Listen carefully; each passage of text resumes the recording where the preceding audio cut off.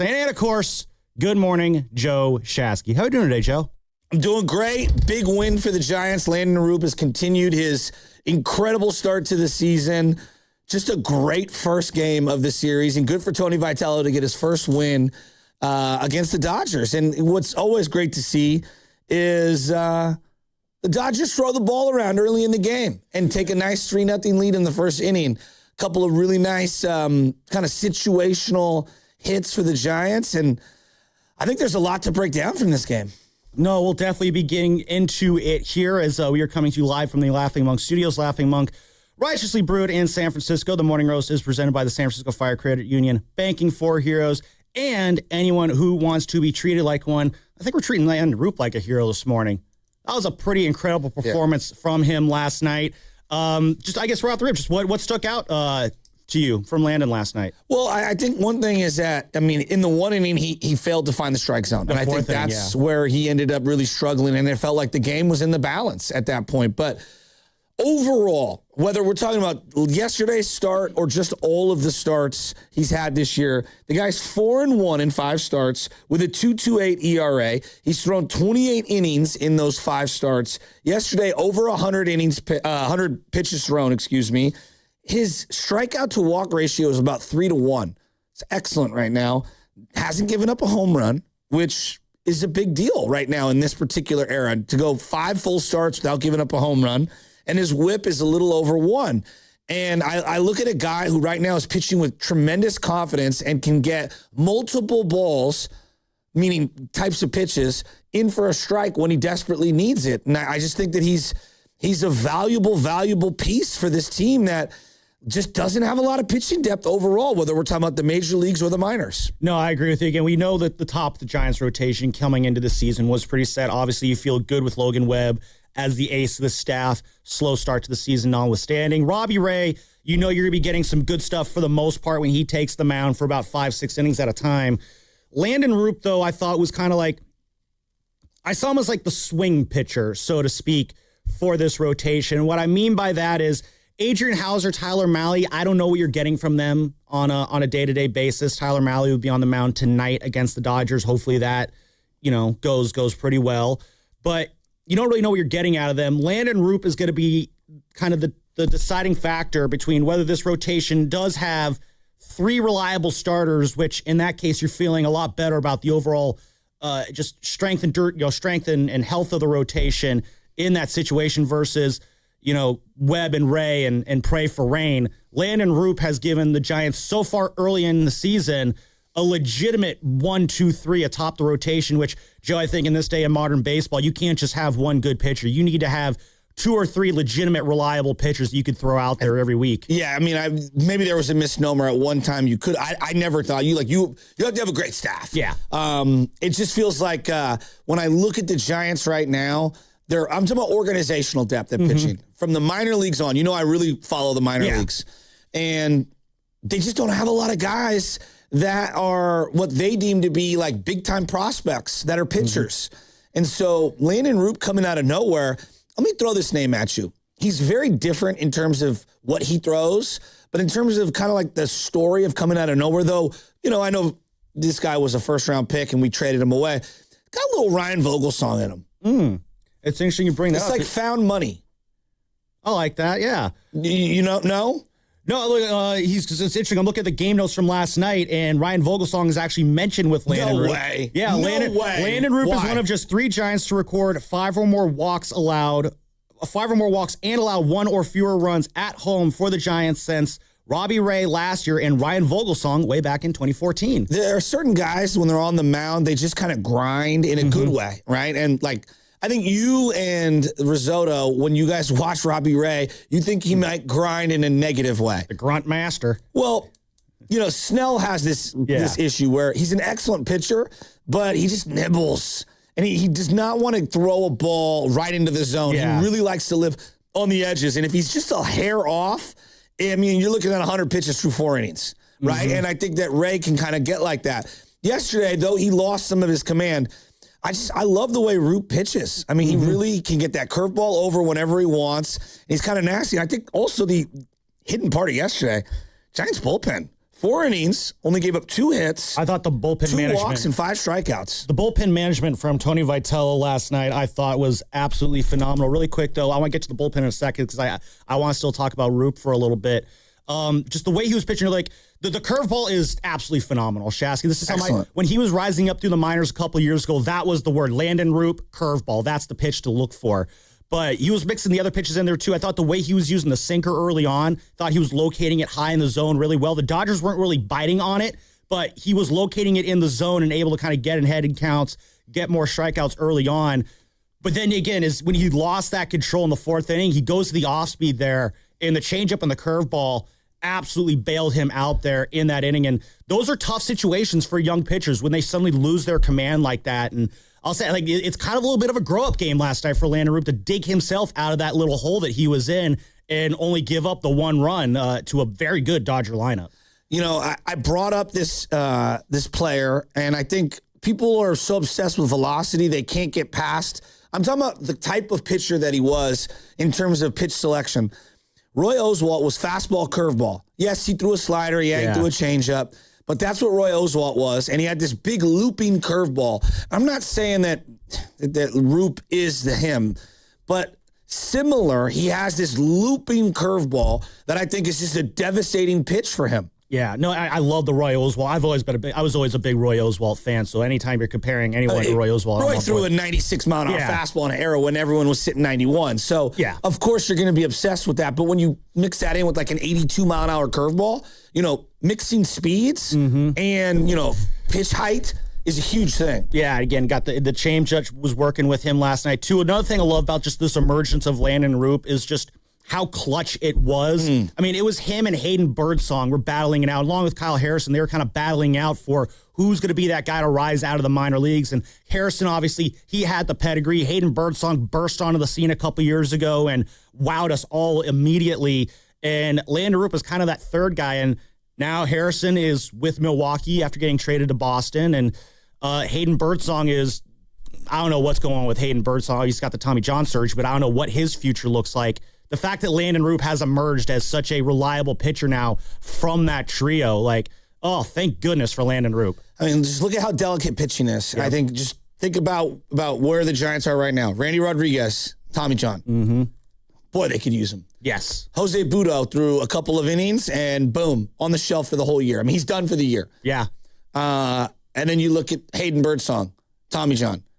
Those are just 3 guys, random, and they'll. I hate you to felt say good about all of them at one point, too. I hate to say it. I mean, there'll be more. I mean, this is just how it is, and this is why pitching is just extremely delicate. You look on the other side, I mean, they're paying a $300 million guy in Yamamoto. I thought he pitched way better than what the numbers might suggest. First inning defense. Could some guys make some plays? Oh, well, what I loved about that first inning, Joe, is the Giants were taking advantage of the Hyason Kim error. I guess it was ruled a single for Adames and then an error on the throw, which... No, maybe we can split hairs about the I don't think he's getting him out on a good throw. And so why is there an error on the throw? Because the throw was high, It was high and way off. But I also don't know if even the best of throws from Kim in that situation was going to gun down Adames. But what I liked about that first thing is they were taking advantage of the mistakes that the Dodgers were making. And that's a team in the Dodgers. They don't make a lot of those mistakes. True. You got to jump on them early. And I love that they put a 3-spot on right off the rip, set the tone in this first of 12 or 13 games that they're going to be playing against their division rivals. And as great as that first inning was, Shasky, and I tweeted out, it might have been one of the best innings of Giants baseball of the year. They immediately just shut down after that. I don't think they got another base runner until like the 5th or 6th inning later on when Jung Hoo Lee reached base. We can talk about that in just a moment. But that as great as that first inning was, Shasky, it was hard not to get frustrated afterwards because they just let Yamamoto get right back into a rhythm. Well, he's excellent. No, he is. But like you had him early. And the Giants in that past, they've kind of had some success against Yamamoto. I think there's the game in Dodger Stadium I think the Friday night before they got Devers. They roughed Yamamoto up in that start, too. So they've gotten to him in the past. You had him on the ropes early. Would have liked to see them get some more kind of haymakers in on him later in the game. Luckily, again, the pitching was able to hold up and preserve that 3 runs lead. You were talking about kind of the first inning and the Dodgers throwing the ball around. I thought the Giants did a great job taking advantage of stuff. So, like, Rafi Devers, finally, a single with runners on. Oh, my God. Finally. And then he'll take it considering the rest of his at-bats. Willie Adames is scoring Luis Arraez to third base, Matt Chapman to second. And then Schmidt hits a fly ball to center field, and Chapman tags up. Not only does Arraez tag up, Chapman tags up smartly on that ball to center field. And that was the one where the two guys, remember, collided, right? Yeah, Teoscar Hernandez and Alex Call, which the fact that Call bounced up as well as they were both lucky they didn't get more seriously injured. Teoscar's a big dude. I'm watching and I'm like, can the Niners sign him? They got to have some room on the roster for a guy that size who hits that hard. And look, maybe Chapman scores from second.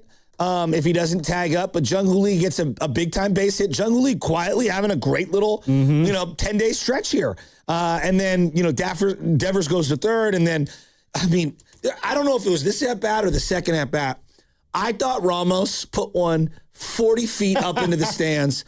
Kuiper was like, he hits it high. He hits it high dive. Left field, yeah. And it's like, no, actually, left fielder didn't move. And the bat is in two pieces. Oh, and my I God. love Kite, but I'm like, we got to get this guy some better glasses. I was fixing my dinner up in my little studio apartment last night when that was going on, and I kid you not, Shas, he hits the ball. I hear the high drive. I almost slipped and face planted in my kitchen trying to get in front of my TV to see what ended up being a fly ball on the grass. Yeah, I definitely got the old okey doke on that one there.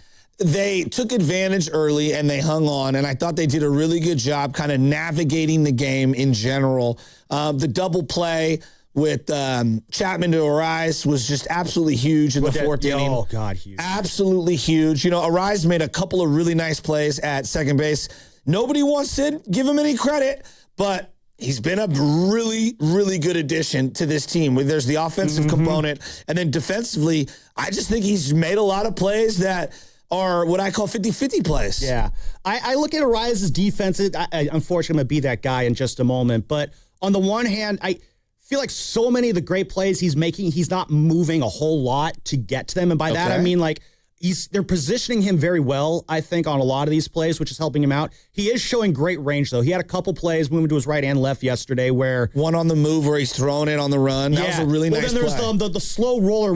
That was a great play where he threw a nice little dart. Yeah, that was a terrific play there. It was a really good play. And listen, they brought Luis Arraez in to see if he can handle second base throughout the entire season.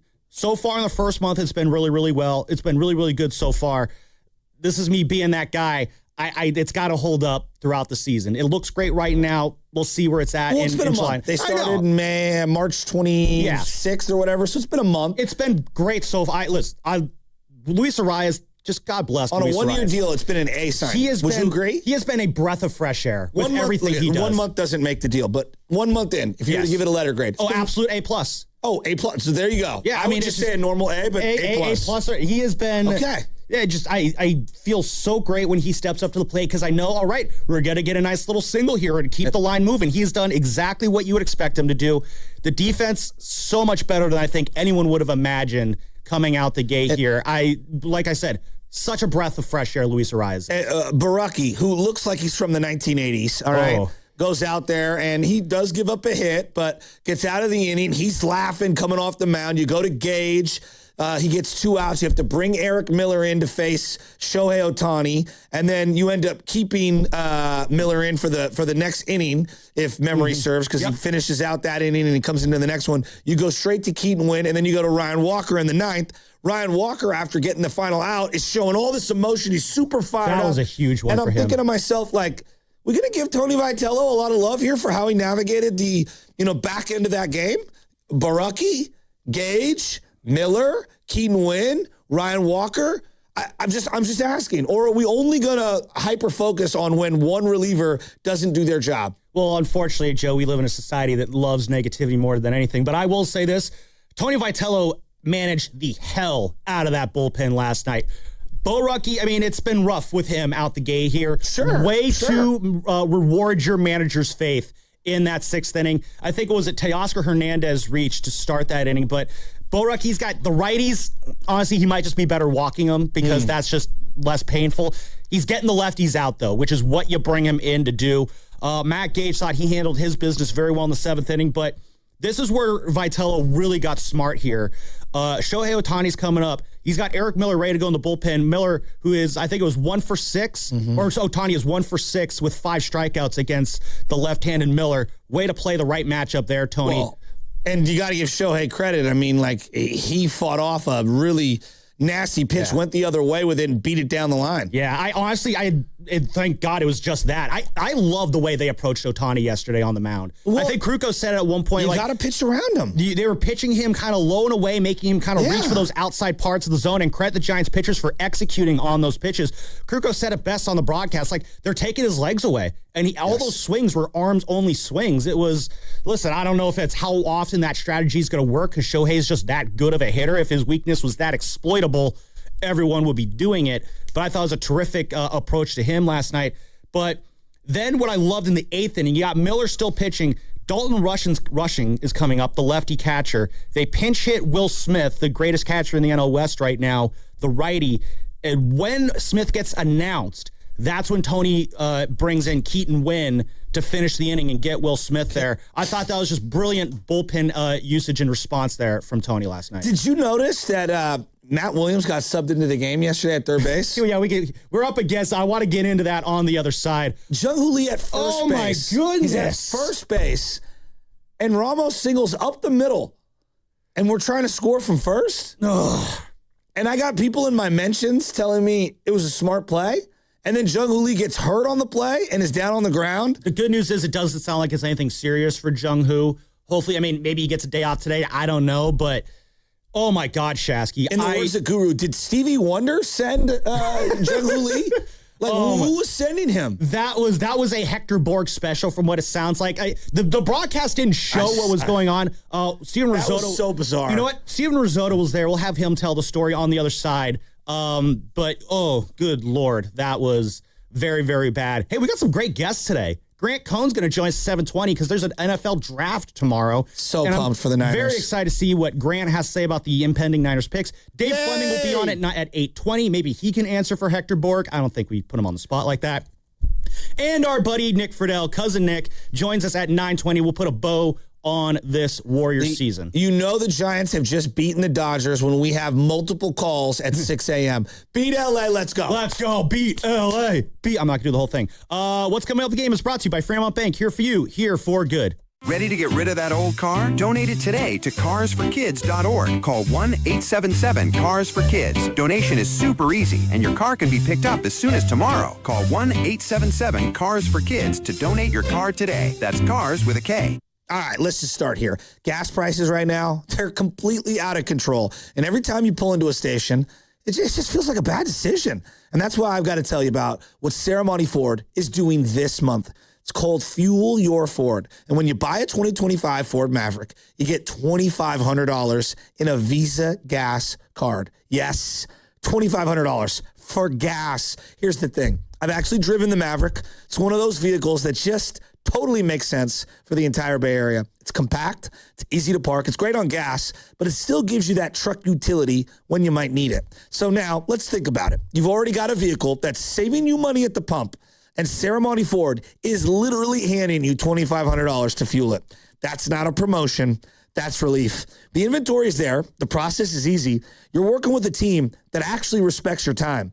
But this is an April-only thing. So don't sit on it. Go to Sarah Monty Ford in Colma, Daly City, or 24/7 at SarahMontyFord.com. Sarah Monty Ford, your Bay Area Ford dealer. This is the highlight of my morning.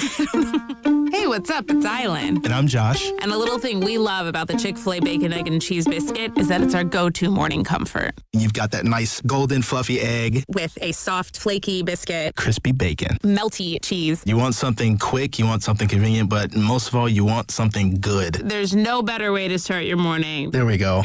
Start off the morning with a Chick-fil-A Bacon, Egg, and Cheese Biscuit with Simply Orange Juice. Order on the Chick-fil-A app today. Real guests paid for their testimonials. Growing a brand is hard, but reaching the right customers shouldn't be. Meet Outcomes from Viant. We've built an intelligent platform that handles the complexity of digital advertising for you. Powered by advanced AI, we help your brand show up in the right places at the right time and ensure that every dollar you spend leads to a real business result. It's smarter advertising made simple.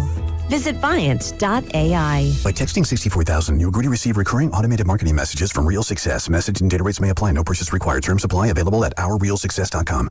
Do you want to learn how to make money flipping houses and acquiring rental properties right here in the Bay Area without using your own money? You'll learn to flip houses and secure rental properties in your spare time to get on track towards real wealth building. We're offering a handful of motivated individuals the opportunity to attend our workshop right here in the Bay Area for free. That's right, we'll give you 2 free tickets when you text FLIP to 64,000. The Bay Area is the perfect market to flip houses and build rental income. Don't miss this opportunity. Come to a complimentary live 2-hour workshop this week right here in the Bay Area and learn how to start making money flipping homes and building long-term wealth with rental properties. To get 2 free tickets, text FLIP to 64,000. Text in the next 10 minutes, and registrants will also receive a free copy of our Funding for Deals guide. Text FLIP to 64,000 for 2 complimentary tickets. Text FLIP to 64,000. When selecting a financial institution, how do you know you're making the right choice? As Bay Area bank customers find themselves at a crossroads, maybe it's good to consider if you want your bank to be community-oriented or corporate-minded. Fremont Bank has grown by providing stable, consistent service to the region, its families, and its businesses for 60 years, all without a single merger. And we intend for more of the same for the next 60. Fremont Bank. Here for you, here for good. Injured at work? Don't wait. Every day you delay can mean lost wages, delayed medical care, and more stress for your family. At Boxer & Gerson, we fight for people just like you. Construction workers, delivery drivers, factory workers, restaurant staff, hardworking folks who get hurt just trying to earn a living. We won't back down. We get results. You work hard, you deserve real help. Call Boxer & Gerson now at 510-835-8870 or visit boxerlaw.com. The consultation is free, but waiting could cost you. Boxer & Gerson. Justice for workers. I'm Bob Burke, founder and chairman of Burke America Parts Group, a family of brands that includes RepairClinic.com, an appliance and HVAC parts solution company that's grown into an international brand. Before AmericanEagle.com, we partially launched a new technology platform developed by another firm. American Eagle helped take our technology to a whole new level with digital marketing, software development, and business insights into our key markets, appliances, HVAC, and outdoor power equipment, and did so both on time and on budget. AmericanEagle.com has the resources, experience, and talent needed to produce solutions. Our new technology platform, developed by AmericanEagle.com, has produced tremendous results with higher traffic, conversion, engagement, and online revenue. If you have any home repairs you need to take care of, check us out at RepairClinic.com. If you need a world-class website or technology project, then I would highly recommend AmericanEagle.com. Call AmericanEagle.com at 773-NETWORK. That's AmericanEagle.com, 773-NETWORK. The draft is here. Catch 95.7 The Game live Thursday, April 23rd with Willard and Dibbs from 2 to 6 at the Draft Sports Pub in Pleasanton. Watch every pick and talk football with us. Presented by Ashby Lumber and Marvin. Thoughtfully designed for the way you live.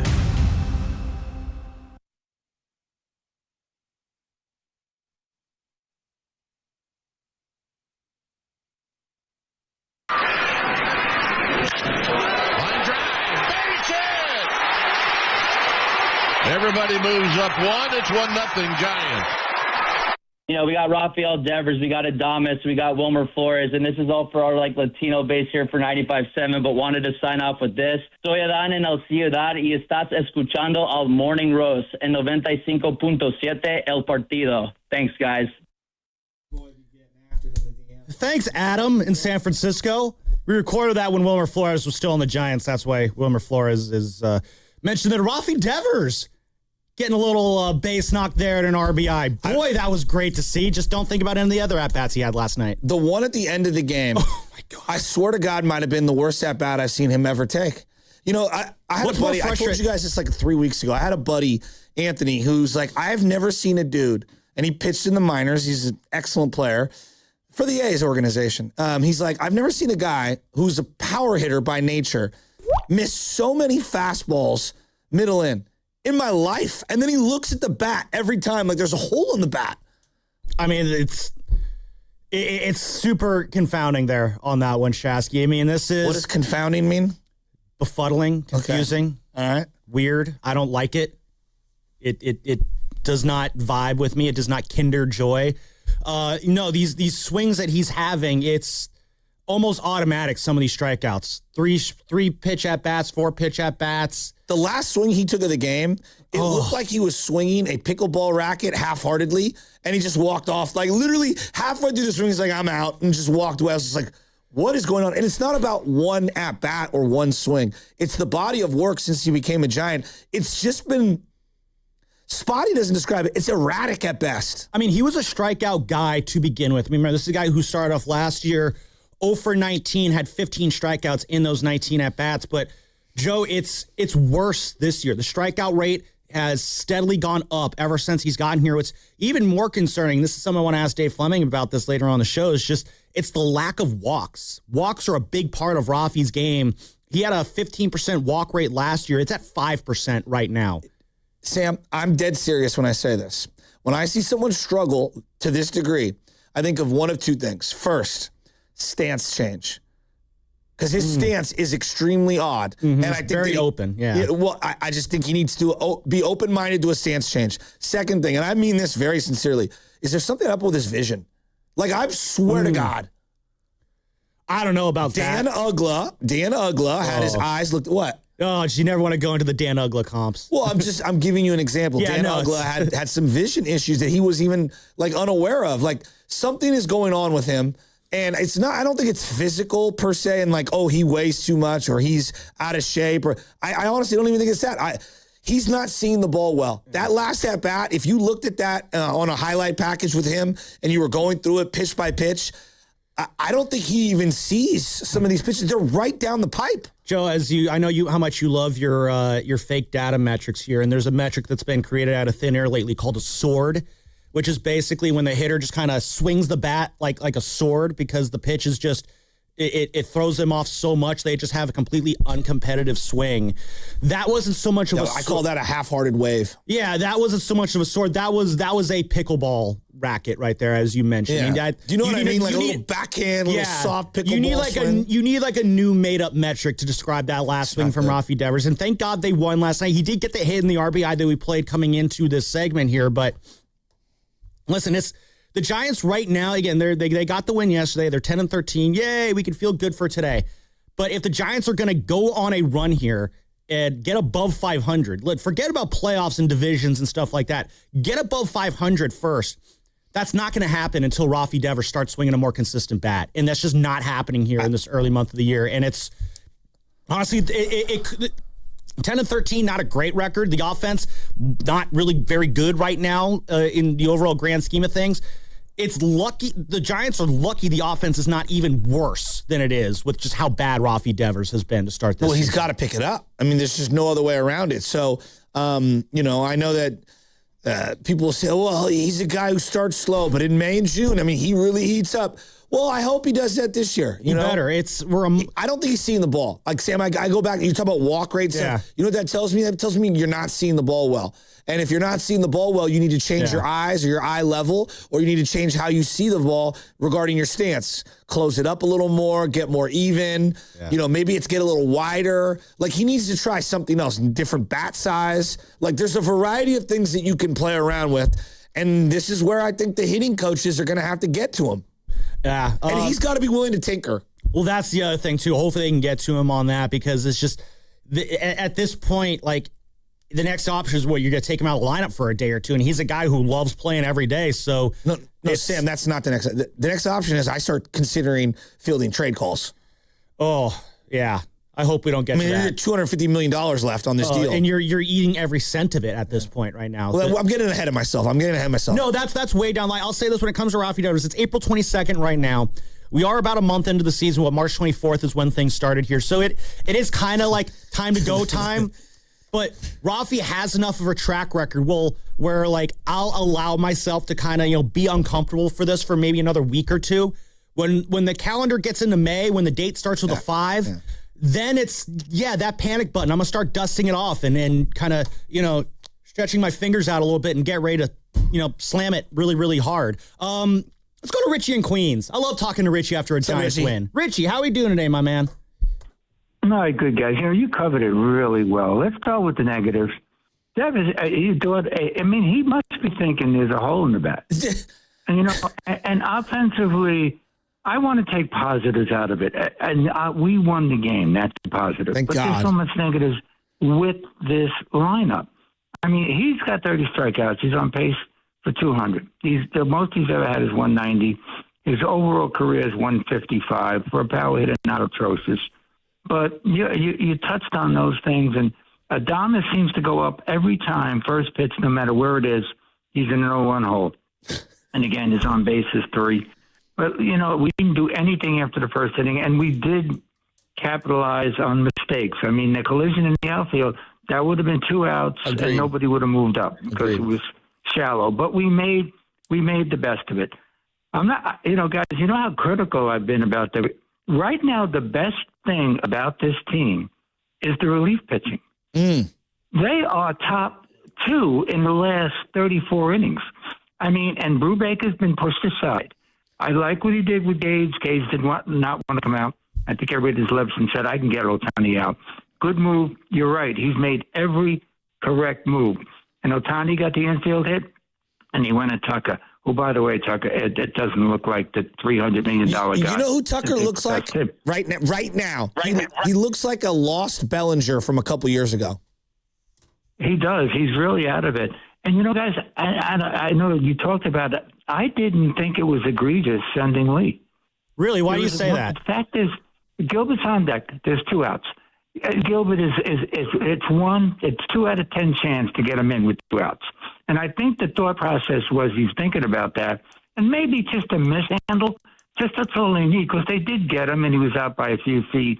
But a mishandle, be aggressive, because sometimes they know they've got to score runs. If it's down 3-1, I'm screaming about it. But the thing, too, is I love with Wynn and Killian and Miller at this point in time. And I love the Walker was the vintage Walker from last year, guys, the beginning. 97 movement. And what they've done with the relief pitching is great. If they can just pick up the hitting, it has to get better. I am worried about Devers. Yeah. And I don't know, 29, is he 32? I don't want to get into that. 29, I believe, right now. I know, but sometimes the birth certificate's a little different sometimes. Yeah, well, I have nothing to say on that. Thank you for the call there, Richie. Appreciate calling. You bring us up a good point, though. I mean, the rest of the lineup's starting to heat up. Ramos is swinging a better bat. Jung Hoo Lee swinging a better bat. Obviously, Luis Arraez has been consistent. I don't hate how Willie Adames has been swinging the bat over the last couple weeks. Willie's been a very big positive. Matt Chapman is quietly swinging a much better bat than he was the first couple weeks. And Casey Schmidt still swinging the stick really, really well. I still think Chapman is by far their best base runner in terms of instincts and combination of speed. I'm not joking. No, that's great for him, but it's... I'm not disagreeing with you. I think he is their best base runner, but that can't be your best base runner. It's not a knock on Chapman. It's more like I would agree, but I think it's the glaring lack of speed that they have, which is evident. And now you get back to the Jung Hoo Lee play. So there's 2 outs. He's at first, and he's kind of moving on the pitch already to begin with. Yeah. So he's coming around second. The center fielder kind of loafs to get to it and just throws like a lob ball into second base. And Jung Hoo Lee does not break stride at all, and he's coming around third. I mean, this is like an old school Willie Mays narrative type play from something that you hear from your dad waxing poetic. I watched Willie Mays score on a routine single to left. You know what I mean? And he scored from first. It's like, okay. I get it. That individual play, a lot of people are like, hey, they bobbled a little, and he's in there. This is the bigs. Yeah. This is the majors. This is not your 14U pony team. Or your 12U Little League team. All right? And even they could probably execute that relay. 100%. Yeah. Secondarily, this is like the 6th or 7th time I've seen a guy in the last 2 or 3 weeks, whether taking a steal or trying to grab an extra base or score at home, get hosed. And I'm going, why are you going? Why are you going? And plays at the plate, plays on the base pass are momentum plays. That's the way I view them. Risotto, as a guy that was on the mound for a long time, are plays where you record an out on the base pass as the defensive team. That's a momentum play, correct? Completely, because it just completely shifts the entire momentum of the inning. And it also, in a lot of cases, places the runners in a different spot. And you have to think about things a little bit differently. Let's keep this conversation going on the other side. We'll hear what Tony V had to say about that moment as well. Don't forget, Grant Cohn is coming up at 7:20 because the draft is tomorrow, Shasky. Yeah, I'm pumped. And Willard and Dibbs will be broadcasting live from the Draft Sports Pub in Pleasanton from 2 to 6 p.m. You can watch every pick, win some great prizes, and spend the afternoon with Willard and Dibbs. That's tomorrow from 2 to 6 p.m. at the Draft Sports Pub in Pleasanton, presented by Ashby Lumber and Marvin, thoughtfully designed for the way you live. What's coming up in the game is brought to you by Fremont Bank, here for you, here for good. Football fans, history is calling as San Francisco heads down under for the first ever game in Australia. Join the action in Melbourne with true fan travel as San Francisco takes on Los Angeles at the iconic Melbourne Cricket Ground. Premium hotel stay, epic all-inclusive events, city tours, wildlife adventures, meet and greet with a red and gold legend, and unforgettable moments. Spots are limited. Don't miss out on your shot to experience San Francisco down under. Head to truefantravel.com. That's truefantravel.com. At the YMCA of Greater San Francisco, every child deserves a place to grow, belong, and thrive. Through youth and family programs, the Y is building stronger communities, one family, one future at a time. Join us for the Y for Youth Community Festival, Saturday, May 2nd at Crane Cove Park in San Francisco, near the Dogpatch YMCA. Enjoy live music, fun activities, and something for all ages. Best of all, it's free and open to the public. Come celebrate community, connection, and the power of youth. Sign up today at ymcasf.org/the game. Running a business means wearing multiple hats. So if you're like me, you probably started out using your personal phone, taking client calls and texts nonstop. As my business grew, I needed something smarter. That's when I switched to Quo, the #1 business phone system. Quo works right on your phone or computer. No carrying 2 phones, no clunky landline, just one easy app you can try for free. Your team can share one number and handle calls and texts together like a shared inbox. Any teammate can jump into the conversation, so customers get faster responses. And Quo's AI assistant summarizes your calls and responds to customers 24/7, so you never miss a lead or opportunity. All this starts at just $15 a month. That's basically 2 coffees. You can even keep your current business phone number. Find out why 90,000 businesses trust Quo. No missed calls, no missed customers. Try Quo for free at quo.com/sports. That's quo.com/sports to try Quo free. QUO.com/SPORTS. Reach your saving goals with Miristar Momentum Savings. Progress should come with perks. Every $25 you save earns an entry to win cash prizes. We're drawing winners for $1,000 monthly, $5,000 quarterly, and an annual grand prize of $10,000. Saving has never been this rewarding. Apply today at miristarfcu.org. Insured by NCUA, no purchase necessary. Terms and conditions apply. See website for full details. Neuropathy is a debilitating condition that is sometimes misdiagnosed. Symptoms can include pain, numbness, and tingling in your hands, legs, and feet. Neuropathy is a progressive condition that only worsens unless you get effective treatment. SF Bay Wellness is a leader in neuropathy reversal and uses FDA-cleared, non-invasive electric cell therapy to restore nerve function with no injections, no drugs, and no surgery. The treatments have a 95% success rate. If distance is a factor, ask about our virtual consultation option. Call SF Bay Wellness at 844-94-NERVE for the $99 neuropathy evaluation and receive a personal treatment plan that is tailored to your needs. Don't wait another day. Call 844-94-NERVE. That's 844-94-NERVE. Why keep suffering with the painful symptoms of neuropathy? You deserve to live a pain-free life. Start getting the treatment you need for your neuropathy symptoms. Call today. Step back into a darker chapter of San Jose history. Join History San Jose at noon on May 2nd for a special book talk featuring St. James Park, a gripping novel set during the Great Depression and inspired by the infamous 1933 Brook Hart kidnapping. Author John Dahl brings this powerful story to life, exploring labor unrest, corruption, and the forces that shaped our community, themes that still resonate today. Books will be available for purchase. Visit historysanjose.org for details and tickets. Did you know about 1 in 3 people with plaque psoriasis may also develop psoriatic arthritis, which causes joint pain, stiffness, and swelling? Does this sound like you? Listen to what it sounds like to be a million miles away. Tremfya, guselkumab, taken by injection, is a prescription medicine for adults with moderate to severe plaque psoriasis who may benefit from taking injections or pills or phototherapy, and for adults with active psoriatic arthritis. Serious allergic reactions and increased risk of infections and liver problems may occur. Before treatment, your doctor should check you for infections and tuberculosis. Tell your doctor if you have an infection, flu-like symptoms, or if you need a vaccine. Imagine being a million miles away.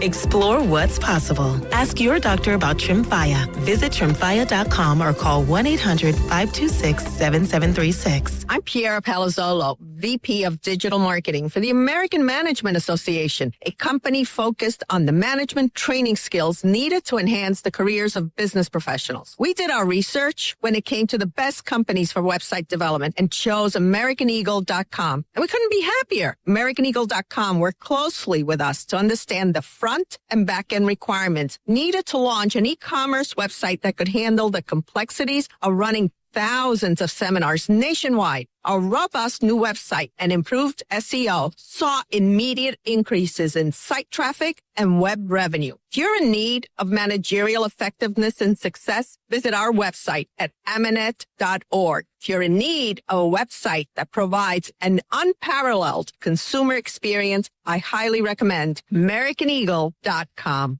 Transform your business today. Dial 877-WebNow1 for a free digital consultation with AmericanEagle.com.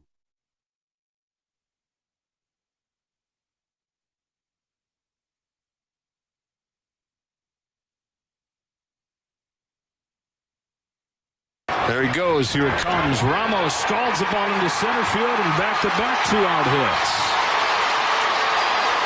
Wow, Lee's going to try to score. Freeland to the plate. It's in time. He tags him out, and the inning is over.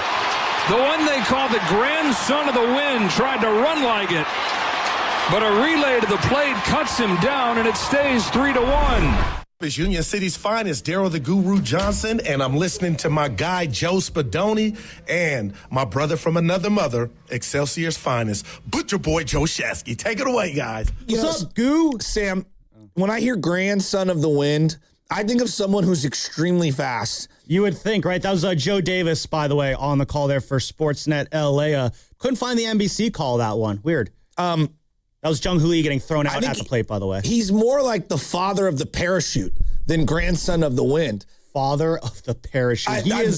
Honestly, his speed does not play. And he's having a really nice stretch right here. But if we're just going like speed, raw speed, he's not that fast. No, he's not. He wasn't even that much of a base stealer back in the KBO either. And which is wild because he has the frame and build for a guy who you would think could, scoot a little bit. He has never judge a book by its cover. It's one thing that I've learned. Is that bad? You look like you'd be fast. I'm not. No. One thing that I've learned in you coach all different body types. Some guys are rhinos and they don't look like they could be fast and they're Aaron Donald. Yeah. You know what I mean? Like, they're just freaks. Other guys are skinny and for whatever reason, love you, my boy Guido. Love you, Guido. Guido couldn't run down the first base line with a dead sprint to save his life. What's Guido's build? He used to be the skinniest guy we've ever met. He's like 6'1", 6'2", and super skinny, and slow as molasses. Yeah, no, it's a good point. I mean, honestly, you know who he was quicker in basketball, but in baseball, super slow. I love you, Guido. Yeah, a guy who I think kind of goes the other way, who I thought was always a lot quicker than his size would indicate, was Pablo Sandoval. It's a great guy. Exactly what I'm talking about. For a guy his size, I mean, that's why they say, Kruk and Kipe would always say on their broadcast, if Pablo was born in the States, he would have been a fullback. Like, Pablo, very, very quick for a guy with the size that he had. That play there, and I want to get Steven Risotto in on this because Steven Risotto was at the game last night, and he saw this entire play unfold in front of him. And by the way, Steven Risotto, happy birthday today, bud. Happy birthday. 24 years old. And he brought cookies in for me? That's a really nice thing for you to do, Steven. You should have brought cookies in for yourself. Me being 20 years older than Risotto makes me so sad. You got to hate that. No, I'm coming to an end here. Well, I love saying, it's like, hey, remember the 2002 World Series? And he's like, well, I wasn't born yet. Or I guess he was barely born. 6 months old. Yeah, there you go. He's closer in age to my son than he is to me. He could basically be your son. God. 20 years older than him, like, you could. It's just a couple Reardon boys there. Makes me sick. But Risotto was there last night. The reason I want to get his perspective is because the NBC broadcast didn't show a replay of it. Steven Risotto, you were boots on the ground there last night. Break down what you saw from Jung Hoo Lee getting thrown out the plate.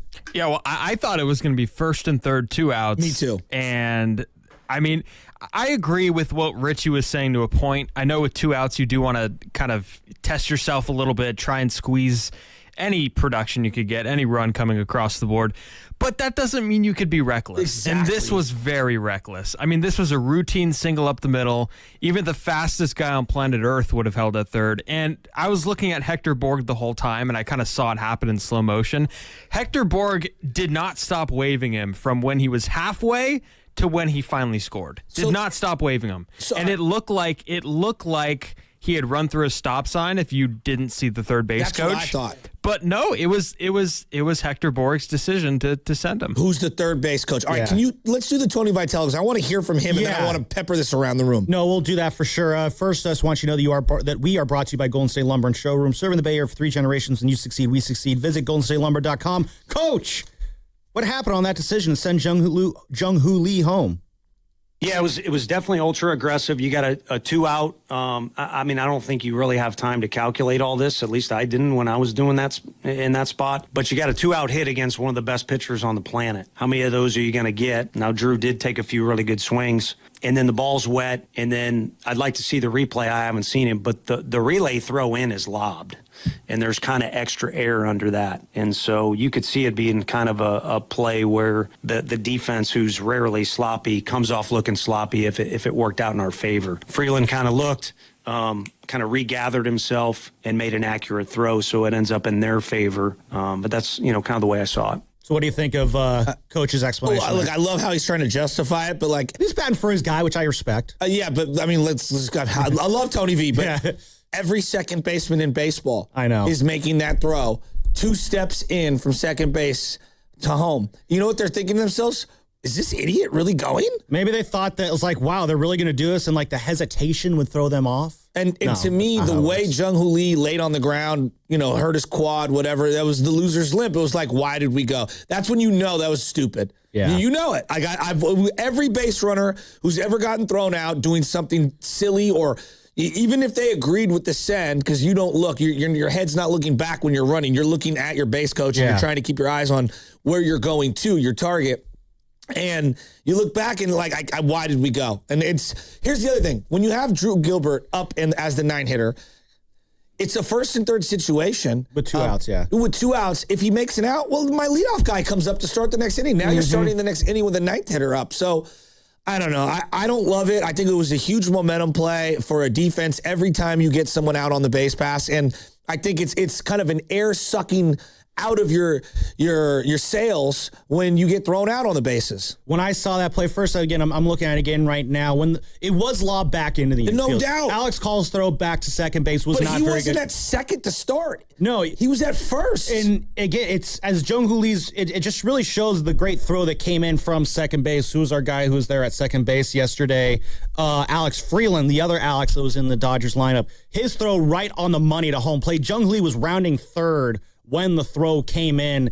It's just, if you're Hector Borg, I get, you see the lazy throw in, you think that you can maybe, get out ahead of it, get it in there, make it play at the plate, maybe the ball squirts away, something like that, but it's just an unnecessary risk and an unnecessary mistake against a team that is really good at pouncing on those mistakes. And in that moment, Shasky, as they're walking off the field there, my first thought was, boy, they better not lose this game 4-3.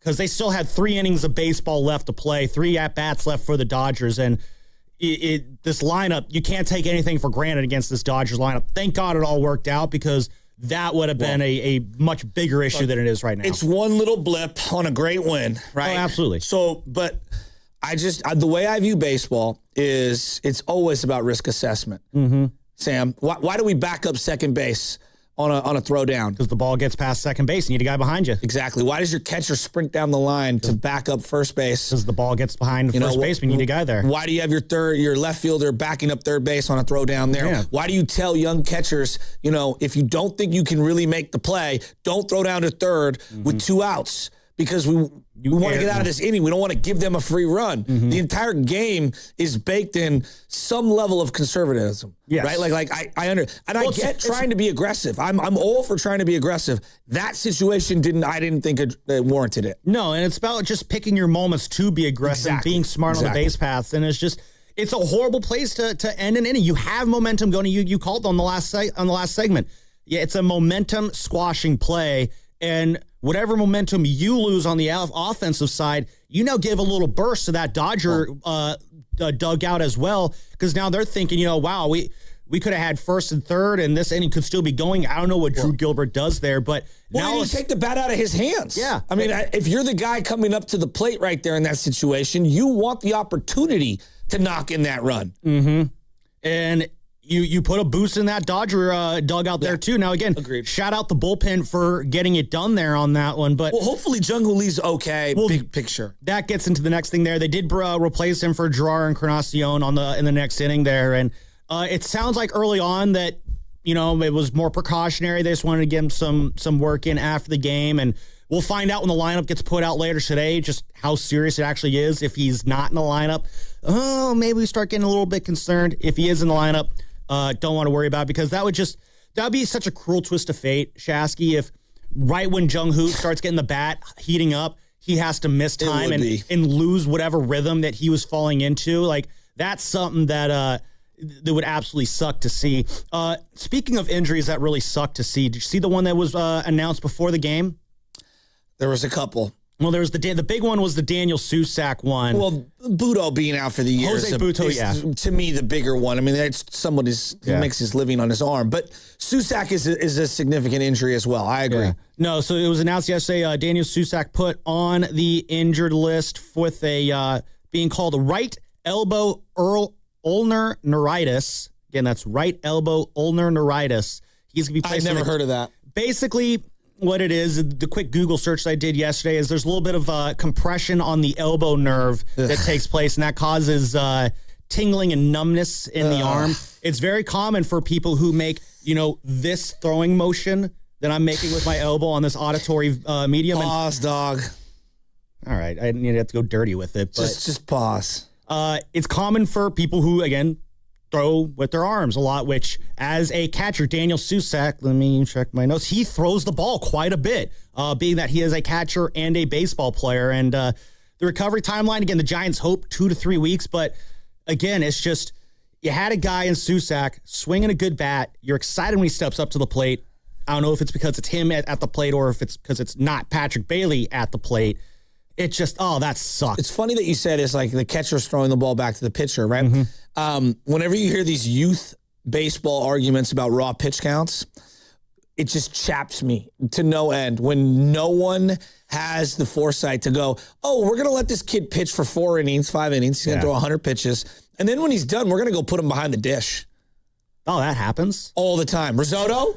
All the time that happens. It's such a loophole. It just drives me bananas. That is silly. It drives me insane. Not only, are you in the squat and now you're, subject to more of more wear and tear and balls bouncing off you and just the natural, hurt of being in the squat. Now you're throwing the ball back to the pitcher a zillion times and you're trying to throw down hard to second and third base. So, I think we do underrate the amount of wear and tear emotionally, physically, and mentally for a catcher. Now, again, hopefully, they're hoping it won't be a super long-term injury there. But again, anytime you got elbow nerve issues going on, good. No, that is something that's very concerning, and it means that we're going to be seeing a lot more Pat Bailey probably behind the plate, which for a lot of Giants fans, they're not going to enjoy hearing that. Eric Haas was called up. He had some challenges yesterday that were just Patrick Bailey. Pat Bailey, this has been a really bad month for Pat Bailey. Dude can't go a day or two without. Well, he handled the pitching staff well yesterday, I thought. The challenges, though, have been that one that one he had in the 4th inning. Like, I get it. You're trying to do something He's trying to steal a strike. He's trying to steal a strike. He was trying to get some sort of momentum from Landon Roupp because he was struggling with the command. I was okay with that one. Some of the challenges he's had this year, though, have been really, really rough for a guy who was doing a really good job with these challenges in spring training. It's a moving target, though. Like you're looking at guys who have different frames each at bat. Yeah, pitches have different kind of vert on everything or spin on every pitch. And so I think it's a lot harder than we think. No, actually, it's interesting that you say that. And the reason why is I'll tell you in just a moment. First, I want to tell you that you're listening to 95.7 The Game, KGMZ FM and HD1 San Francisco, and Odyssey Sports Station, the home of the Golden State Warriors and Valkyries, always live on the free Odyssey app. Coming to you live from the Laughing Monk Studios. This was a conversation I was able to have with Pat Bailey down in spring training, asking him about, like, what are the differences going to be from going from an umpire strike zone to the automatic strike zone. And I asked him, like, is it a little bit easier to kind of figure out where the strike zone is because of, it's going to be more uniform this year? And he actually kind of pushed back, saying it's going to be a little bit harder this year. I think so too. Yeah, and the way he explained it took me a minute to understand it the first time. I had to go back and kind of re-listen to it to get it. But basically the summation of it is that since the ABS is automated to the batter, every strike zone then is going to be slightly different because, as you know, the strike zone, it's below the letters down to the knees with the width of home plate. Every player is a different height. Well, and I have an issue with how they measured everyone at the beginning of the year. But how I take a stance, I didn't know that, you actually. take a stance. Oh, yeah. A lot of the guys' heights were actually significantly shorter than what was listed on paper. Well, yeah, because I'm sure guys are going to be, when they measure them, they probably didn't have the wherewithal to say, hey, get into your batting stance and we'll measure you that way. I'm sure guys were. But that's how it should be. Like, and well, yeah. I think one of the things that bugs me is, like, for example, if I'm a guy that crouches like Mark McGwire used to, getting real low, even though he might be 6'1", 6'2", like when he gets into a stance, he might have the stance of someone 5'9".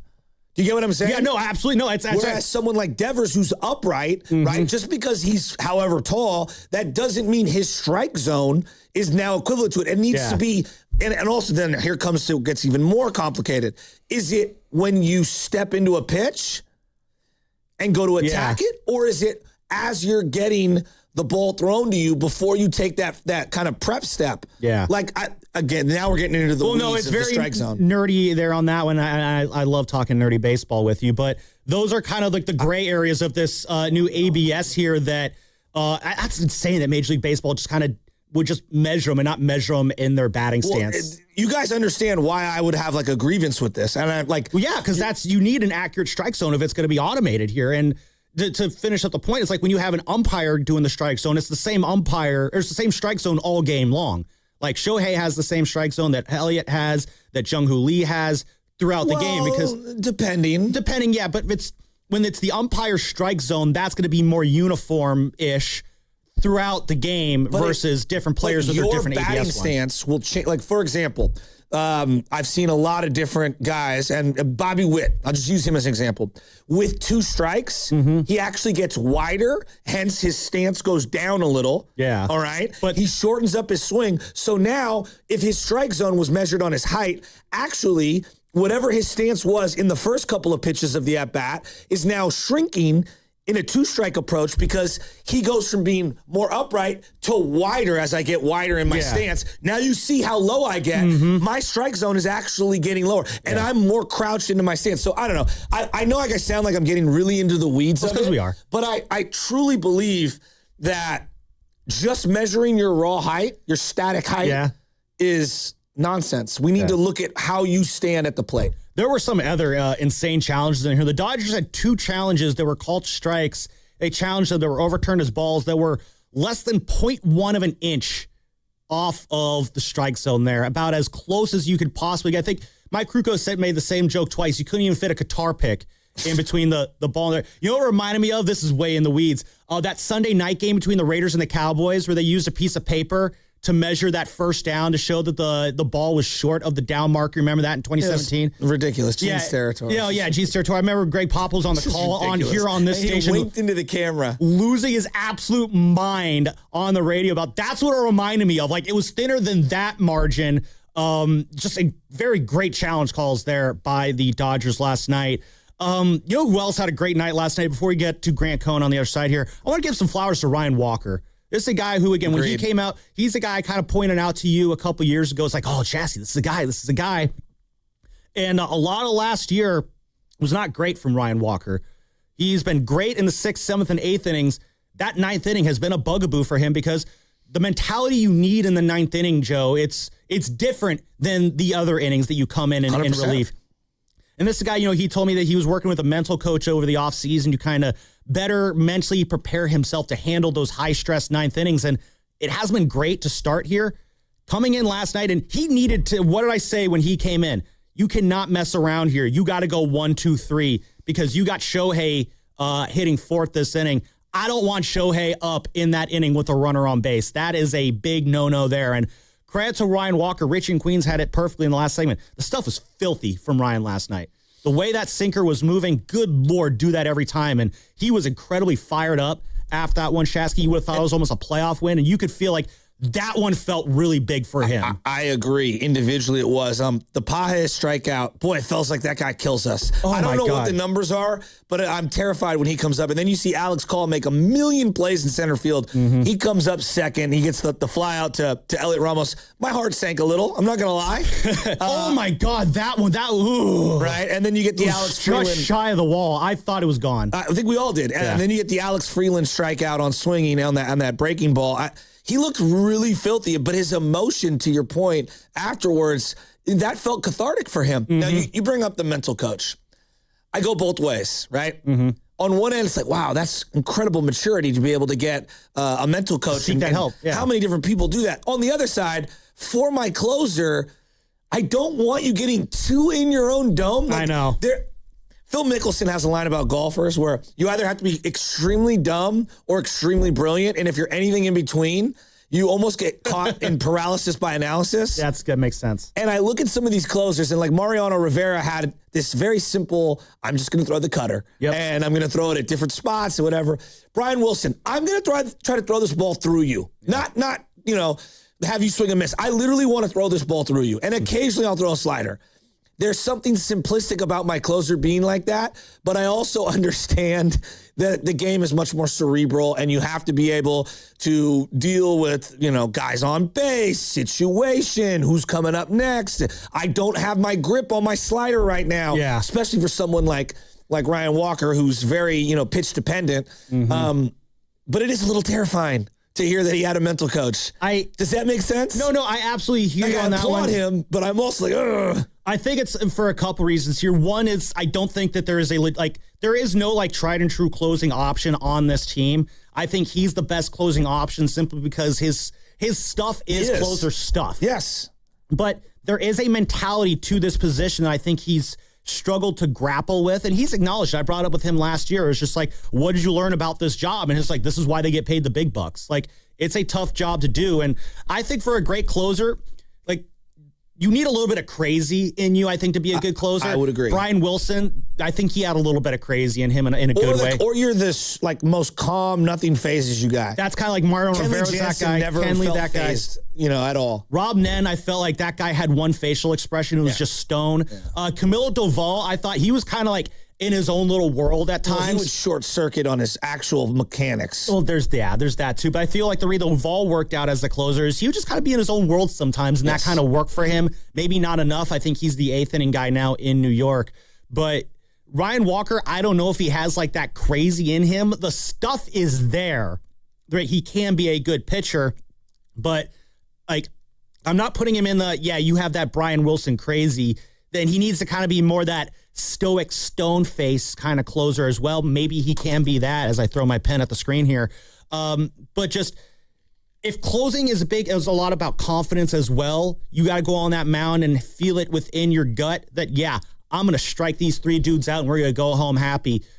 Getting on the mound like that, getting that save like you did again against the bottom of the lineup, but still with Shohei looming, getting that save like he did, that has to be a massive confidence boost for him. And hopefully he can build off of that because I know they're going to keep mixing and matching with the bullpen here, but the sooner they can get sort of define roles here, the better. Sam, I like Ryan Walker. I'm pulling for him. I'm rooting for him. I think every Giants fan would admit, if they're being 100% candid, they need to trade for a closer. They got to figure it out. And they got to stay in this long enough so they can make a deal for a legitimate closer. Who? I don't know. There's not a lot of guys out there. I don't disagree with you, but I don't agree with you either because I've said this numerous times. My philosophy is you don't disagree with me, but you do agree with me, but you don't agree with me either. I'm very confused. I'm out, but I'm in, but I'm in, but I'm out. Okay. It's very easy to follow Who's coming with me? My garbled logic here. But at the end of the day, I've always said this, you got to develop closers from the inside. That's how I think is the best way to develop a closer. Finding them on the market's very difficult to do. It can be very expensive to do. In a dream world, someone's going to pop up in the farm system this year and seize that role.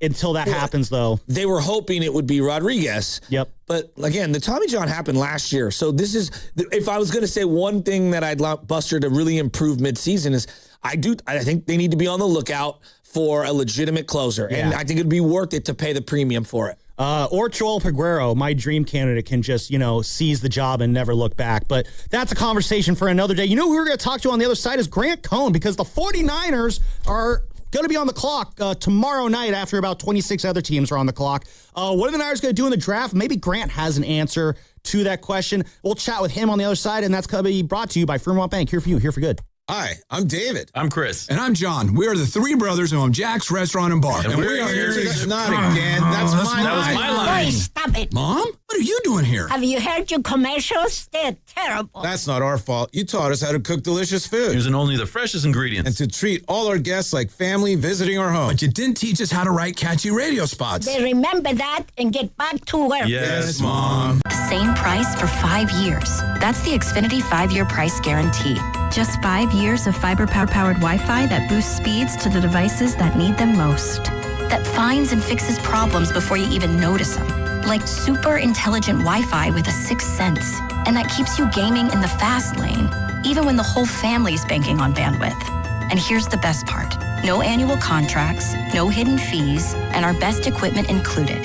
Plus, get online in minutes with same-day Wi-Fi. Hey, let's face it, a lot can change in 5 years. Kids grow taller, dreams grow bigger, but your Wi-Fi, it would stay reliable and the price would stay put. The Xfinity 5-year price guarantee. Lock in your price and unlock the possibilities. Xfinity, imagine that. Select plans only. Restrictions apply. Powered by fiber, connected to the premises by coaxial cable. Actual speeds vary. This is Larry Flick, owner of The Floor Store. Our spring sale, now through April 27th, might be our biggest sales event ever. Means up to 50% off every single product store-wide. And we have Northern California's largest in-stock selection of carpet, hardwood, laminate, waterproof flooring, and much more. It also means 2 full years of interest-free financing.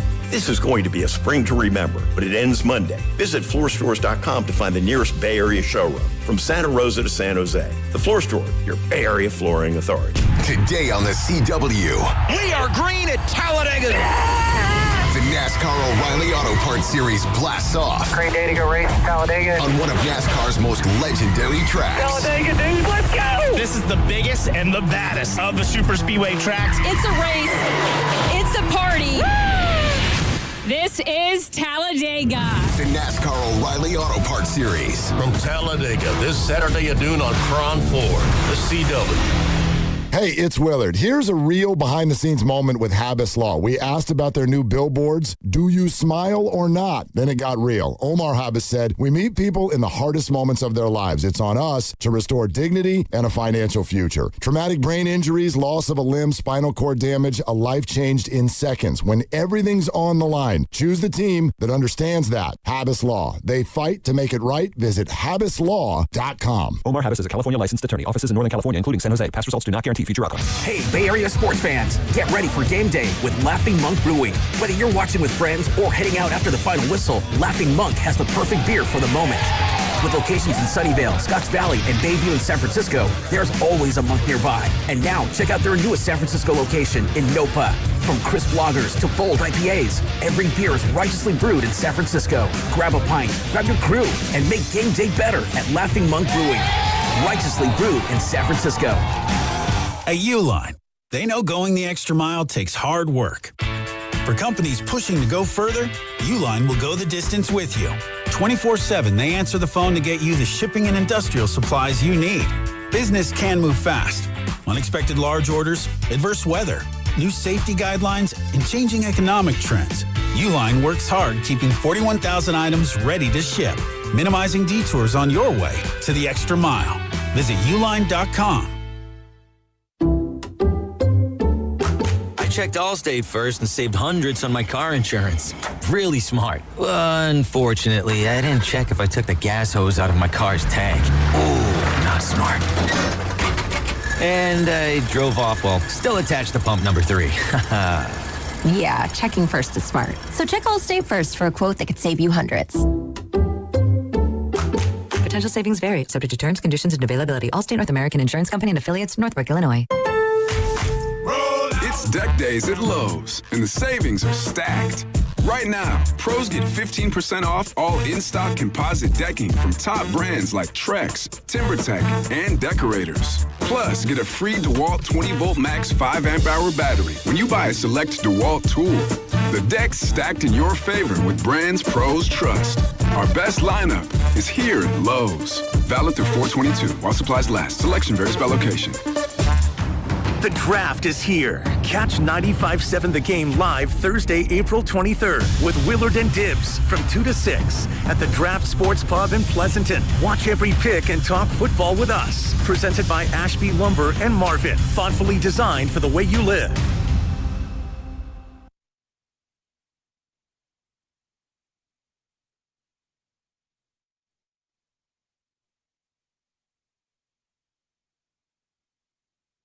Hi, I'm Patrick Willis, and welcome back to the Morning Roast. Thanks, Patrick Willis.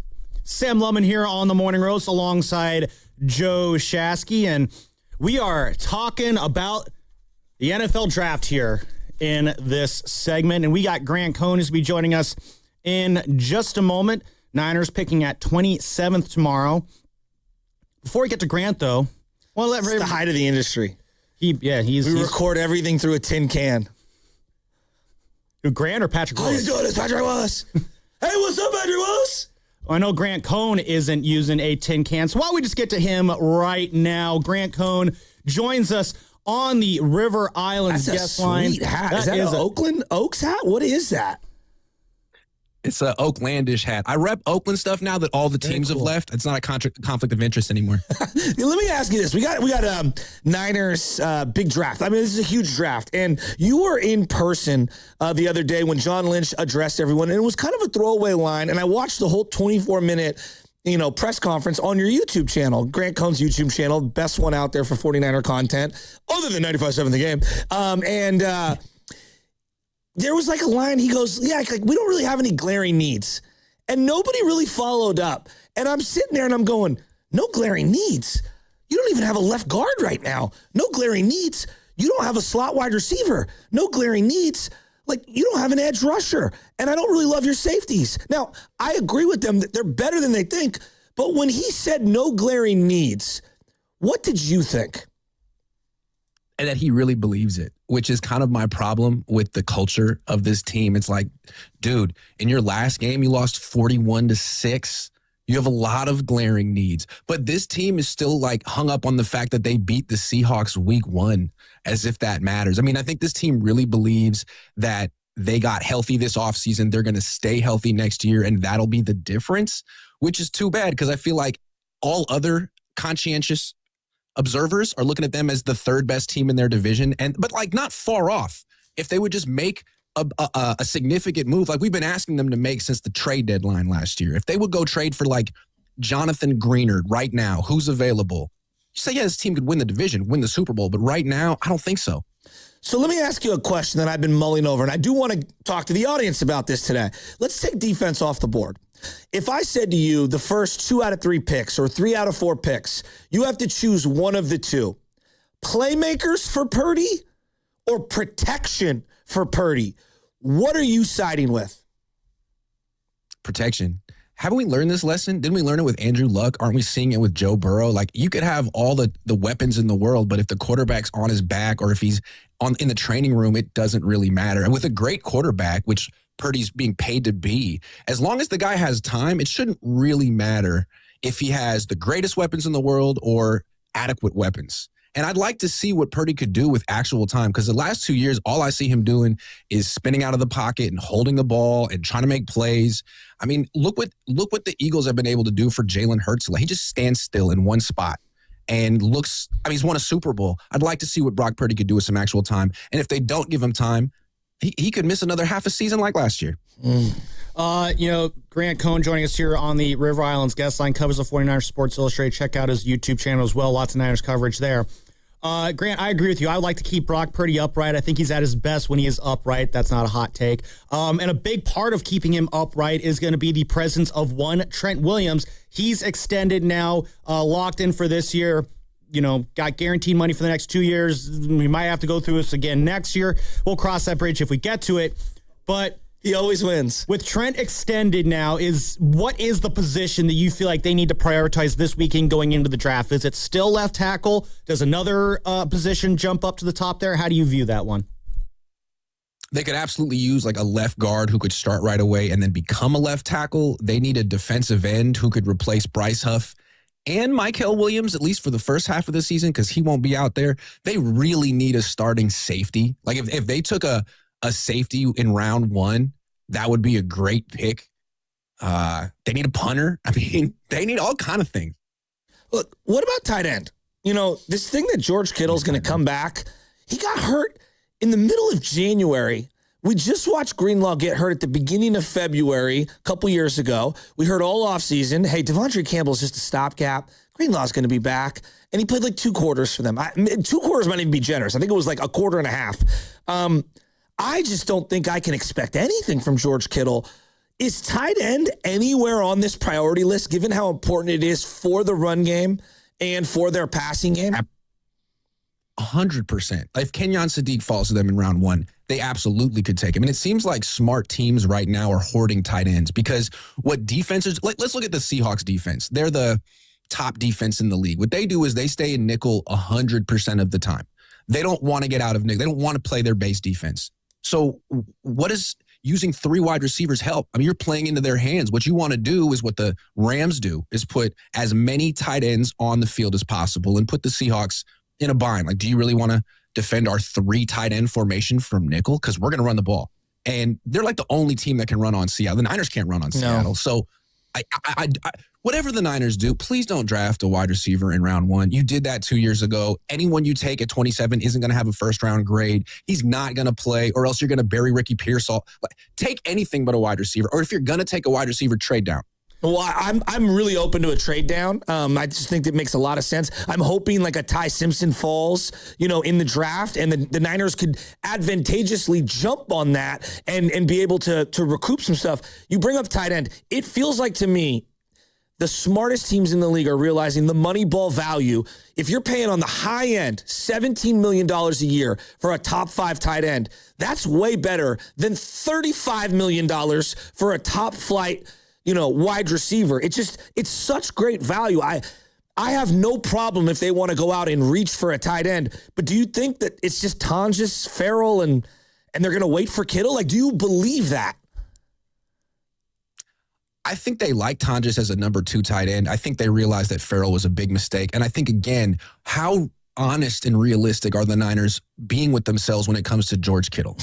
I don't think the Niners are that honest with themselves. And when it comes to George Kittle, I think they're telling themselves, man, this guy's Superman. He's going to come. Not only is he going to come back and make 100% recovery, he's going to be back ahead of schedule. Do you know how much pressure the Niners put on their players to come back ahead of schedule? Like, why is that something that's important to them? You're the most injured team in the league. Why don't you just follow the schedule and let George Kittle make a full recovery? But they're going to be talking about him coming back week 1 is a mistake.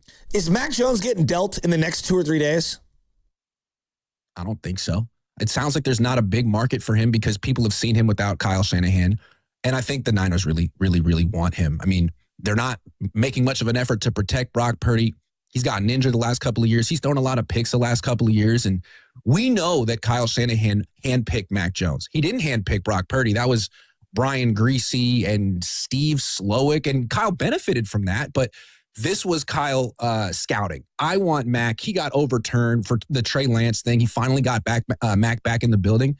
He sees him as a starting quarterback. I don't think he wants to trade him for anything less than a second-round pick, which he's not going to get. Grant Cohn here joining us on the River Islands guest line here on the Morning Roast. Covers the Niners for Sports Illustrated. Check out his YouTube channel as well. Grant, again, they're at 27. John Lynch said it. You kind of mentioned here there don't seem to be a whole lot of first-round grades that this team seems to have. Are we looking at we're going to see this team trade back from 27, or do you think they're going to stay at 27?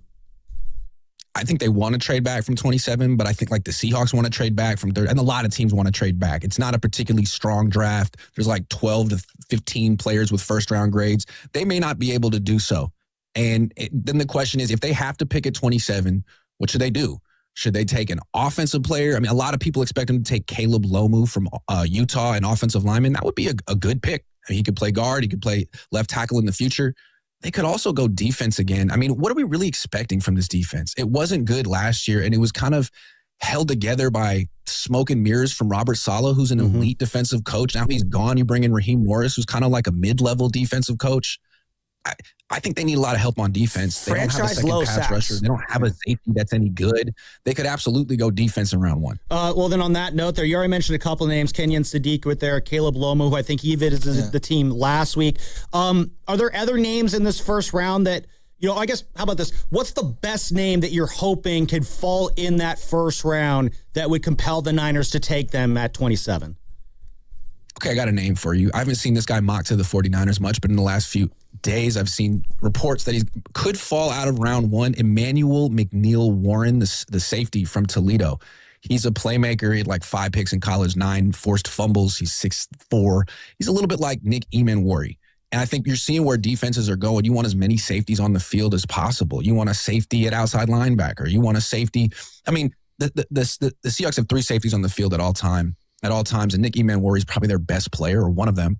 I think that would be a great pick for the 49ers, much better than reaching for, as long as they don't reach. Nick Emanwari seems to be falling. Take advantage. Don't take some guy who's projected to be picked 58th.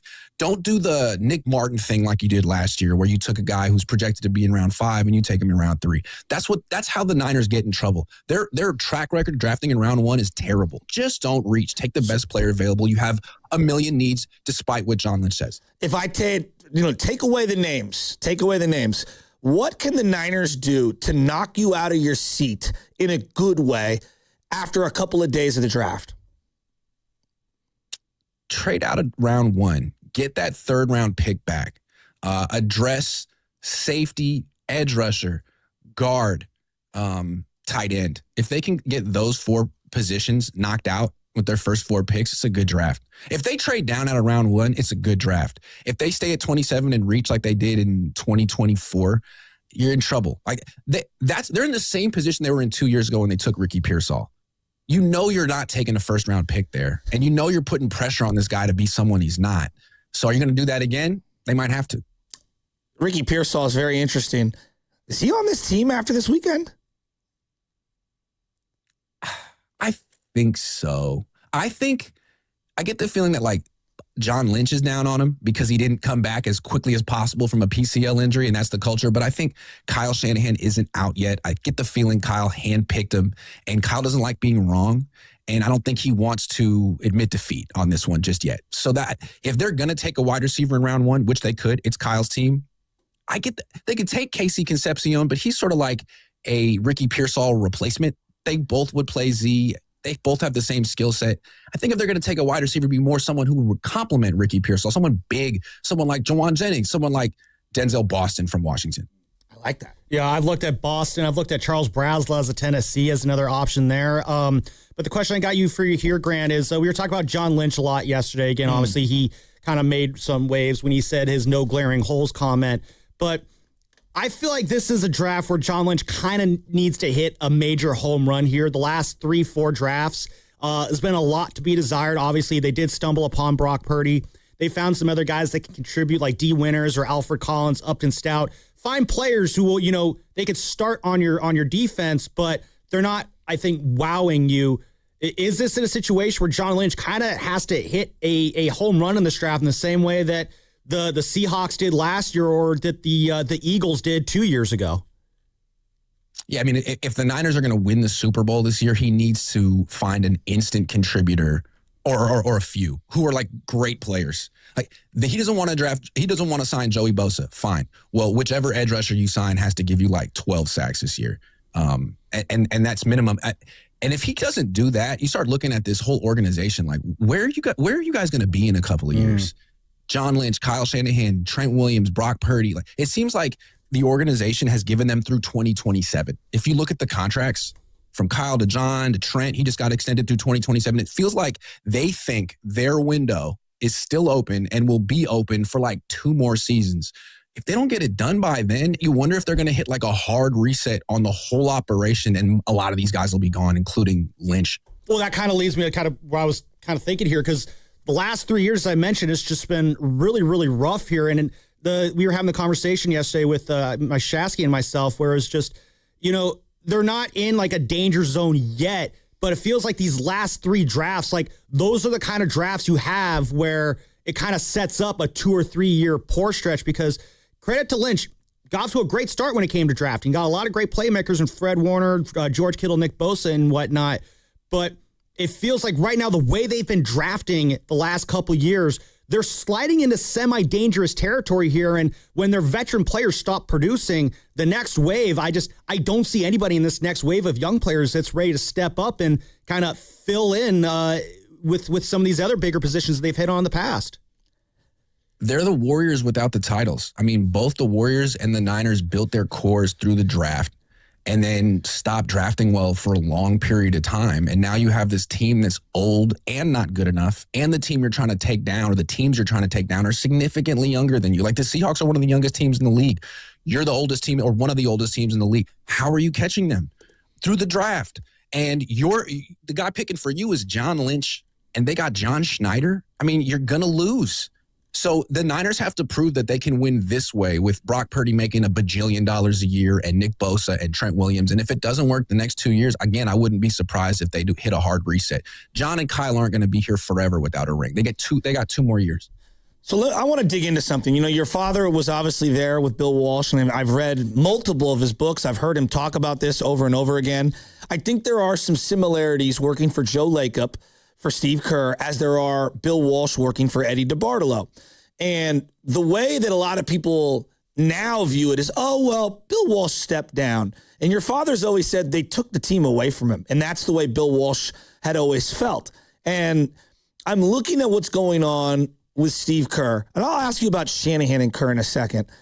Do you see the similarities between the kind of end of Bill Walsh and the 49ers and where Steve Kerr's at? I know that the players and the team isn't nearly as good as the team he had in '88 that he ended up walking away from or ripped away from.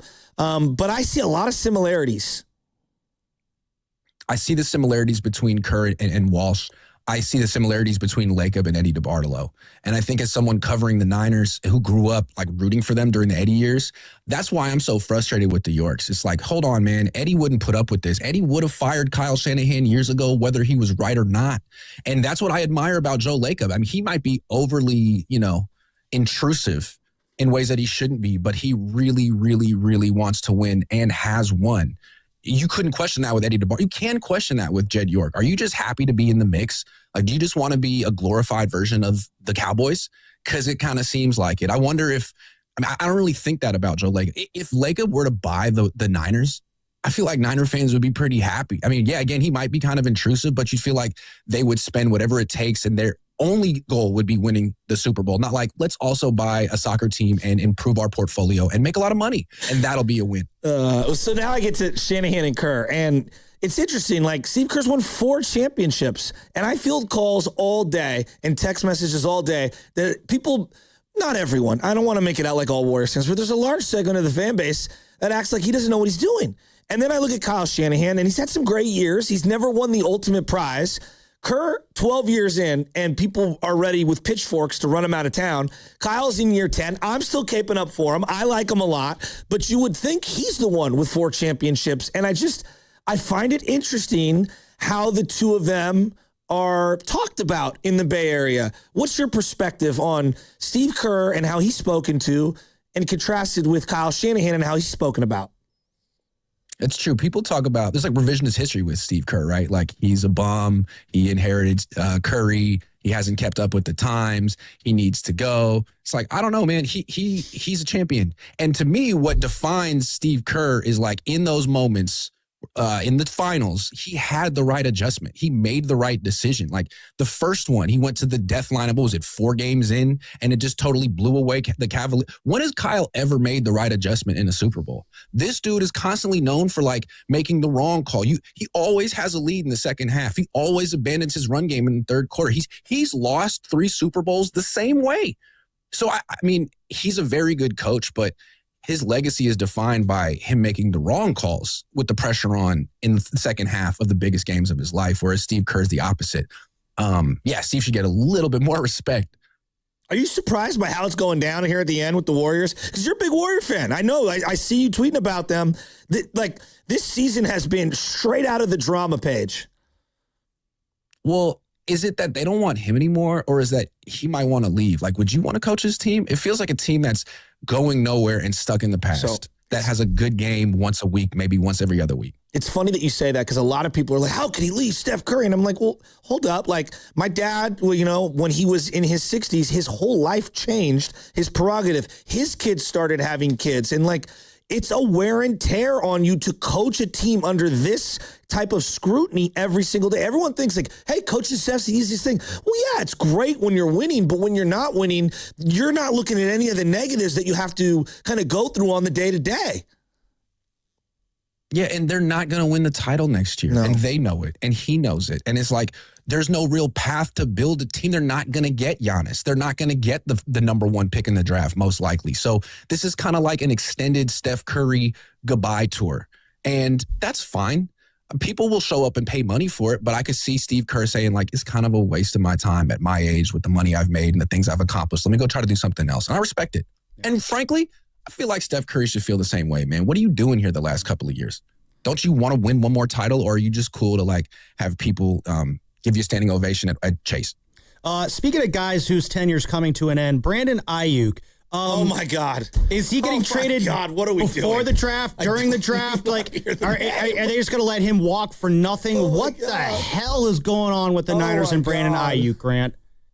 It just feels like the Niners are begging Adam Peters in Washington to give him something. It's like, look, Adam, man, we hired you when no one else would. We set you up in Washington. If they fire you, we'll take you back, man. Come on, man. We gave you a 6th for Brian Robinson Jr., man. Come on, man. Please give us a 7th, please. And they're like, man, why would we want that contract?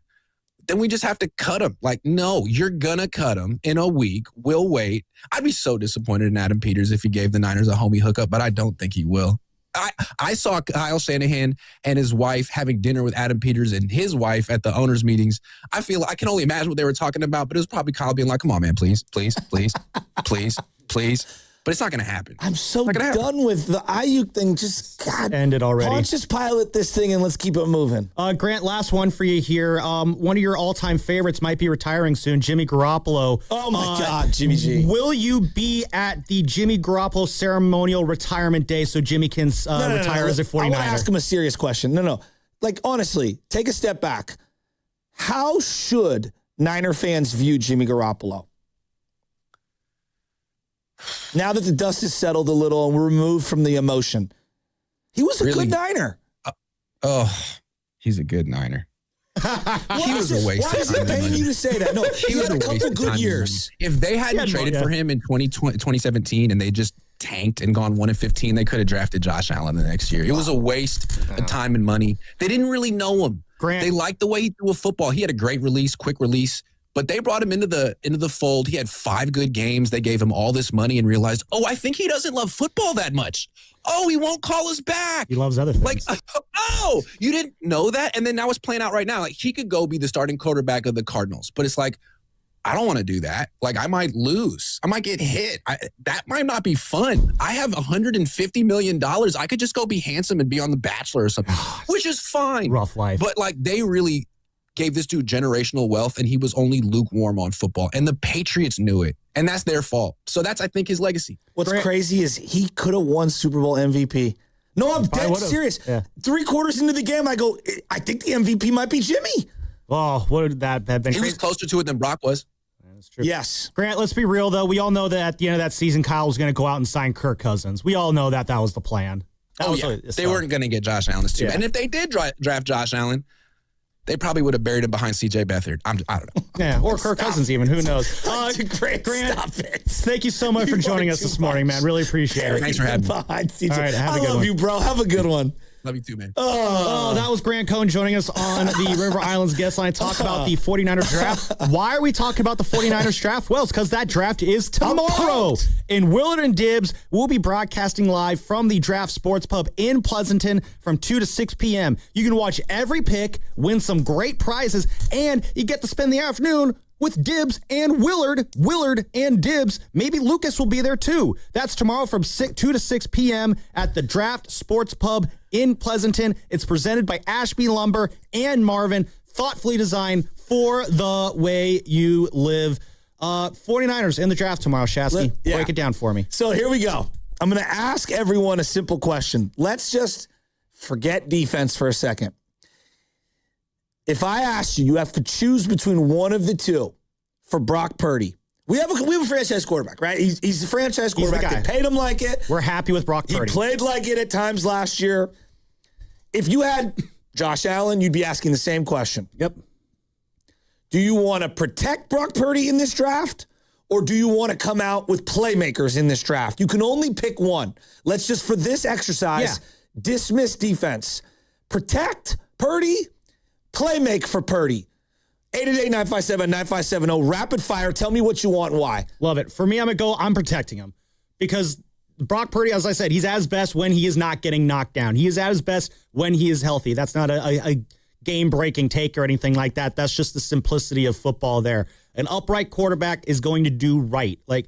Tom Brady was not the most mobile quarterback ever. Part of the reason why he had so much success, because he's Tom Brady, but also because he had protection around him that kept him upright. You look at Tom Brady's career, again, I'm not trying to compare apples to apples, Brock to Tom here, but outside of Randy Moss and Gronk, it's been, not the most incredible collection of playmakers around Tom. He still made it work because he had the protection around him to enable him to get the ball to the guys around him. I look at the team that Brock has around him right now: Mike Evans, Ricky Pearsall, Christian Kirk, DeMarcus Robinson. I mean, is it the greatest wide receiver room in the NFL? Maybe not. Still some good playmakers there in that wide receiver group right there. They need to separate.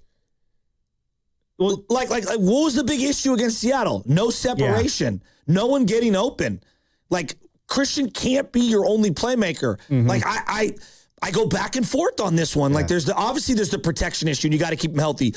But what has been one of their big issues? Getting separation, sticky coverage, and the ability to get to beat someone one-on-one. And I think Mike Evans could be that one-on-one guy. He's got the size for it, so I'm excited for that. Ricky Pearsall, that's going to be a big growth for him because so you're protecting him. I'm protecting him because I do think that he's got playmakers that if he can stay upright, he can still get the ball to him. They don't have a tight end.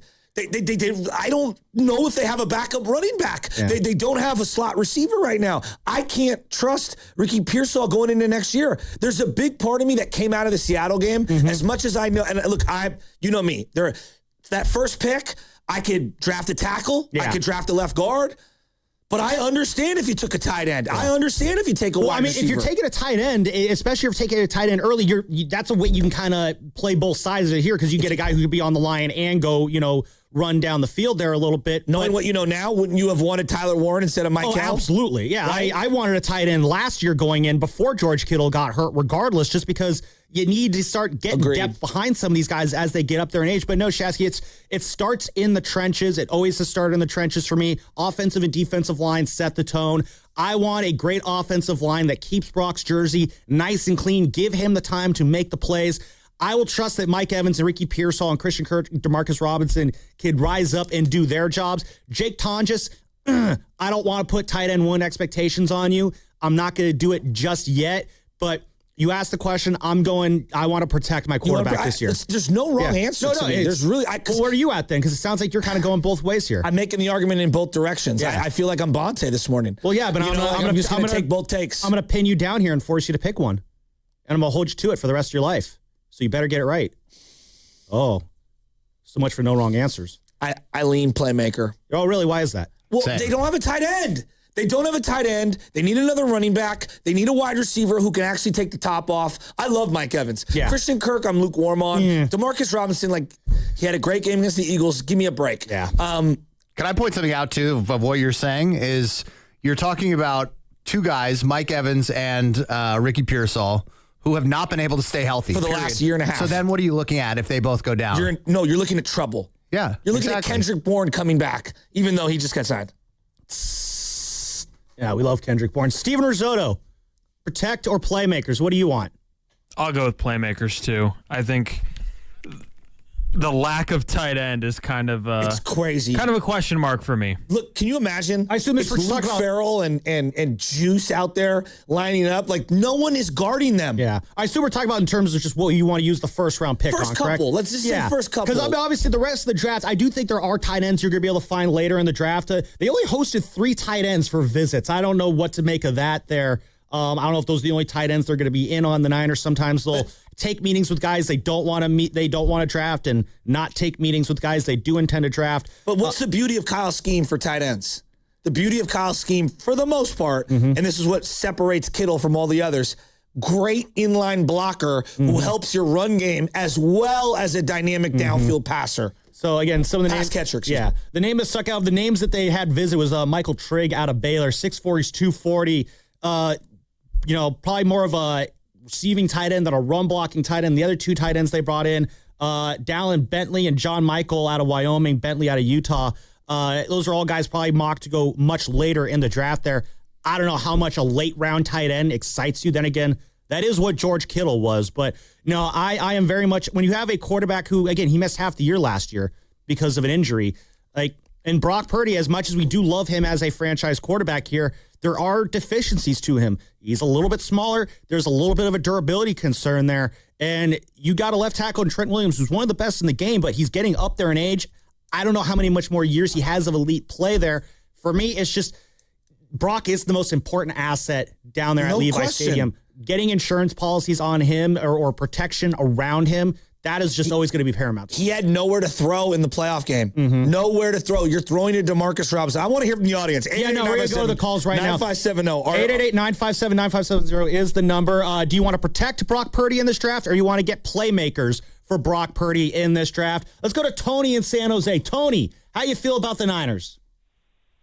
I'm feeling good, man, and I really think that they need protection with the emphasis on run blocking. Yeah, the run game, helping them in the run game is going to help the passing game with the play action. I mean, I have a simple question for those that are out there. Is it really Kyle's fault or the offensive line's fault Purdy got hurt with turf toe? I don't know how the turf toe developed in that Seattle game, but I will say this, when he got knocked around in that Jaguars game, I think part of it was the fact that they rushed him back. I thought that was couldn't move. That was unwise of them to rush him back. His feet are his best asset. Especially with the way that Mac Jones was playing. I didn't think that was a necessary move there, because what you did is you made Brock look bad in that one. You put him in an unwinnable situation, and the next week we're talking about quarterback controversies, and by throwing Brock out there before he was too ready, you put a cloud over this organization that did not need to be there. Again, is that because of the offensive line? I want to upgrade the O-line too. I don't know. Just something to think about. I'm just playing both sides. Well, no, I think it's that simple. If you have a better offensive line that's able to keep him upright, then yeah, maybe he doesn't get knocked around as much. I mean, or maybe it was inevitable there with the turf toe. I do know this coming into this next season. The year before, 2024, was he not dealing with a shoulder issue as well? Yeah, at the end of the year, yeah. You don't need your quarterback getting sacked and landing on his throwing shoulder, and now his throws are compromised there. And yeah, but it's the NFL. Well, yeah, again, better offensive linemen are going to limit that. It's just... No question. Your quarterback's not going to go through 17 games unscathed. I'm not saying that. But you got to throw to somebody. And I do think, again, the more protection he can have here, the better chance he can have of guys getting open. And he is great using his legs, too. Sam, look at the division. Puka, Devontae on one side, all right? Then you look up north, and they've got Jackson Smith and Jigba, who just had one of the most fantastic wide receiver seasons we've seen in forever. Who is your go-to playmaker? Right now, it's going to be a mix of 2.9 yards to carry Christian McCaffrey? Well, maybe if you have a better offensive lineman, maybe you're opening up better holes here. That's McCaffrey's able to get more. Because that's a good point. McCaffrey, the work last year for McCaffrey was terrific. The problem was it was just Nowhere to go. Yeah, nowhere to go. In the past, he can get 100 yards on, maybe 15 carries. Now it takes him 20 carries to get that. But because you do need separation, right? You do need wide receiver separation. You do need some tight end production. So let's keep going to the lines because everybody's fired up I'll for say this. Maybe it's a cop-out. I think this year I would focus on protection, and then maybe next year I'm looking playmaker I'll listen there. to that. What do you say, though, when you see things that say, like, for instance, the PFF grade for right tackle, Colton McKivitz is ranked the second highest right tackle in football. I know. So then who do you have on the left tackle? You have an all-pro Hall of Famer. Yeah. I mean, at what point do you say, wow, this, obviously we do need help here. But their 34-year-old center, I think, is overrated. And I think their left guard is left guard is no one. Left guard is a black hole. Left guard up in the air. I agree. Okay. But here's the thing. When Christian McCaffrey takes 450 snaps, what are you expecting this year? You're expecting 180 snaps if you look at the history of people that have taken that many snaps. That's exactly my point. So then you have no weapon there either. So what do you want? Playmakers. You need a playmaker, I think. Look, I want to upgrade the offensive line as much as anyone. But I think if you're not getting one of those top guys, I hear you. That's just my thing. All right, no, what does the audience think? Let's go back to the lines here. 888-957-9570 is the number to text or call in. Do you want the Niners to focus on protecting Brock Purdy in this draft or providing him with playmakers? That's the conversation we're having right now. Steve in San Francisco, how are we feeling on this? Protect or playmakers? Hey, what's going on, fellas? I think, honestly, it comes down, in the first round at least, I think they're in that position for best player available, and they do not need to overthink this or get cute. O-line, edge, wide receiver. Whoever is the best player at those three positions, you could make an argument for safety, but I think, to your point, those places are more glaring. What stood out the most to me about the Niners last year, obviously, the woeful pass rush. They were dead last in the league by a mile. Franchise low in sacks, Steve. Franchise low in sacks. 20 sacks with an extra game. 17th game. Yep. What stood out to me the most, and what's weird is that O-line is the obvious answer because it's been the neglected position group for years. But honestly, and I'm not making a case against O-line, they played better than I think we all thought they did last year.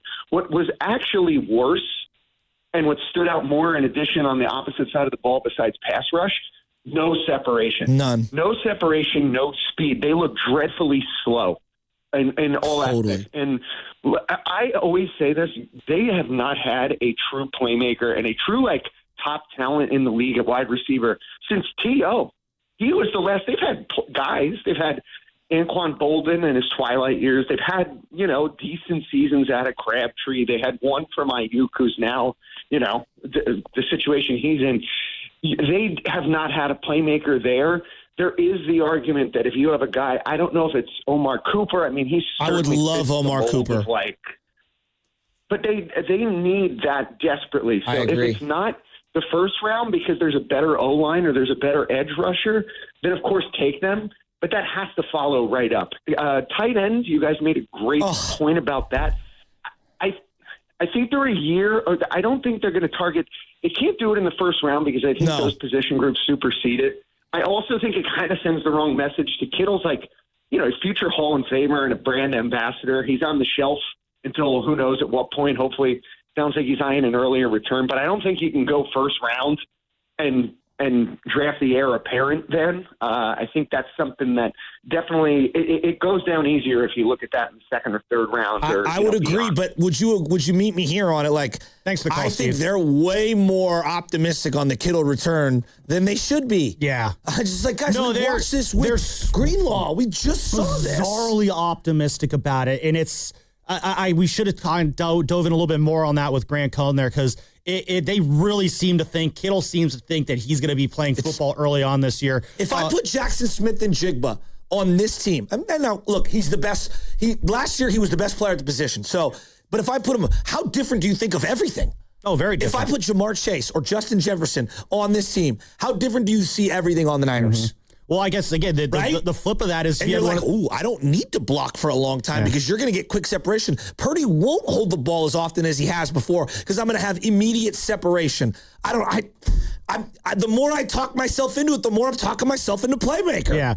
707, if you have some playmakers, opposition can't load the box and try and stop the run. 49ers didn't have enough to scare the defense outside of CMC since Kittle was hurt most of last year. 5-0, though. Eagles won 2 years ago due to superstars on the offensive line and the defensive line. So it does go both ways. I mean, let me ask you this. If you had that Eagles offensive line and the protection that they were able to provide for Jalen Hurts and Brock Purdy, I mean, he's great when he's able to use his legs, scramble, stretch the field from one side to the other, and make guys miss there. If you knew that Brock Purdy was not going to be getting battered around as much, do you feel comfortable in his ability to push the ball downfield to some of the playmakers he already does have on the team? That's a good point. Mike Evans is a guy that he has never had a receiver like Mike Evans. 6'3", like what, 230 pounds? 6'5", 230 pounds, somewhere around there. He has never had a guy who could just straight up go up and just moss dudes on the other side. But the other element is, though, like, and Sam, you bringing up like pass protection, which I agree with.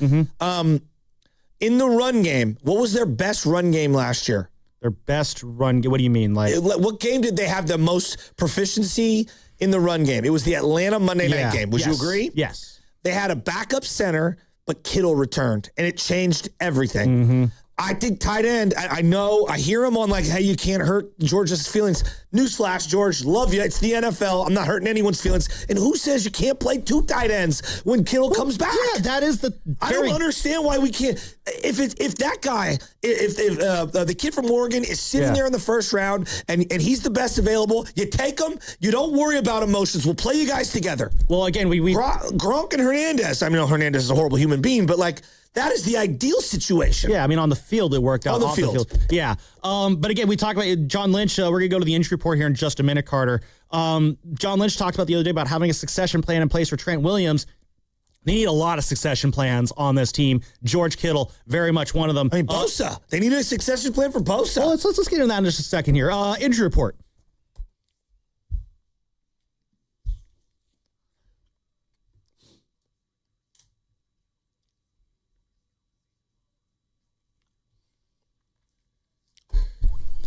Bad news for the San Francisco Giants as they placed catcher Daniel Susac on the 10-day injured list with what is being called elbow ulnar neuritis in his right throwing elbow. Elbow ulnar neuritis is inflammation of the elbow ligament caused by compression that can lead to a tingling or numbness in the arm. Manager Tony Vitello is hopeful that Susac will only need 2 to 3 weeks of recovery time.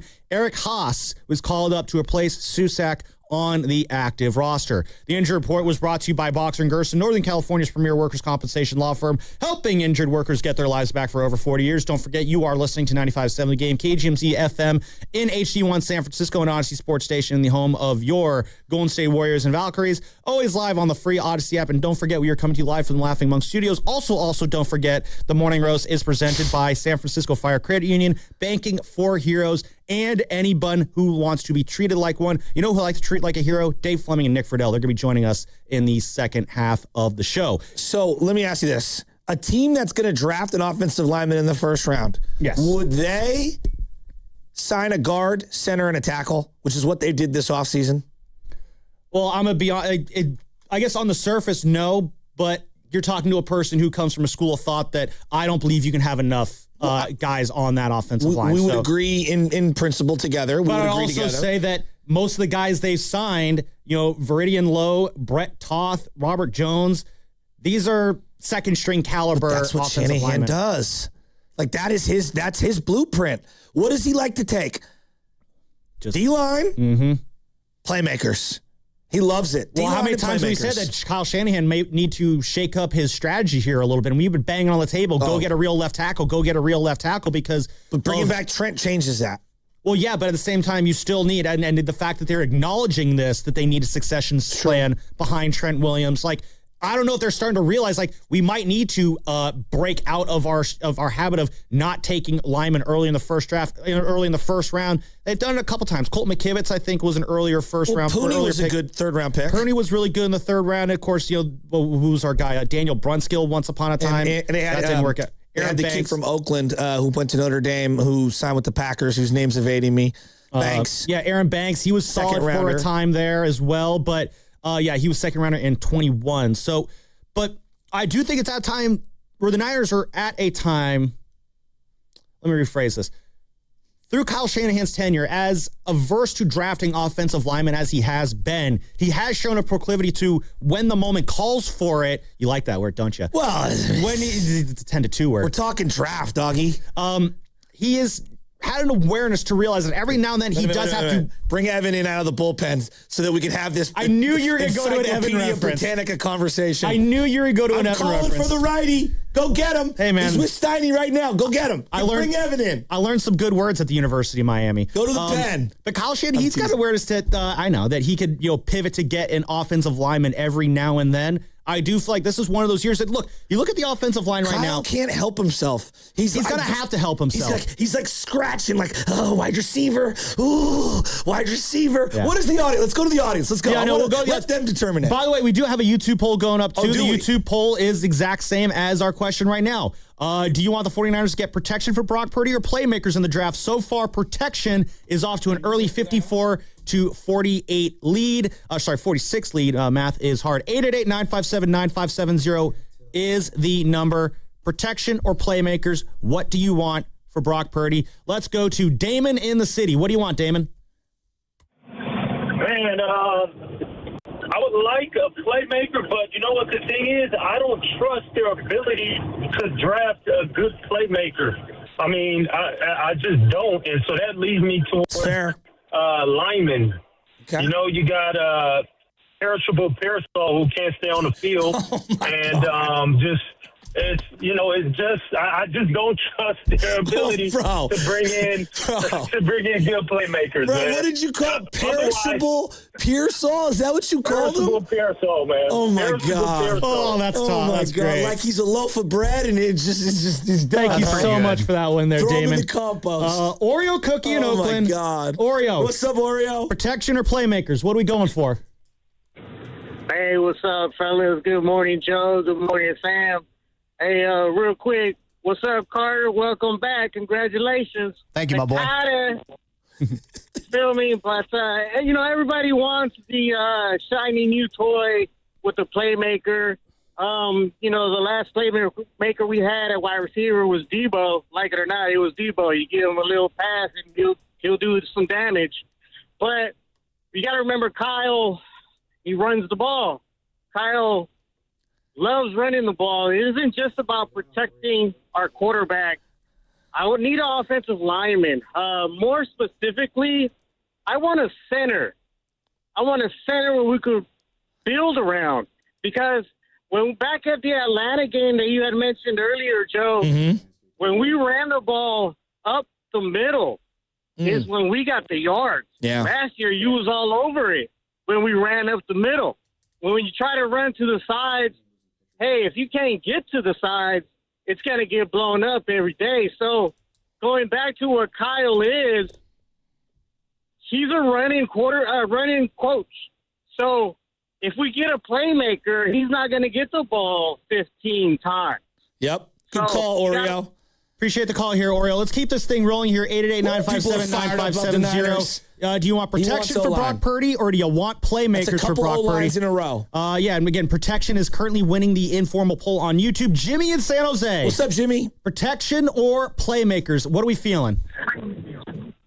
I think out of those two, I think the safer, it's not always the sexy, but I think lineman is always the safer pick. But I do agree, not to sound kind of like a cop-out, but I agree with you guys that we could go playmaker, like a tight end. I love George. He's a Hall of Famer, but he's major injuries, coming off major injuries. He's almost 33. I think back to like Vernon Davis and Delanie Walker when I was a kid. Like, there's nothing wrong with having two good tight ends. I feel like you can never have too much talent. Did you say when you were a kid? Yeah. How old are you? You're not going to like this answer. 23. Oh my God, I'm so old. old. He's younger than Risotto. When I was a kid, Delanie Walker and Vernon, we've reached the phase where my adulthood is now your childhood. That sucks. Yeah, my bad, man. Thanks for the Thanks for the call, Jimmy. Appreciate you, Jimmy. it. In my childhood, when George Kittle was a rookie and when I was a child. That's what I hate now is like you see with a lot of players, like they'll talk like, who are those guys that you watched when you were younger? Who was it? He's like, Mike Trout. It's yeah. Like, what? Who was it a few weeks ago? Like someone says like, yeah, I really love watching Lamar Jackson when I was growing up. That's why I'm number 8. Who was it that said that? I didn't hear that. I don't know. Someone said that. It's like, you watched Lamar Jackson growing up? Good Lord. That's like happening right now. You're still growing up. Theo in the East Bay. Theo, I know you're still growing up. Protection or playmaker? What do you want? I actually don't know if you're growing up. Yeah, what's up, guys? We're going with protection, too, man. Look, the rest of this division, their defensive line, they're killing us. They were killing us last year. We saw Brock Purdy against the Seahawks. He couldn't even get the ball out or even make a look down the field. So it's got to be protection. I mean, I'm okay with signing Trent Williams, but I really think we should have probably held back. I mean, you know, the whole Bill Walsh thing. It's better to let him go a year early than a year too late. So, you know what, Trent, you're welcome back, but I think that was kind of the wrong move. But you got to go protection here. The other defensive lines in the division, they're too good. They're too young. We need to combat that with somebody on our O-line. Are you walking right now? Are you running? Are you okay? Yeah, I'm on the Stairmaster right now. I'm getting it in, boys. Get it in, baby. How many flights have we done, Theo? Oh, he just got started. That's why. Hey, one thing that I think we've all can agree on, they've got more holes than the appropriate draft picks to feel confident filling. John Lynch didn't have a point. No, I absolutely agree with you. That's why I think it does kind of make sense for them to trade down. But here's the thing, though, Joe. I agree. There is a non-zero chance that they come up on the clock at 27. That? What? A non-zero. What is that even? Just there's a slim possibility. Well, yeah, that's not as fun to say. I like non-zero. It kindles joy when I say it. There's no chance. There's no chance. Da-da-da-da-da-da. No chance in hell. Was that Vince McMahon's? Oh, it's a wrestling thing. Yeah, okay. wasn't that I his? thought you were just who was the doing a No thing. Chance in Hell entrance music? God, that's a question you should ask Spadoni. I did not watch wrestling. Me neither. I didn't have. Well, Carter's too rich for wrestling. Well, that's true. Yeah, Carter, you didn't grow up poor. Well, I like real wrestling.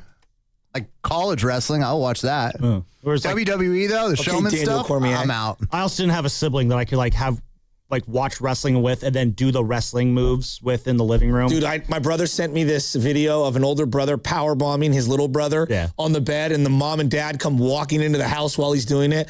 I probably should have broke my brother's back 7 or 8 times. Yeah, again, what's the age difference for you and your brother?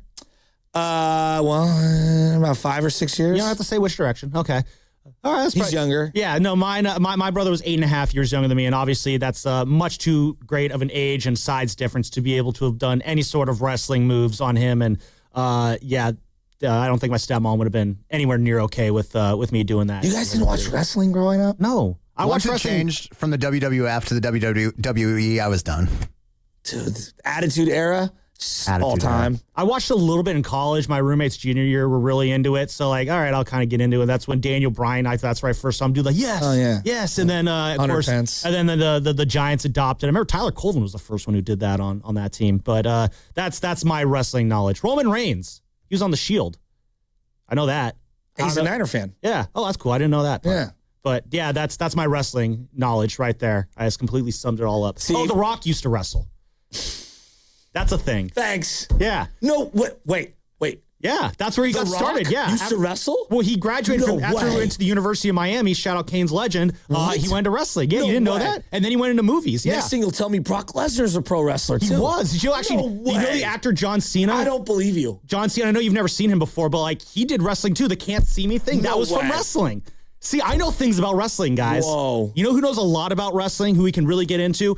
Dave Fleming. He's huge on wrestling. Giants beat the Dodgers last night. Oh, we're feeling good. We might have 12 or 13 of these games left against the Dodgers. Giants might win 2 of them. Who cares? They won the game last night. Dave Fleming on the other side to talk some Giants. We'll get into a lot of that as well. Oh, I'm breaking a little bit too early here. And then Nick Fidell will be joining us at 9:20, which actually, since we're breaking early, I got time to tell you guys that since we're live on YouTube throughout the entire day, and you just search 95.7 The Game on YouTube, you'll be able to find us. And now we're expanding the community for our super fans. You could become a Game Pass Pro member. What's that? Well, you can get early access to new videos, private AMAs with our hosts, Ask Joe Shasky about wrestling, I don't know, and insiders, and exclusive content from the biggest events. Plus, you'll get live instant reaction post-game shows from your favorite hosts after the biggest games. Go to YouTube, search 95.7 The Game, and sign up now to become the latest member of the Game Pass Pro. What's Coming Up Game is sponsored by Fremont Bank, here for you, here for good.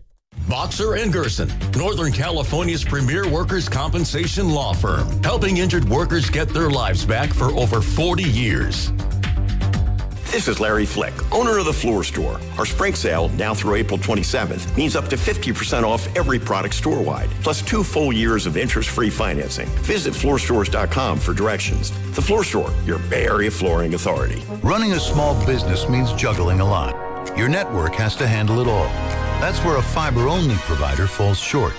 You need a partner who gives you a greater advantage. Introducing the Total Solutions Advantage only from Comcast Business.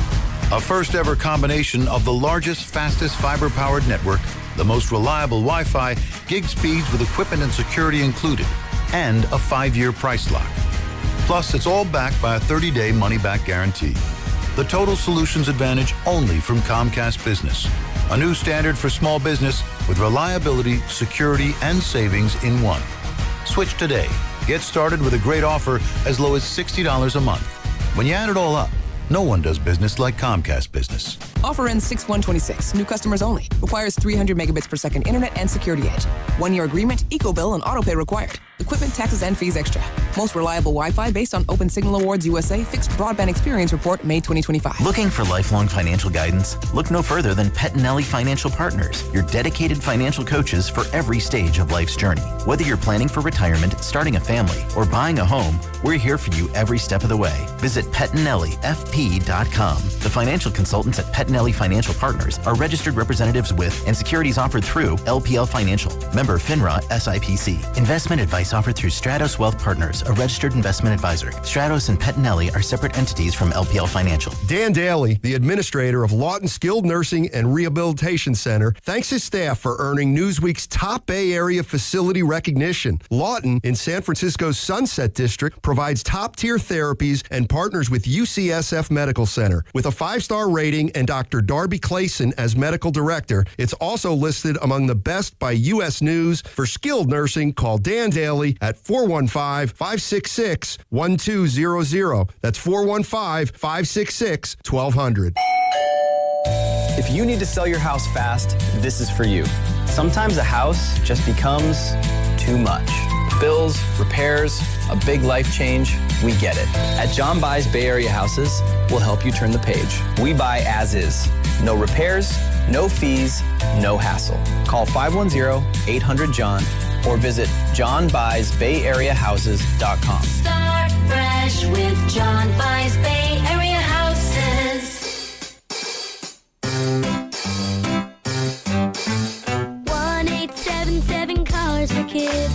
KARS Cars for Kids. 1877 Cars for Kids. Donate your car today.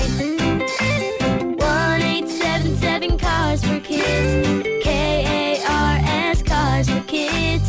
1877 Cars for Kids.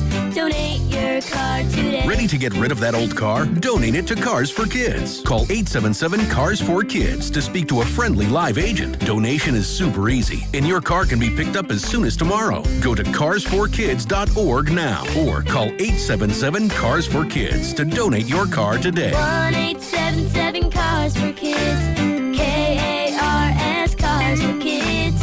1877 Cars for Kids. Did you know you can donate real estate too? Go to carsforkids.org. That's cars with a K. Carpal tunnel syndrome. Heart failure that doesn't improve with common medicines. These are some signs and symptoms associated with ATTR-CM, or the cardiomyopathy of ATTR amyloidosis, a serious heart condition with symptoms that get worse over time. Amvuttra, vutrisiran, is a prescription medicine given by a healthcare provider that treats ATTR-CM in adults to reduce heart-related death, hospital stays, and urgent visits. In a clinical study, Amvuttra was proven to help people live longer and have fewer heart-related hospital stays and urgent visits over 3 years compared to placebo. Amvuttra lowers the amount of vitamin A in your blood, which can affect vision.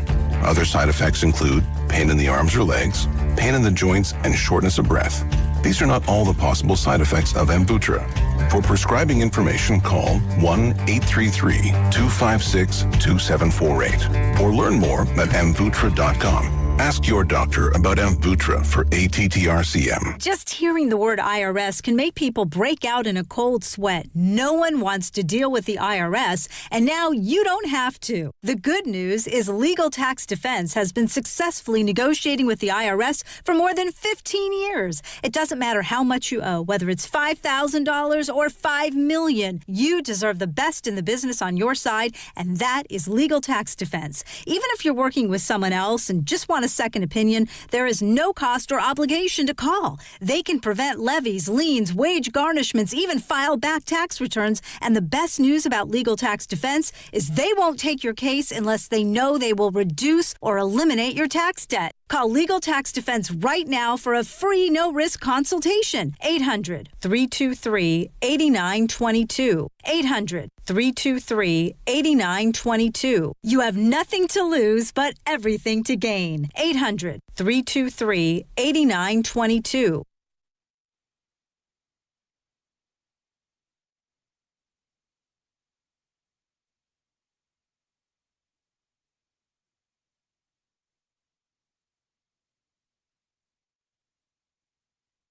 This is John with Jack's Restaurant and Bar. Welcome back to the Morning Roast with Spadoni and Shasky. These guys are no ordinary Joes, and Jack's is no ordinary restaurant. Well, I can't be an ordinary Joe because I'm not a Joe. I'm a Sam. It's Sam Lubman filling in for Joe Spadoni here on the Morning Roast. Joe Shasky along with me as well. And we're going to have Dave Fleming join us in just a moment because the Giants got a win over the Dodgers yesterday. Yay!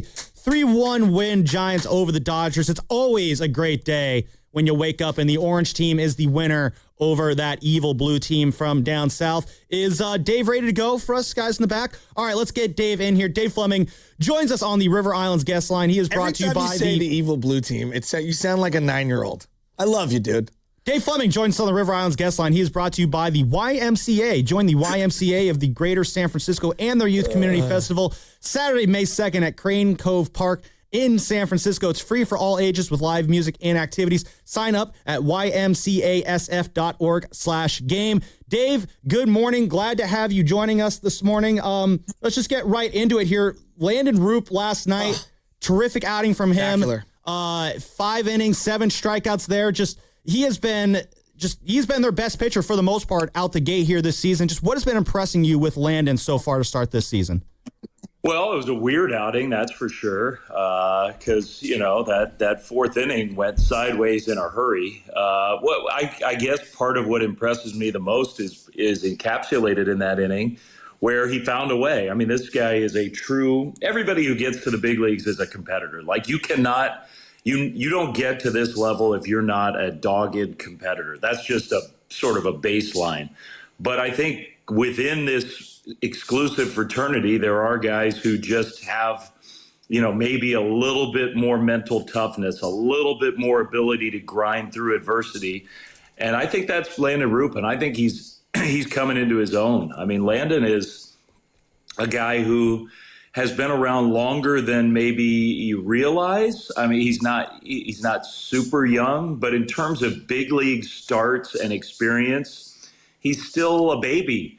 And I have noticed a difference this year in just the way he's carrying himself, his attitude. He's not, I don't want this to come across the wrong way. He's not like, latching on to Logan Webb and following him around and imitating everything he does or doing what the young guys do. He's his own dude right now. And in a way, he's carrying himself like the leader of this staff. He certainly pitched like it. The stuff is really good, too. Like, sometimes maybe we get carried away with all the, psychobabble and attitude and all that. You still got to have big league stuff. He's got a curveball that really is unique. There's nobody who throws a curveball with as much side-to-side break, high spinning as Landon Roupp does. And he's got other weapons, too. So he's got stuff that these hitters don't see very often.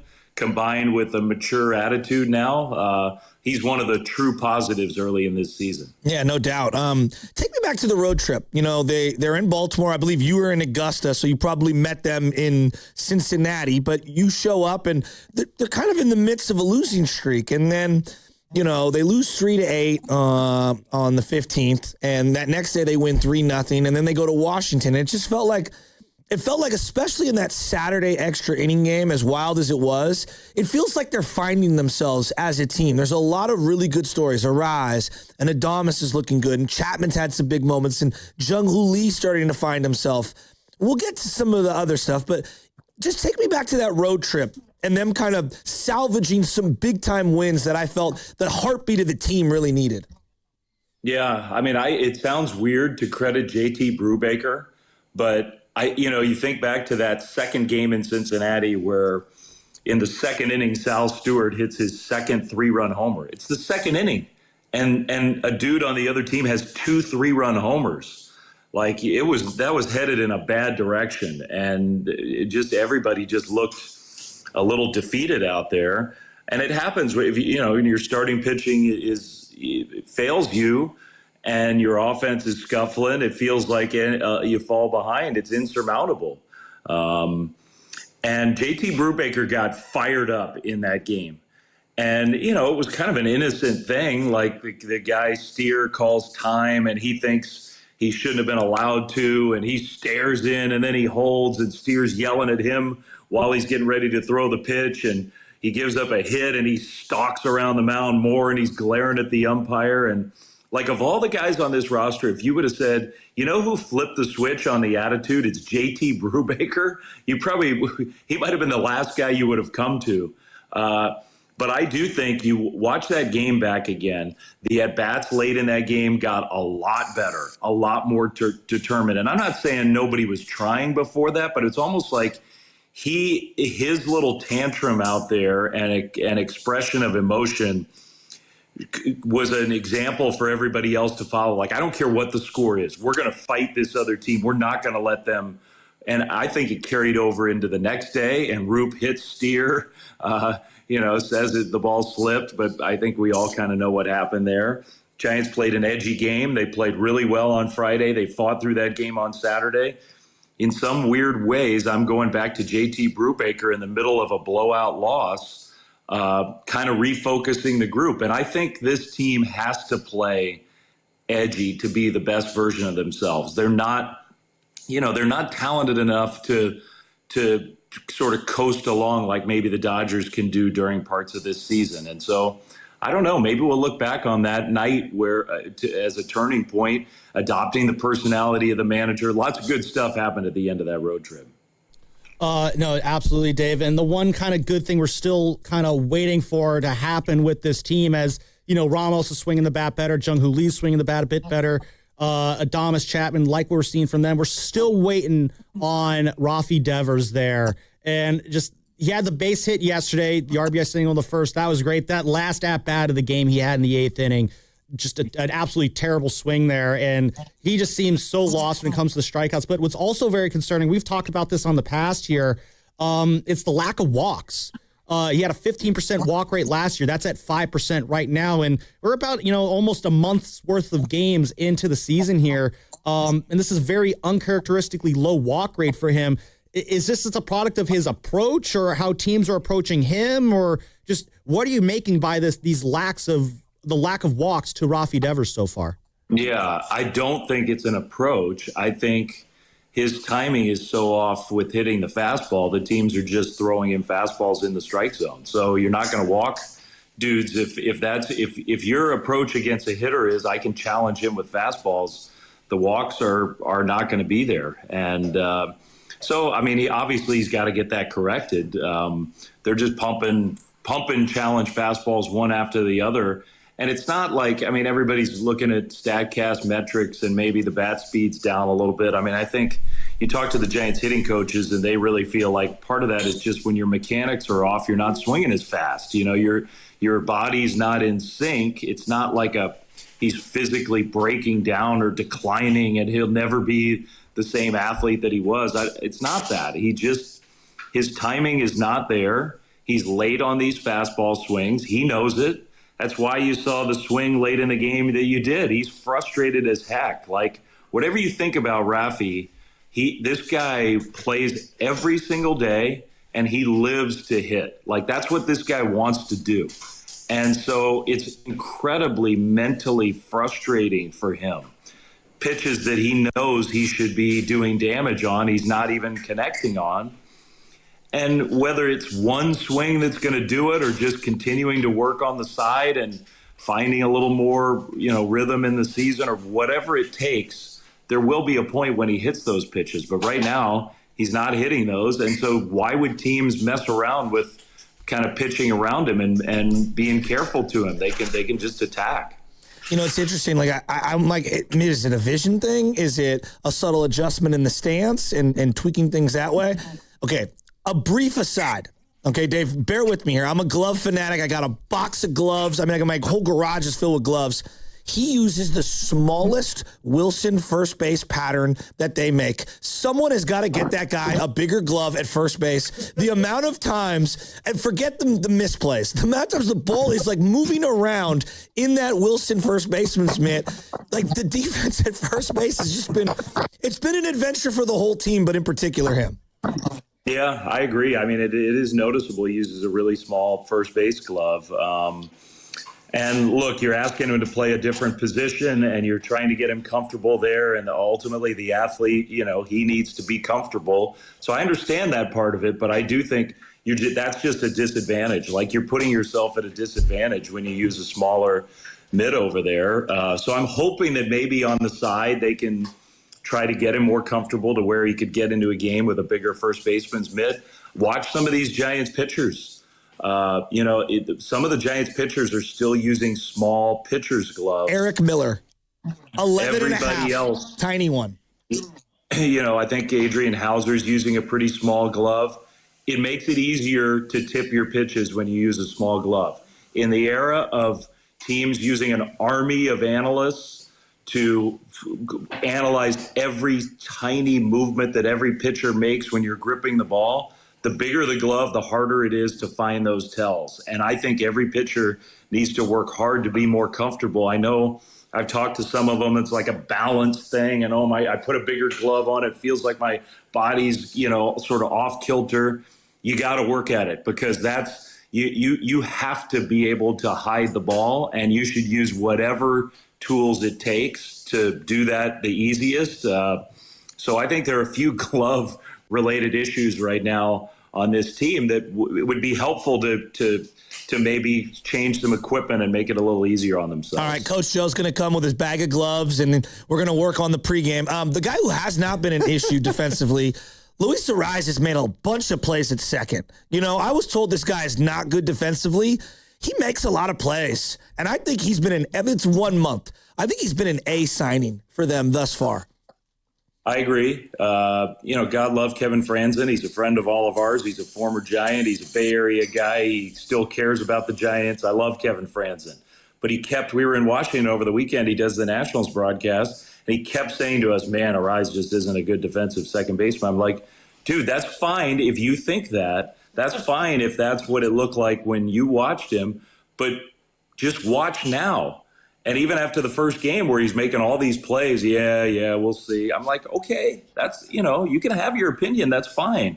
But this guy, by every metric, by the eye test, has played a really high-level second base. He's showing range. He's ranging to his left. He's really, some of the plays he's made going to his left have been about as impressive as almost any second baseman in the game right now. He's got a great arm. And kudos to him for, working on his body, getting healthier, and then working with Ron Washington just to tighten some things up. He's been excellent over there, and I think you're right. Like, Luis Arraez has been a very, very positive addition to this team. Dave Fleming here joining us here on the River Islands guest line, broadcaster for the Giants, also does college football and the Masters as well from time to time.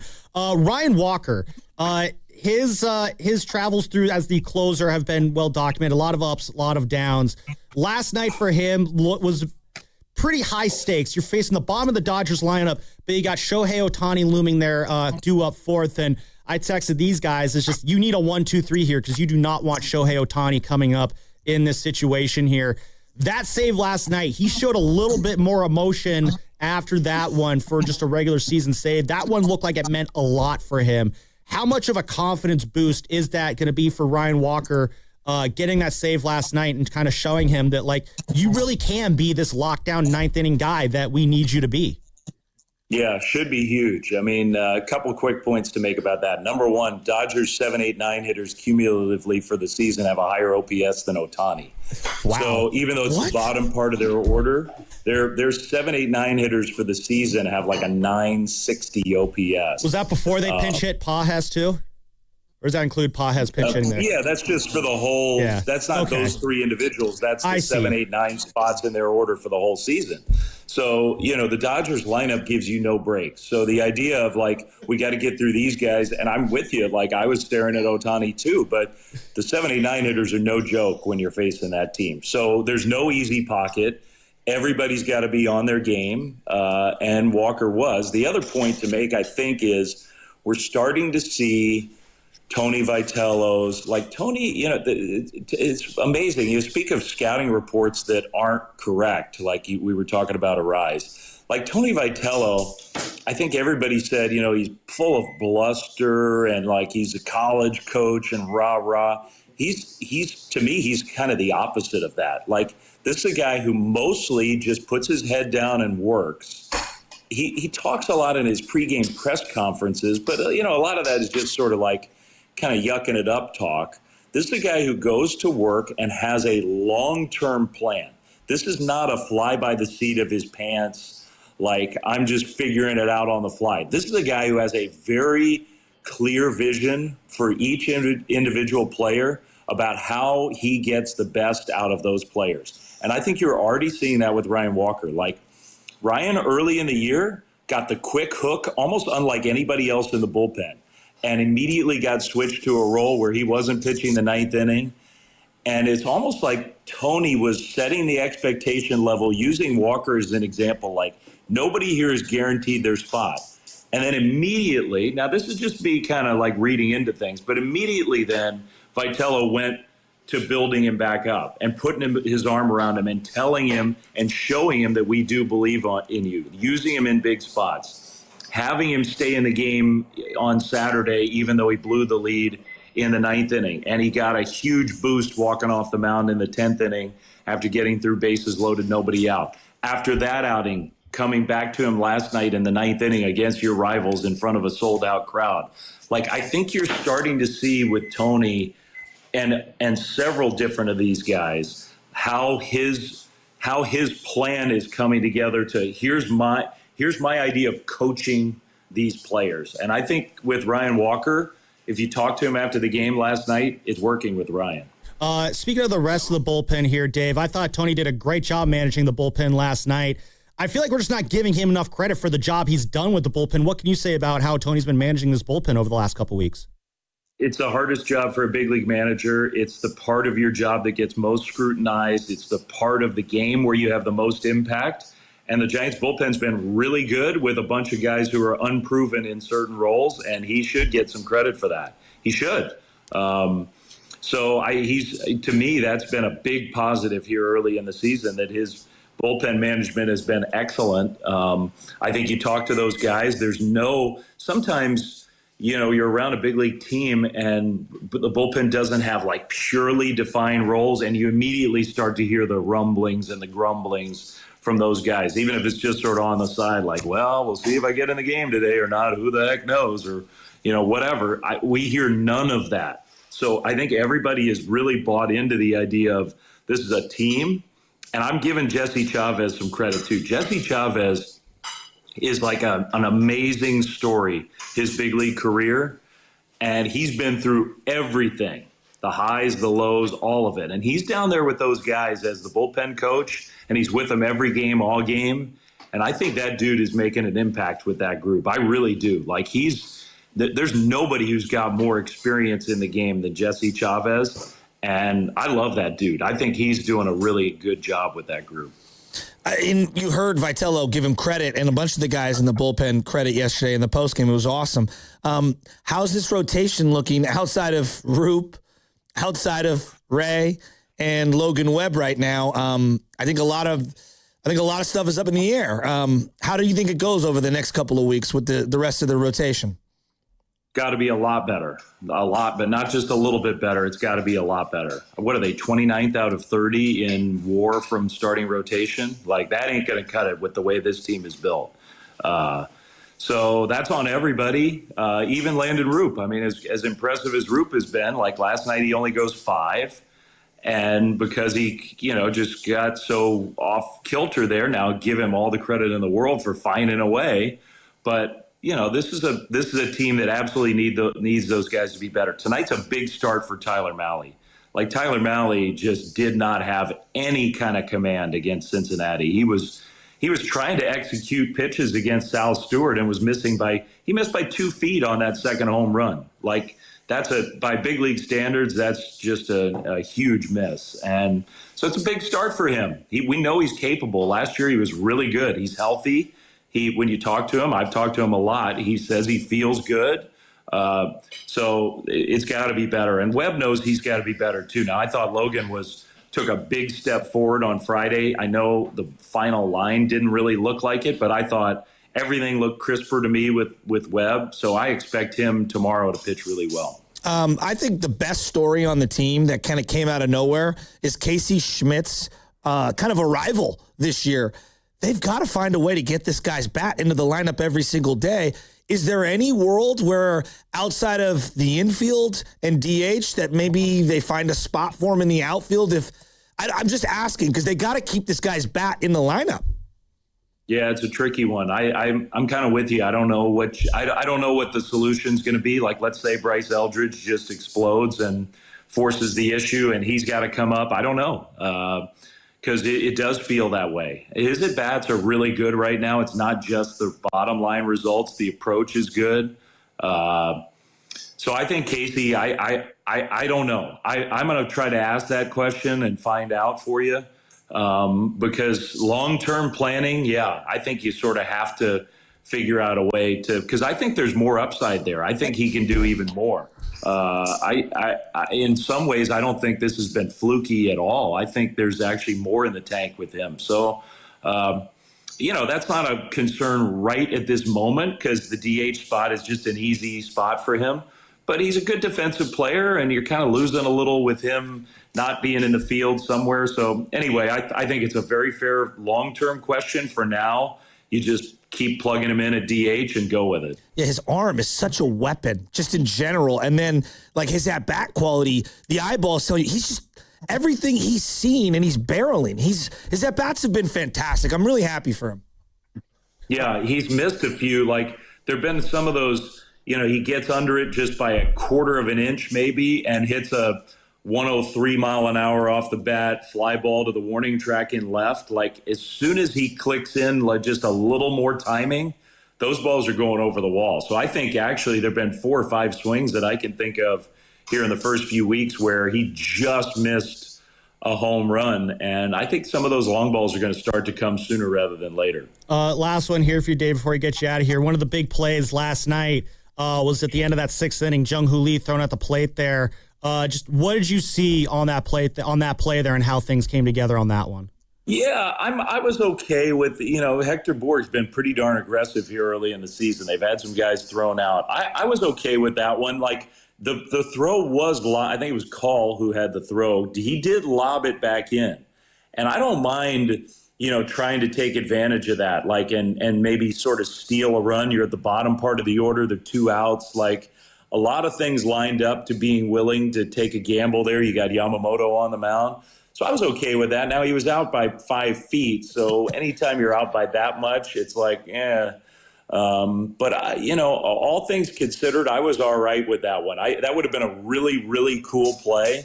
And it took a good relay to kind of recover from the bad throw from the outfield. And they made the good relay, and he was out. And hopefully Jung Hoo's okay. He banged his quad on a play at the plate in Washington. It was really sore, and I think he just kind of re-aggravated that last night. I saw him walking around fine in the clubhouse after the game last night. So I think he's okay, but, hopefully he's in the lineup tonight. Hope so as well. Dave, thank you so much for joining us today on the show, and we'll talk to you again next week, and I'll probably see you at the ballpark this weekend. I hope so, yeah. I'll look forward to talking to both of you guys. See awesome. ya. Thanks a lot, Dave. Appreciate it. Go Giants. That was Dave Fleming there joining us on the River Islands guest line. Well, that's good news. Sounds like Jung Hoo Lee is going to be all right there. I totally missed that he banged his quad against Washington over the weekend, but certainly some good news there. We'll probably pick up some of this Giants conversation on the other side. Don't forget Nick Fidell joining us at 9:20. What's coming up the game is sponsored by Ceremony Ford. Gas prices are crazy right now. That's right. They are sky high, but Ceremony Ford's got you covered. During the Fuel Your Ford event, you can get a $2,500 Visa gas card when you buy a 2025 Ford Maverick. Yeah, they're helping you fill up. Happening now in Colma and Daly City, right off of 280 or at ceremonyford.com. Ceremony Ford, your Bay Area Ford dealer. We've all been there, sleepless nights, wondering if your business's security service is really protecting what matters. At Bay Alarm, we can put your security insecurities to bed. Our advanced technology and personalized support ensure you can rest easy knowing we're here for you. BayAlarm.com. Football fans, history is calling as San Francisco heads down under for the first ever game in Australia. Join the action in Melbourne with True Fan Travel as San Francisco takes on Los Angeles at the iconic Melbourne Cricket Ground.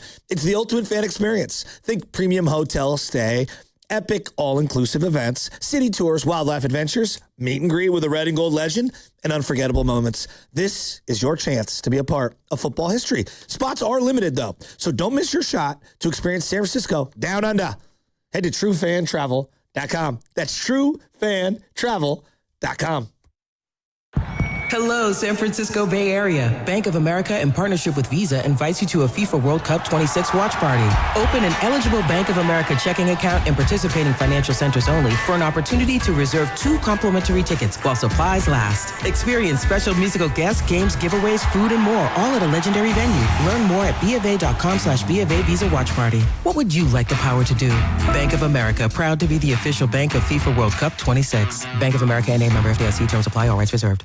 What if you could have the most reliable Wi-Fi? And get this, what if you could keep it at the same price for 5 years? That's the Xfinity 5-year price guarantee.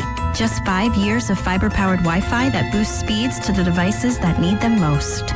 That finds and fixes problems before you even notice them. Like super intelligent Wi-Fi with a 6th sense. And that keeps you gaming in the fast lane, even when the whole family's banking on bandwidth. And here's the best part. No annual contracts, no hidden fees, and our best equipment included. Plus, get online in minutes with same-day Wi-Fi. Hey, let's face it, a lot can change in 5 years.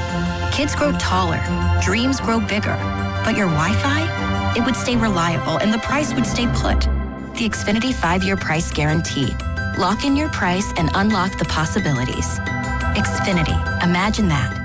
Select plans only. Restrictions apply. Powered by fiber. Connected to the premises by coaxial cable. Actual speeds vary. This is the highlight of my morning. Hey, what's up? It's Island. And I'm Josh. And a little thing we love about the Chick-fil-A Bacon, Egg, and Cheese Biscuit is that it's our go-to morning comfort. You've got that nice golden fluffy egg. With a soft, flaky biscuit. Crispy bacon. Melty cheese. You want something quick, you want something convenient, but most of all, you want something good. There's no better way to start your morning. There we go. Start off the morning with a Chick-fil-A Bacon, Egg, and Cheese Biscuit with Simply Orange Juice. Order on the Chick-fil-A app today. Real guests paid for their testimonials. Growing a brand is hard, but reaching the right customers shouldn't be. Meet Outcomes from Viant. We've built an intelligent platform that handles the complexity of digital advertising for you. Powered by advanced AI, we help your brand show up in the right places at the right time and ensure that every dollar you spend leads to a real business result. It's smarter advertising made simple. Visit Viant.ai. The Pro Football Draft is this week, and you can trade on every draft pick. Will David Bailey and Arvil Reese be the number 2 pick? They are trading at 50-50, meaning you'll double your money if one of them wins. On Kalshi, you're trading against other people in a live market. No house, no odds makers. And as the odds move, you can buy in and out anytime throughout the draft. For a limited time, download the Kalshi app and use code FAN to get $10 when you trade 10. Kalshi. Kalshi. Trade on anything. Toyota, the MVP of MPG. With class-leading MPG and more hybrid models than any other brand. Toyota, let's go places. Growing a brand is hard, but reaching the right customers shouldn't be. Meet Outcomes from Viant. We've built an intelligent platform that handles the complexity of digital advertising for you. Powered by advanced AI, we help your brand show up in the right places at the right time and ensure that every dollar you spend leads to a real business result. It's smarter advertising made simple. Visit Viant.ai. And Doug. There's nowhere I wouldn't go to help someone customize and save on car insurance with Liberty Mutual, even if it means playing in a football game. Boom! 42! You're going down, Doug! Oh, yeah? Your price on car insurance when you customize and save is going down. Hey! Limu? What are you doing on their team? Only pay for what you need at libertymutual.com. Liberty, liberty, liberty, liberty. Kendall Jackson is partnering with 95.7 The Game to give our listeners a chance to win a chef's small plates and pairings experience at the Kendall Jackson Wine Estate and Gardens in Santa Rosa. For more info and to enter our contest, visit 957thegame.com.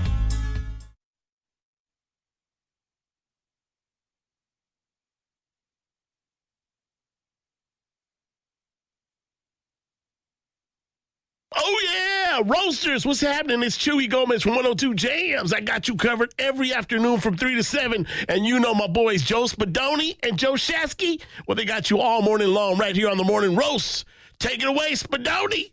What's up, Chewy? It's actually Sam Lubman, not Joe Spadoni. Joe Spadoni is out on assignment right now, but Joe Shasky's still here, so that is all good.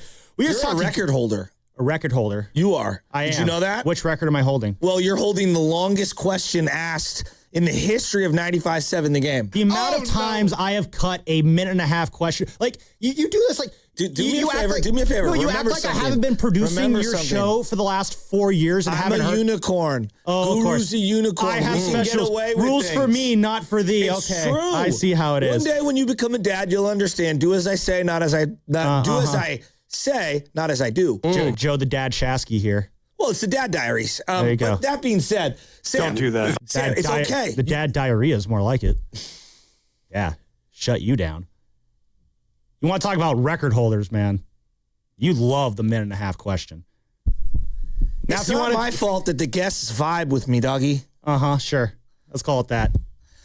I lay it out for y'all to play it out. You act like I haven't been producing for you for the last 4 years and know every little weird thing that you've done on this show. Upset. Smile. You asked a 14-minute question. It was 13 minutes and 8 seconds, all right? Stop rounding up when you don't need to, all right? You can round down and still get to 13, all right? It's kind of like... how are the Giants going to win this series? Kind of like make the Kessel run. How are the Giants going to be... A Han Solo Star Wars reference. Okay. Of course, yeah. You were not expecting that. How are the Giants going to win this series here? Well, boy, Tyler Malle, it would be nice for you to have the start of your life tonight. I mean, it's the Tyler Malle thing. I'll say this. It's precarious. There's that. See, you're catching on. Yeah. Catching on. You're using good words. You're using words good. I like that. That cannot be the appropriate. It's not the appropriate. No, that's the joke. Vernacular. Tyler Malle, look at you. Look at these $20 words that you're spitting at me. Yeah. When Tyler Malle's been good, it has been, pretty good. The problem is that's been for like 1 to 2 innings at a time. That's not good. No, it's not. I was trying to I was trying to say the nicest thing I could say about Tyler Malle's pitching performance this year. It does not inspire a lot of confidence. Things comes like a 7+ ERA tonight. Got absolutely knocked around in Cincinnati last week. And the Dodgers are going to be, after last night, and they lost 2 of 4 to the Rockies over the weekend, they are going through what they consider a big scuffle right now. You don't usually see 3 losses in 4 games for this Dodgers team. They're going to be extra dialed in tonight against Malle. And Will Smith probably be back in the starting lineup. Andy Pajes probably be back in the starting lineup. They're going to be throwing the entire kitchen sink at Malle tonight. Oh, and that's right. Shohei Ohtani is going to be pitching as if it can't get any worse. God, I want to light him up so bad. That would be just, I wonder who's going to the game. Anybody going to the game? Was Shohei pitching? I am not going. Shohei running Risotto, down. Are you going to go tonight? You were there last night doing the double duty. Birthday boy, you going? You got to turn your mic on. Or I guess Carter has to turn your mic on. I might pop in for a few innings. Ooh, a cameo from Steven Risotto. Pop in, huh? There you go. He's going to pop in here? I thought Shohei actually aggravated something running down the first base line last night on that ball that he hit to Adames in the hole. Ooh, what did he aggravate? Well, it looked like he landed awkward, and but he obviously is a thoroughbred, so he was fine, but it just looked on the initial viewing that it was bad. Oh, that'll be something to keep an eye on. I'm curious to see how they pitch to him tonight, because again, I thought they had a great game plan last night. Lowing away with it, take his legs out of it, and throw him a ton of breaking balls that fall out of the zone. And just don't make any location mistakes. There was one, I think it was the first at-bat of the game, Landon Roupp threw a cutter in there. I think Bailey wanted it inside, ended up floating outside there, and Ohtani just completely missed it. That was one of those pitches just hung up in the zone that when that happened, it was like, woo-hoo-hoo, buddy, that could have been a problem there. So I think if we're looking for a blueprint, though, on how to attack Ohtani tonight, I think patience is probably the number one thing. Let's get that pitch count up real high early in this game,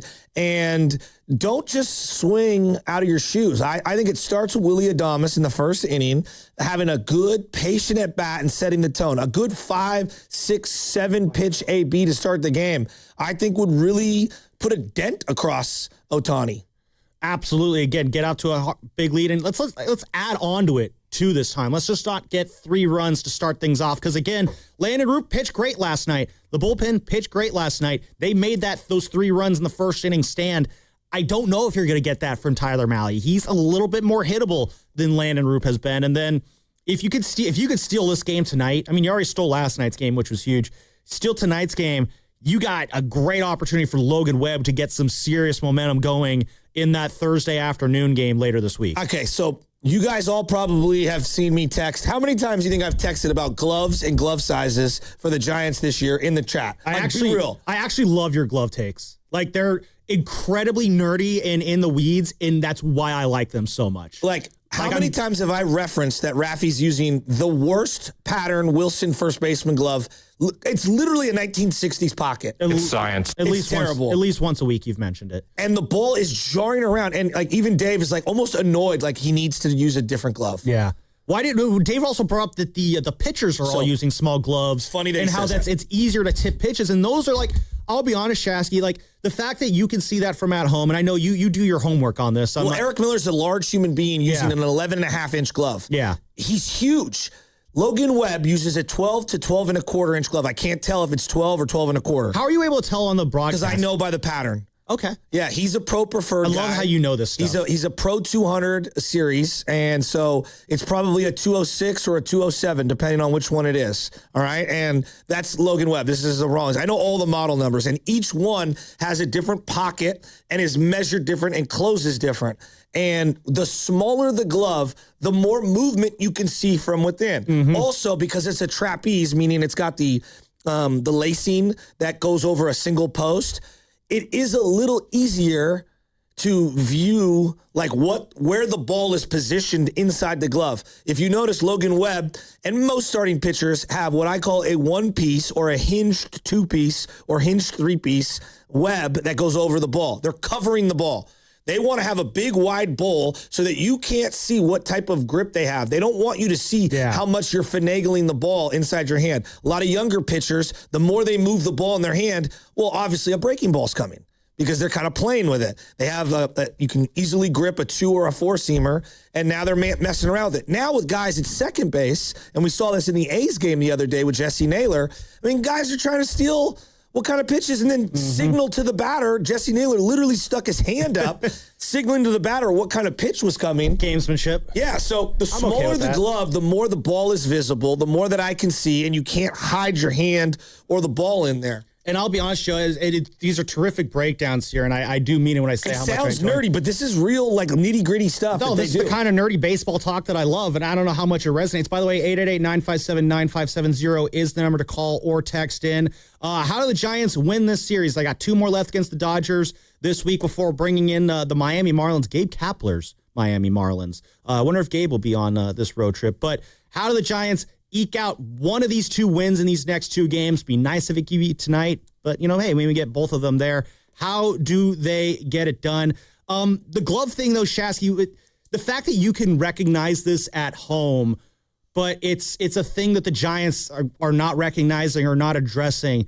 That kind of irritates me a little bit. Like, this seems like an issue that can be very easily corrected. And I know, again, players in their gloves, there's an attachment there. It's an extension of the hand. It very much is. But at the same time, like, at this level, there comes a period where if your glove is doing you a disservice, like, what are we doing here? Like, are you really going to stay attached to a piece of equipment that's holding you back? Well, I mean, look, the equipment is there to help you. Why does everyone in the bigs now use maple? No one used maple till Bonds. Why is everyone using maple? Because it's a harder wood, and people think that there's a 1% chance that it's better than ash, which was the old way that we would do bats. So why would your glove be any different? Well, that's the thing, though. But, like, then what's the purpose then of Rafi Devers? I honestly don't know this. I'm losing. Oh, okay. Because I'm learning a lot about glove stuff here. Like, he's also Rafi not Devers, a two in the pinky guy, right? And when you don't put two in the pinky, the glove pocket is going to be significantly smaller. Now, there are some gloves that are made to be traditional, meaning each finger goes into the appropriate finger slot. When you go two in the pinky, you finger shift everything over, right? And most it comes a little bit easier. I would do that too. It comes a little bit easier to close the glove. And guys have been doing it forever. Yeah, if Rafi's using too small a glove, I feel like that's a very simple solution here. How many times at first base has that ball, even on the ones he's catching, it's like moving around. Now, to give you an example, I think the best first baseman model is the one Brandon Belt used, which was the Pro DCT Rawlings. It's a 13-inch glove. It's got a single post down the middle. It's huge. And he would scoop everything. I mean, look, I've got my qualms with Brandon Belt, who's going to get celebrated this weekend. So excited for that. He was a great defensive first baseman. He was. Was he as good as Snow? No. But he was a great defensive first baseman. Yeah, I agree with that. Brandon Belt. And part of that was the glove was huge. And he was huge, 6'5". Well, that absolutely. I mean, some of these balls that have flown over Rafi or Casey Schmidt's head this year, the amount of times I've said Brandon Belt would have had that, you would probably not like that. From the YouTube chat, haven't heard this much glove talk since the OJ trial. Ha! And the gloves aren't fitting correctly either. History repeats itself. That was a big win for Tony Vitello last night. His first taste of Giants-Dodgers action. Hey, Coach, what does it mean for you to get that first win against the Dodgers? I was kind of lean on spring training as my first, although, now that I reflect, that was dumb of me to say because I was just saying earlier how different spring training was than the season. So, I don't know. I think we're just hunting for wins in general, and maybe that's me speaking selfishly. The gentleman asked me the other day about learning to lose, no matter how good you are. If you're a champion of the entire world in this thing, there's a lot of ups and downs. And so for me, I guess I got to get used to that, but you don't have to like it. And we've got as high expectations as anybody out there, whether it be fans or media. But it is early. We are finding ourselves. There's different ways to get wins than just get a win in the win column.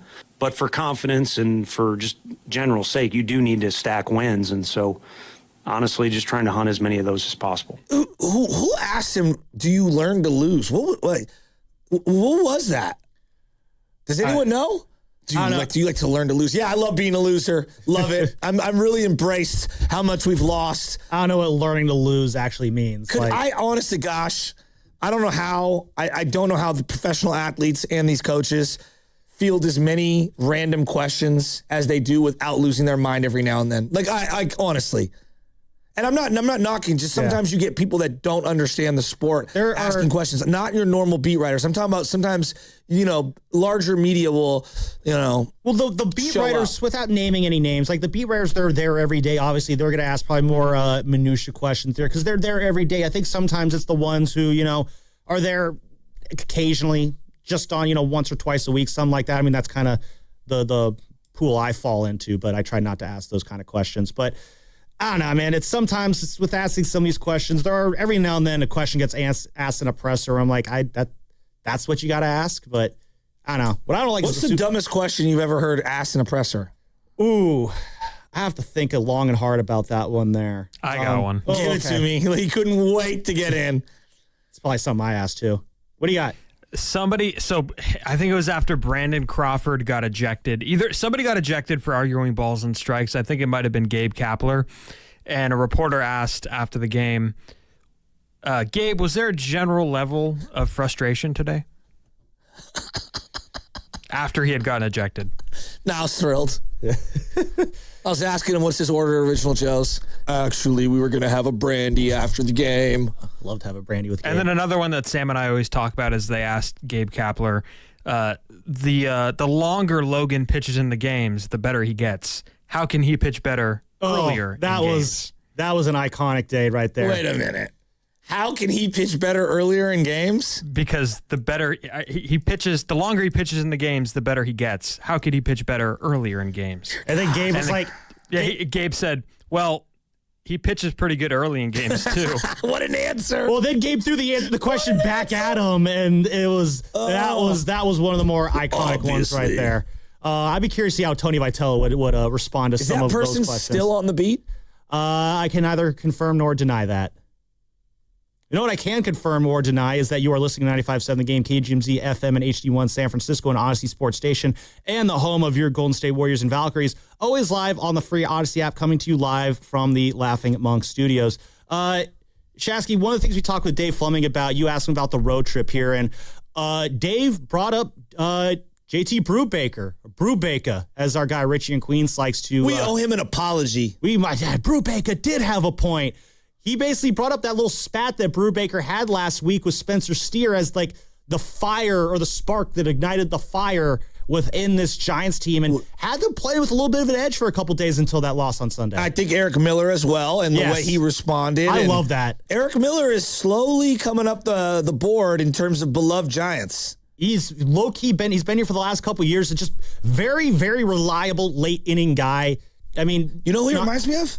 Steve Klein from back in the day. That's a good one. He's got a little nasty, a little Southern in him. Yeah. St. Louis roots. Yeah. I don't know. I really enjoy watching him pitch. He pitches angry almost. He does. And it's just what I like was just those lefties that could just power it in there. He's got such gas that he can throw. And I love that he was showing a little bit of fire there. Was it Thursday in Cincinnati? I don't think Gage was happy he came out, though, for him last night.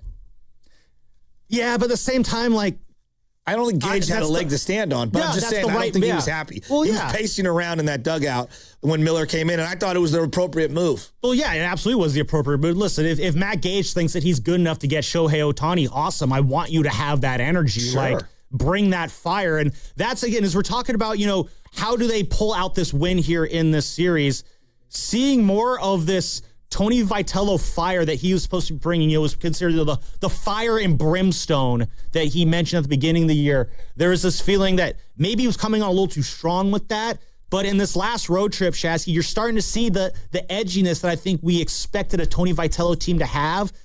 And I like it. I do too. I love it, actually. It's funny how the veterans, the Chapman, Arraez, Willie's got a lot more animation to him in terms of personality. But Devers, those guys are all really stoic. Mm-hmm. Drew Gilbert, there's just something about Drew Gilbert. Him boxing with Tony. He's an energy guy. He's got a GP2 vibe. He's not a great player, right? Mm-hmm. He's just a solid player. Mm-hmm. Now, do you want more production offensively? Absolutely. Defensively, have you noticed a drop-off with him and Bader? Not at all. Defensively, again, I said it. He's got good range. I said a lot last year. I've said a lot this year. He has figured out right field in Oracle Park faster than I think anybody else I've seen placed out there. He's played a really good center. The last week and a half, I think. No, the ball's hit out there. You feel no concerns at all when the ball's hit his way, which, I'll be honest, Shasky, no disrespect to Harrison Bader, I've kind of not really noticed his absence. And I don't know if that's, again, Bader's kind of gone off to a bit of a slow start this year. What is going on with him in terms of the coming back, rehab? Well, it's the hamstring, right? So I think he's eligible to come off later this week. I haven't heard anything. I'd slow play that. He said he wants a rehab assignment. Oh, okay. He does. That's good. That's good. I wonder how much the WBC thing kind of threw him off a little bit. He's the guy, he showed up to spring training when I was down there. He missed the first couple weeks because he was working with top heavy.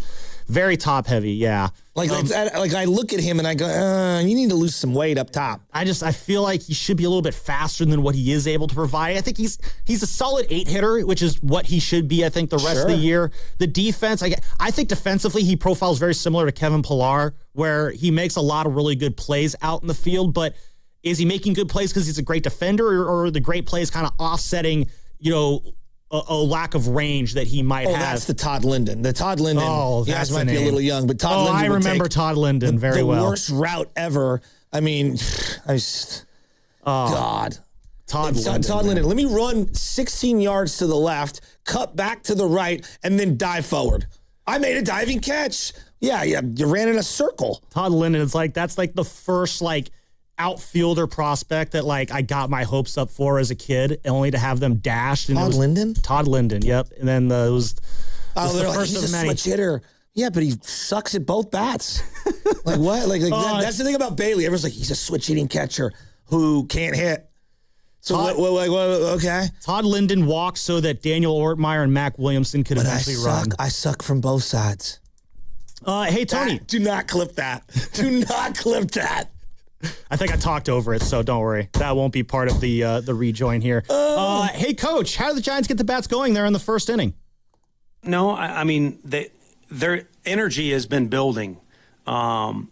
And eventually you find out who the best version of your team is, and you want to repeat it as often, kind of like you want to find your best swing and repeat it as often. And I just feel like that road trip revealed a lot about our team. The injuries sucked. There's no other way to say that. 3 guys, kind of come off the roster during the road trip. We were so close to it being a winning road trip on the record, 4-5 versus 5-4, but it was a winning road trip. There's conversations in the locker room about who we are, and it revealed some things. And again, you want to beat a divisional opponent. I just wanted to see that carryover effect. And I think that's what was going on in that first inning. We had a little bit of a plan. Hunter had a good meeting, but it wasn't anything crazy. It wasn't anything, brand new that people have tried to do against Yamamoto. I just feel like they had a good vibe going. If you really want to break it down, we weren't able to do anything explosive. I mean, there was never that hit in that inning that could have made it 5 or 6-0. It was good base running, contact, taking a walk, a hard, Willie, I think they reversed that. It was a base hit, but it was an infield hit. So I think the good vibes led to good things happening for us. It wasn't anything drastic with a great swing or a great strategy. I think this kind of plays to something that Dave Fleming mentioned, too, when we had him on. It's they're finding that edge, as I mentioned, and it is carrying over here, Shasky. And Tony Vitello said a couple weeks ago he thinks this is a team that can get better as the season goes along. And I do think finally kind of getting that kind of clubhouse energy and vibe and culture that we've heard so much about on track, how it's expected, that's going to go a long way to this team building some momentum here. Well, look, momentum is as good as your starting pitcher, though. And I look at Tyler Malle, and I say to myself, he's got a huge start for him right now. This is a huge one. No, absolutely. His biggest one as a Giant so far. Yeah, in a short tenure. 100%. I'm looking at the game logs. The first game against the Yankees, he goes 4, gives up 5 hits, 2 earned runs, and walks a guy. His second start was against the Mets. He went 5, gave up 8 hits, 5 runs, 2 homers, 2 walks. Then he goes against Philly. That's probably his best outing of the year. Only 3 hits, 4 walks, though. All right. He goes 5 and 2/3. And then against Cincinnati, he just got shelled. 4 innings, 8 hits, 4 home runs, 5 walks. He has got to keep the ball in the yard, and he's got to reduce the walks. I feel like with Tyler Malle, those first 4 starts that he's had this year have basically encompassed what the entire Tyler Malle experience is going to be. In those 4 starts, you're going to have one that's, pretty solid, like we saw against Philly. 2 that are going to leave a lot to be desired, like we saw against the 2 New York teams. I thought that New York start, the Mets one, I thought was interesting. He would 1, 2, 3 in the first, got lit up in the second, 1, 2, 3 in the third and fourth, then got lit up in the fifth. So he was either really on or really off. And then you're going to have a start where he just gets absolutely, mollywopped out there, and that's what happened in Cincinnati last week. So that's the Tyler Malle experience. It's, there's going to be a lot of bad. There's going to be a lot of, I wish you could have better, but there will be that one start out of those 4 that kind of makes you feel good about him. Need to have that feel-good start today on this one. If you just get through 5 innings, 3 runs, you'll take that tonight from Malle. Yes. In April of last year with the Rangers, he was 3-0 with a under 1 ERA. In May, he was 2-2 with a 2.10 ERA. In June, 6.5 ERA, back down to under 1 in September. So I don't know what to make of him. I don't know what to make. This is why he's a back of the rotation starter. And this is why, it's just seeing Malle start. I feel like more often than not, I'm going to be watching these Malle starts and thinking, man, I really wish we just threw money at Framber Valdez. Man, I wish we just threw a year deal like Chris Bassett. There were other options that the Giants could have gotten at that time. And maybe Malle surprises us today with a solid start. but he's a 5-starter at the end of the day. What's more concerning to you? 4 and 5 starters or Rafi Devers? Right now for this season. Rafi Devers, because you need more out of Rafi Devers right now. I think you're getting probably 4 or 5 starter production out of Malle. You're not getting Rafi Devers production out of Rafi Devers right now. I don't know how you said that to make my brain say that again. You're getting 4 or 5 starter production. Carter Fidell. I was like, what? I actually like that one, Sam. I know. Say that again. That one. You're getting 4 or 5 starter production out of Tyler Malle, but you're not getting Rafi Devers production out of Rafi Devers. Gotcha. The production you expect out of Rafi Devers, you are not getting from Rafi Devers. That made sense. Yeah. I'm an orator, Shasky. I talk with my words. Talk with my words. There's a good one right there. Hear ye. Orator Sam Loveman from the Renaissance is here. Oh, your local scribe is here to oracleize you with the words you need to know. Hey, did you know oracleize you? Yeah, I make up words too. Did you know the draft is tomorrow, Shasky? Sam, you look like you should be on a dollar bill. You look like you should be one of our founding fathers wearing one of those like fluffy shirts from Seinfeld. There we go. I love that. Hey, Shasky, did you know the draft is tomorrow? With a sword. Yeah. And that Willard and Dibbs will be, I love how you're playing along with this read here. And Willard and Dibbs will be broadcasting live from the Draft Sports Pub in Pleasanton from 2 to 6 p.m. Did you know that you can watch every pick, win some great prizes, and you can spend the afternoon with Willard and Dibbs? That's tomorrow from 2 to 6 p.m. at the Draft Sports Pub in Pleasanton. It's presented by Ashby Lumber and Marvin, thoughtfully designed by The Way You Live. Nick Fidell on the other side. What's coming up the game is brought to you by Fremont Bank. Here for good. Hey, Bay Area, it's Guru. You know what's really bugging you? It's not your fantasy team or the refs. It's the bugs in your house. Ants stealing snacks, spiders showing up uninvited. That's when you head straight to AtcoPest.com. Atco Pest Control has been handling Bay Area pest problems safely and naturally for over 40 years, protecting your family and your pets without breaking the bank. Get the details now at AtcoPest.com. ATCO Pest.com. Atco's got you covered. What's up, cousin? I want a new phone. Have you seen any good deals? Everyone has free phones, but when I switched to T-Mobile, I got more value and so much more. Like streaming included. And travel benefits. And the best part? The price of your talk, text, and data is guaranteed for 5 years. Get more benefits and more value. At T-Mobile, families save and get a 5-year price guarantee. Switch now at T-Mobile.com. Qualifying plan requires price guarantee on talk, text, and data. Exclusions like taxes and fees apply. See T-Mobile.com. You know, there's nothing better than having a space at home where you actually want to spend time. Mornings with coffee, evening with friends, weekends just chilling outside. That's exactly what you get with Trex decking from Ashby Lumber. Trex gives you the look of real wood, but without all the constant upkeep. No sanding, no staining, no stress. It's built to last, holds up through every season, it even stays cooler under the sun with their sun-comfortable technology. And the best part? You don't have to figure it out on your own. The team at Ashby Lumber will walk you through everything from design to materials so you can create an outdoor space that actually fits your life. So whether you're upgrading your backyard or starting from scratch, now's the time. Visit Ashby Lumber in Berkeley or Concord, check out the Trex display in person, and start planning your deck today. Ashby Lumber, helping you build something better right outside your door. Let's talk about a big win on and off the field. This April, donate blood with Stanford Blood Center and you're automatically entered to win 2 luxury suite tickets for the Giants versus the Diamondbacks on May 25th at Oracle Park. We're talking suite level, great views, all the food and drinks included. Your one donation saves lives, and it puts you in the best seats in the house. Make the call to donate today. Visit StanfordBloodCenter.org for an appointment. Hey, it's Willard. Here's a real behind-the-scenes moment with Habas Law. We asked about their new billboards. Do you smile or not? Then it got real. Omar Habas said, we meet people in the hardest moments of their lives. It's on us to restore dignity and a financial future. Traumatic brain injuries, loss of a limb, spinal cord damage, a life changed in seconds. When everything's on the line, choose the team that understands that. Habas Law. They fight to make it right. Visit HabasLaw.com. Omar Habas is a California licensed attorney. Offices in Northern California, including San Jose. Past results do not guarantee guarantee. Future outcomes. From carriage house to glass aluminum doors, R&S Doors has a full line of commercial and residential garage doors and gates to suit anyone's taste and budget. Visit rsdoors.com. R&S Doors. Look for the red truck. Neuropathy is a debilitating condition that is sometimes misdiagnosed. Symptoms can include pain, numbness, and tingling in your hands, legs, and feet. Neuropathy is a progressive condition that only worsens unless you get effective treatment. SF Bay Wellness is a leader in neuropathy reversal and uses FDA-cleared, non-invasive electric cell therapy to restore nerve function with no injections, no drugs, and no surgery. The treatments have a 95% success rate. If distance is a factor, ask about our virtual consultation option. Call SF Bay Wellness at 844-94-NERVE for the $99 neuropathy evaluation and receive a personal treatment plan that is tailored to your needs.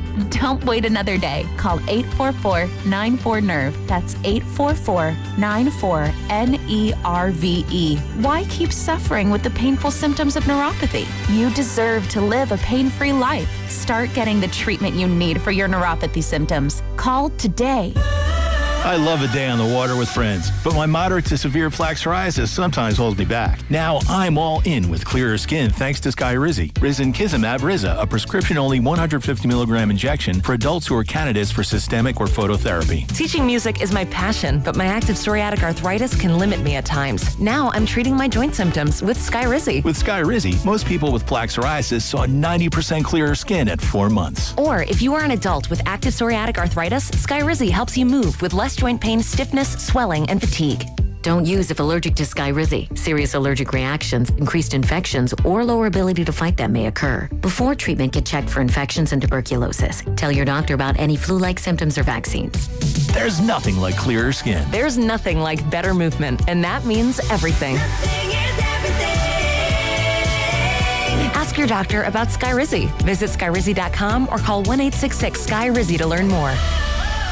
Breaking news for your home. Way Day. Wayfair's big sale is almost here, and you can score the best deals in home.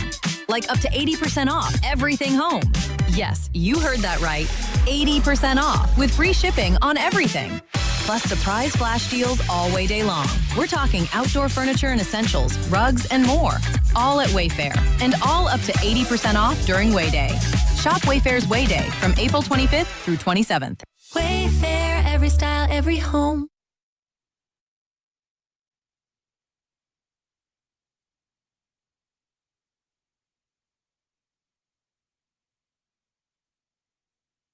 Now back to the morning roast with Joe Spadoni. Am I soft? You think I'm soft? And Joe Shasky. You're not hard. On 95.7 The Game. Oh, why did I even cut that one? It is the morning roast. Joe Spadoni is out. He is on assignment. Joe Shasky is here. He'll be in just a moment. Hey, you know how we're live on YouTube throughout the entire day? Just got to search 95.7 The Game and you find us. Well, now we're expanding the community for our super fans. You can become a Game Pass Pro member to get early access to new videos, private AMAs with our hosts and insiders, and exclusive content from the biggest events. Plus, you'll get live instant reaction post-game shows from your favorite hosts after the biggest games. Go to YouTube, search 95.7 The Game, and sign up now to become the latest member of Game Pass Pro. Definitely something you want to check out there. We're going to have Nick Fidell joining us in just a moment. We're going to put a bow on this Warriors season, though. We'll wrap up some Giants conversations, though, until we get Nick on. Sam, I was running late because I was helping to produce Steiny and Guru. So you were bugging Steiny, much to Evan's annoyance. No, I was, and I know like Steiny likes to listen to the show. So Steiny, if you're listening to me right now, I think there's something there, a conversation, comparing and contrasting Bill Walsh and kind of the relationship and then the end and the fallout and Eddie DeBartolo. And how hands-on Eddie was, and how they had a Carmen policy as a buffer, and a McVay as a buffer, and where the Warriors are at currently, where it doesn't feel like there's that buffer person to kind of talk everyone. And I don't know if Dunleavy is that, and I'm just not giving him enough credit for. There's something there to Kerr and Lakeup and their relationship, and then Walsh and Eddie D. The big difference, though, is that when Walsh got pushed out the door, because he got pushed out the door, the team was amazing. The 89 team, 88, well, they just were won the Super scuffling. Bowl, yeah. They went on a run. They won the Super Bowl. 89 was one of their best teams ever, and that was Seifert's first year. If Kerr walks away now, this roster is so much worse than where the Niners were in the late 80s. Well, that was at their peak, the Niners. But we love to do this thing about, like, Joe Lacob is meddling. Yet everybody pretty much assumes Eddie DeBartolo is one of the greatest owners ever. Mm-hmm. And he was one of the prototype meddlers. That doesn't mean he was picking who was getting played. But I'm talking about just, like, very difficult to work with. Yeah. Or, like, just Demanding. it's tough. He has big standards, wanted to win, hated losing. All right. You know who also hates losing is Nick Fidell, and we're going to have him on right now. Nick Fidell joins us on the River Islands guest line. He is an Odyssey Sports NBA insider, and Insider Calls are brought to you by Hyundai and the all-new Hyundai Palisade Hybrid. Also covers the Warriors for The Athletic. Nick, great to have you on here this morning. I don't really want to ask a whole lot of Steve Kerr questions because I'm sure you've gotten plenty of those already. So I'm going to say get into it right here with you. When do you expect to get the news on the following offseason situations? Steph's contract extension, Steve Kerr's future, Draymond's player option and contract, and then Kristaps Porzingis' next contract. You got a pen? You write that down? Oh, man. Sammy coming in hot to start. I love it. Hopefully that's my only Steve Kerr question for you. I mean, I figured we would get into a lot more than just that, but we got some time here. Let's go. Okay, I think Kerr comes down first. I would expect it within the next week. Okay. So he said a week or two. I know that Warriors personnel are getting peppered with the same questions that we're talking about all the time.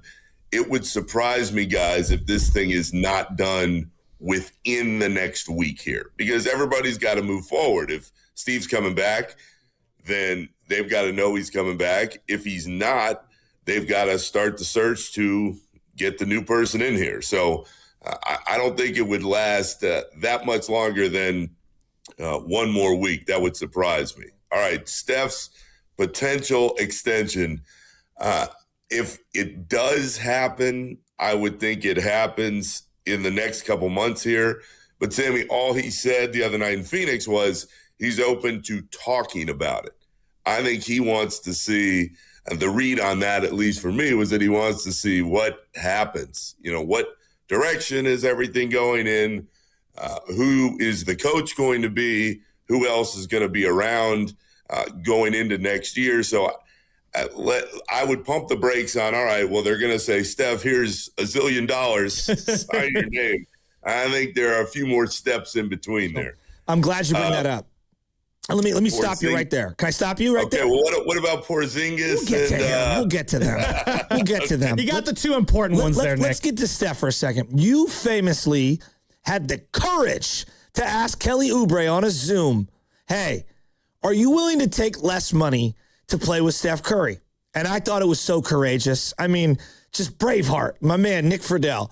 Do you have the same courage to ask Steph Curry if he's willing to take less than the max to help out himself and the team for the next couple of years? I'm curious. Like, no, I don't mean it to you. I'm curious to see how much money they sign him for, because I do feel that's an indication of what kind of team they could field possibly over the next couple of years. And Joe, I'm with you. I would say, first of all, courage in asking Kelly Oubre if he wants to. There are a lot more courageous things out there in the world. To your point, though, I'll ask Steph. I don't think we're going to speak to Steph openly, though, probably until he goes and plays in that tournament in Tahoe that he loves so much over the summer. That would be the next time I would think he'd be in a press conference setting. I've gone back and forth on this, though, even in the last couple of days, because as Sammy pointed out, when you're looking at Steph, you're thinking the other night, all right, well, when is this extension potentially going to happen? But if you're Steph Curry, Joe, and you take a lot less or a fraction less, the players' union is going to go absolutely nuts. They're going to go crazy because he is everything for this organization. And the three of us have gone to these games, no matter where you go, all across the world. I mean, hell, I went to China covering this team, and there are Steph Curry jerseys lined up all over the place. I say that because no matter what they were to pay Steph, he's underpaid. Well, we agree. But Nick, no one's saying play for free. Okay, I'm saying, like, let's just end this hypothetical. I think the max is attached to the salary cap, and it would be about 65 to 70 million. He takes 45 to 50 million. Like, that's a big haircut relative to the max, but he's still making like 50 million bucks a year. He's made 500 million. But the flip side to that, Joe, and I see what you're saying. I see fans who say that and understand. He's Steph Curry. I mean, he's the second best player in this era, and he's one of the greatest players we've ever seen in the game. And if you're Steph Curry, you're looking around every night and you're saying the reason people are walking into these arenas is because of me. They all have my jersey. I have had this impact. So I see what you're saying. The flip side is if you're Steph, you've earned every single dollar and more. So even if he took 10, 15, whatever the number is we came up with, how big of a difference would that be in the long run? Knowing Steph, I think he would take a little less. I think that's a lot to ask, though, for somebody who has done all that he's done on top of, let's go back in time. He was on a way below market deal. No doubt. Before. Yeah, so Nick, get it. Meet me here, though. Like, he is 39. If this were baseball arbitration, right, and this went to a mediator, they'd say, you played 43 games. You know what I mean? Like, you're getting the max next year. We're talking about years 40 and 41, where I know on the front end you're not playing back-to-backs, and I know that, like, if I give you full amounts of money, that does restrict the other team-building aspects, when it comes to the puzzle pieces of putting things together. So there's like a line of demarcation in terms of the more you make, it does make it more difficult for us to pay a Kristaps. I'm just hypothetically, or to pay for, part of why they're where they're at is Jimmy and Steph takes up 80% of the salary cap. They've earned that. But with that comes the difficulty of rounding out the rest of the roster because of the CBA restrictions. Joe, you are 100% right, but that's where the line of demarcation is going to be not only this summer, but kind of moving ahead with whatever happens here with what we're talking about. And I think you nailed it a few days ago last week. Somebody said this phrase, the Kobe zone. And that's what we are veering into, because even if, let's play this out. Even to your point, let's say they sit down with Steph, and Steph's such a damn nice guy that he's like, hey, I'll take a little less. I want better players around me. They're still probably not good enough. Let's be real about the conversation here. It is Steph. He is the show.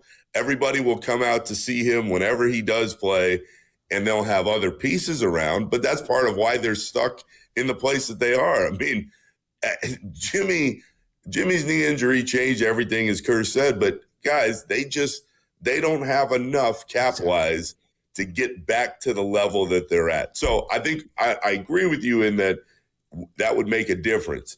Where I get stuck with however this builds out moving forward is this team is multiple pieces away to getting close to where they've been in the past. We agree on that. I know that we're dominating this on Steph, but I do think to me, he's the biggest domino, if not, even though he's not the first in the timeline, Kerr will be, he's still the biggest domino. And I would also acknowledge to you, it is ridiculously unfair to Steph because he has earned every dollar and if we're going relative to value with the team, with the league, he's ridiculously underpaid. But this goes back to the CBA, and this goes back to the Players Union, which they agreed to. And I would say, guys, this entire system is upside down.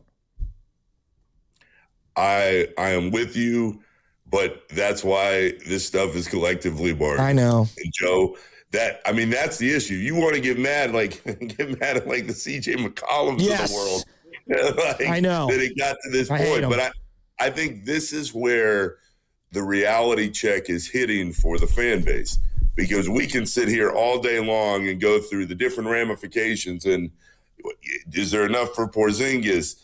What happens moving forward with this piece? And is Draymond going to get moved? Is he coming back? There's only so much they can do. And you just hit on this, but it's worth amplifying for weeks now, because Steph is at the level he's at cap-wise, and Jimmy is at the level he's at cap-wise. That is your team.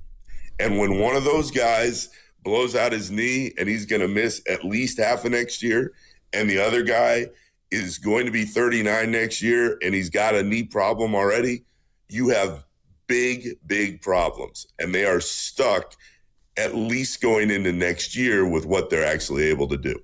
That voice you're hearing is that of Nick Fidell, our Odyssey NBA insider. Insider calls are brought to you by Hyundai and the all-new Hyundai Palisade Hybrid. Learn how it makes every day epic at HyundaiUSA.com. Nick, you mentioned Jimmy there. Is there, again, I know he's injured, not going to be back till February. The Warriors have said in the past they have no inclinations to trade him. Is there any world where they maybe go back on that and are able to find a way to move off of Jimmy, or do they, buy him out and aggregate the salary over a period of time, or is it just we're waiting to have him back until next February and then go from there? Sammy, I think there's a chance they can move him for sure, but it would have to be a team that's like, hey, we just want to get off a lot of money, because you're not trading for Jimmy thinking he can add that much value to your team next year. And again, that's why that injury, when it happened and who it happened to, changed everything for this team. The idea that he can't be traded, I mean, anybody can be traded in the league. Attach enough picks, move it into enough spaces where it makes sense, you can move him. And the hope certainly internally remains that Jimmy comes back next year and he can help them and he can pair with Steph and they can make a little bit of a push. But again, guys, and this goes back to Kerr, if Kerr's moving on, no matter which side you're on, if he's not the coach next year, there is no better reason if you're the Warriors to say, hey, let's clean this out.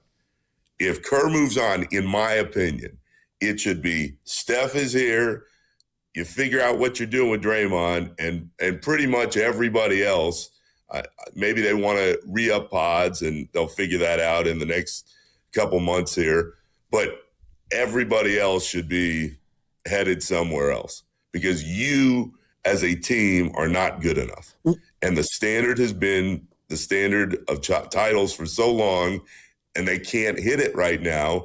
And at least if they're all on the same page in, hey, let's start fresh, we'll get a new coach, we'll get some new pieces around, and we'll build from there. That's what Steph was hinting at the other night, guys. They've got to redo how they build up from the beginning. And I don't know if he meant a complete roster overhaul.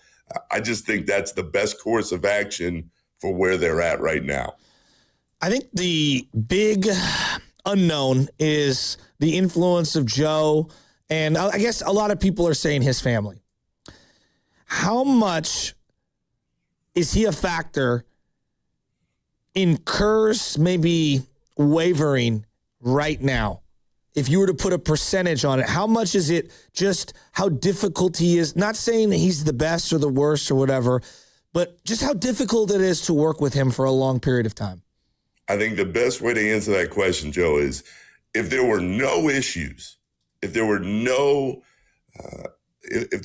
reasons why it shouldn't continue between Steve and Joe, the deal would be signed. I mean, that would be it. They'd keep going. Clearly, there is something going on, and there's something that both sides want to hear whenever they do sit down here in the next couple of days. And I would tell you this, and we've been talking about it all season. A month ago, if you had asked me, is Kerr coming back? I would have said 70-30, absolutely, he's coming back. He loves Steph. He still loves coaching, and he wants to be here.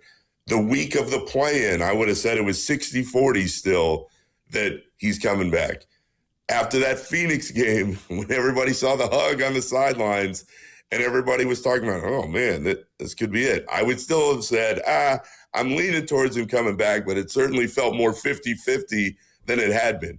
As we sit here right now, especially with all the different things that are popping out, it sure sounds like Steve's going to be somewhere else that's not with the Warriors next year. Well, and the only thing I can think is that there's something going on in that relationship where there's hesitation on both sides. I don't think it's just Steve sitting there saying, I want to hear this and this and this from Joe. I think Joe's sitting there going, hey, I want to hear this from Steve. We've been together a long time. I think it's in both parties' best interest to keep this thing going, because I don't care who you plug in there. They're not going to be Steve Kerr. Agreed. And they're not going to know everything about this roster and these players that you need. But to your question, Joe, if there were no issues at all, then this thing would have already been done. It wouldn't have become what are the grievances, though? Like, okay, from Lakeup's point of view, if just rat-a-tat-tat, and then I'll ask you, Kurt, what are his grievances? Hypothetically. I couldn't tell you. I know for certain. Yeah. And that's part of we're the speculating. issue. I mean, only those two guys have the answer that you're looking for. Okay, then where does Dunleavy side in all this? I think Dunleavy would be happy if Kerr is back, and I think there's a piece of Dunleavy where he's sitting there going, okay, well, if you're not sure if you want to come back, then now is the time to make the shift. Gotcha. And it ties back into what we're saying. So Dunleavy absolutely factors into this. But the larger question to me is, it's Steve and Joe. And it's always been Steve and Joe because of the length they've been together professionally. If Steph's knee was not where it's at today, would this dynamic be different between Kerr, Lakeup, Dunleavy, et cetera? I think it would be much harder for Steve to walk away. Okay. One of the most telling comments the other night in Phoenix, Joe, was that Steve sat there and said, look, Steph's 38 years old. He's got some problems with his knees. It's all part of getting older. And you went, whoa, because nobody professionally loves Steph Curry more than Steve Kerr. He is his biggest fan on every level professionally.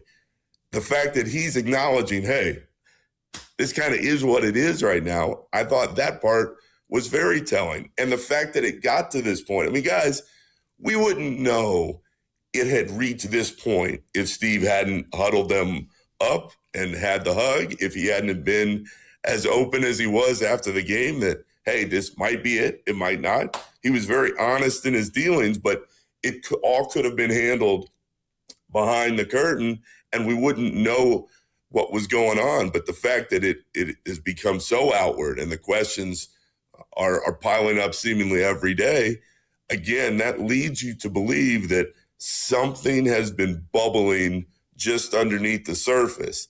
And the only way to get those two guys back on track together is to sit down and to walk through it. Nick Fidell joining us here on the Morning Roast, courtesy of the River Islands guest line. Nick, if Steve Kerr is not back next year, is it more likely, less likely that Draymond is on the roster next season as well? You kind of alluded to this earlier, but I would think it is. If Steve's not back, it's less likely, Sammy, because if you're going to make the switch, the only person that stays is Steph. And the fact that Draymond knows that he was in those trade conversations and it's been documented, he knows that that could be it. It's why he spoke the way he did, not only to us in the media on Friday, but then he goes on the podcast and he's like, hey, if you're asking me, Steve might be gone. And if you're asking me, I know there's a chance I might be gone. And it was a hell of a run. So if Steve goes, I think a whole hell of a lot can change. And I know that that Lakeup really loves Draymond, but Draymond at this stage for this team is not going to help the same way night to night as he would for a different team that has something to play for every night. And then also, regarding a guy who I think could be back next year, Brandon Pajemski, everyone's favorite Warrior. How do you expect his contract extension talks to play out this summer? This will go calm. Sammy, I think that Pajemski couldn't have made it clear the other day he wants to be back. It all ties back into money. and it always does in these conversations. And it's funny, guys, because we started the conversation on Steph and would he take a little less? And, only he knows. But if I'm Steph, I'm sitting there saying, hey, you guys owe me so much money. We'll see. The guy who I think could take a little bit less and stay here if he really likes it here is Pods. The Warriors like him. I think there's a feel to bring him back. But the question is, how much will he be looking for when the time comes? Because as much as he is really disliked by a lot of people in the fan base at times, let me tell you something. Pod's got a lot better, especially in the last couple months, and there will be money waiting for him somewhere. A lot of these teams aren't getting anybody. They would love to throw Pods out there and say, hey, we'll give you 35 minutes a night. Go do your thing. You're durable. You just played 82 games. So he's going to get paid somewhere. If he'll take a little bit less, I think he can stay. But I wouldn't expect, Sammy, anything with that deal to happen till much closer to that deadline in October. Nick, are you planning on taking a vacation somewhere? I'm just curious. I wanted to, but then all this stuff happened. I wanted to go to San Diego, go see the Cubs next week. But this team does not stop making news. Okay, well, don't worry about that. Let's say you're sitting on the beach in San Diego, okay? You're sitting there, your girl's there, and, you're having a cocktail, and someone comes up to you. What would be more triggering, a Jonathan Kuminga question or a Brandon Pajemski question? Are you kidding me? It's not even close. Would you throw your drink in their face? No, Which question would get the drink? No. But here's the key, and this is something I have to remind myself too. Kuminga is actually a really good dude, and Pods is a good dude. They're both really good guys, and I think that got lost at times in the hoopla with the Kuminga stuff, and now will he sign or won't he with Pods? I've been around some bad dudes. Those two are not bad dudes. They just got in the media cycle, and they wanted different things, and they went about it in very different ways. But they're both good guys, and I'm looking forward to seeing what happens with Kuminga, because there's a chance he's going to get really paid in the summer if they redo that deal. But there's no question, Joe. The Kuminga questions over the first 4 or 5 months of the season, they piled up more than anything I've ever been asked about for a player who wasn't on the level of being asked about something every single day. That was wild. Awesome.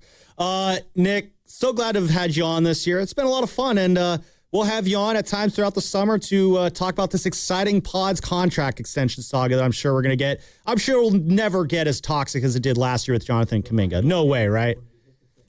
I don't think that's possible, Sammy.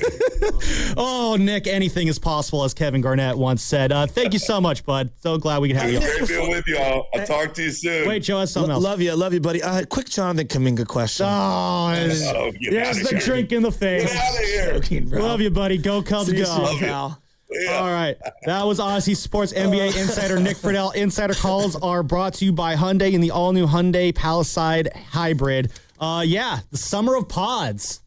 That's what it's going to be, right? It's funny. No, just Pods, Kuminga. I don't think it's going to be as bad as Kuminga. Pods, Kuminga, Farhan, Jimmy G. There are certain conversations. Draymond, Belt, KD, Jordan Poole. There are certain ones that, if I have nightmares one day, years from now when I'm reminiscing on my radio career, that stunk. And all the long-ass questions. The Freddy Krueger of my nightmares, somewhere in there. Shocked you talking to me. Yeah, it's going to be Kuminga. Slump shoulders. Yeah. All just the horrors of when I saw that Jimmy G was about to retire, I was just like, I can't believe we spent 95-7, well, I guess 9 or 5-7 the game, spent so many years just discussing Jimmy every single day. And the irony was, that's what the audience wanted to talk about. He was one of the most vexing athletes we've had in the Bay Area. Bring Evan in. I don't even know what vexing. You got to get a dictionary, dude. Or use a dictionary app. There's an app for that now. Who has books anymore these days? But, Pods right in there too. Jonathan Kuminga right in there too. You asked him a question at the beginning that was like a novel. I want you to break down the likelihood. Well, maybe I could have rat-a-tatted those. But again, this was off of your list. You listed out the 4 most important things that are going to happen this offseason. And so my question, Nick, was when are these things that Joe Shasky thinks are important are going to actually happen? So that way we have something to look forward to this summer. I was trying to do the legwork for you as your producer / co-host here. So, here's Nick just me. Sweat just hearing it. He cannot be that guy. Dude, exactly. Draymond, Steve Kerr hitting the table there, but I don't know. I mean, how do you feel like the Pods things will play out this summer? You think it's gonna be easy, quick? It'll be civil. Yeah, no one will be triggered one way or the other. The Pods taking less money if he wants to stay here thing is interesting. Dude, that would be hilarious.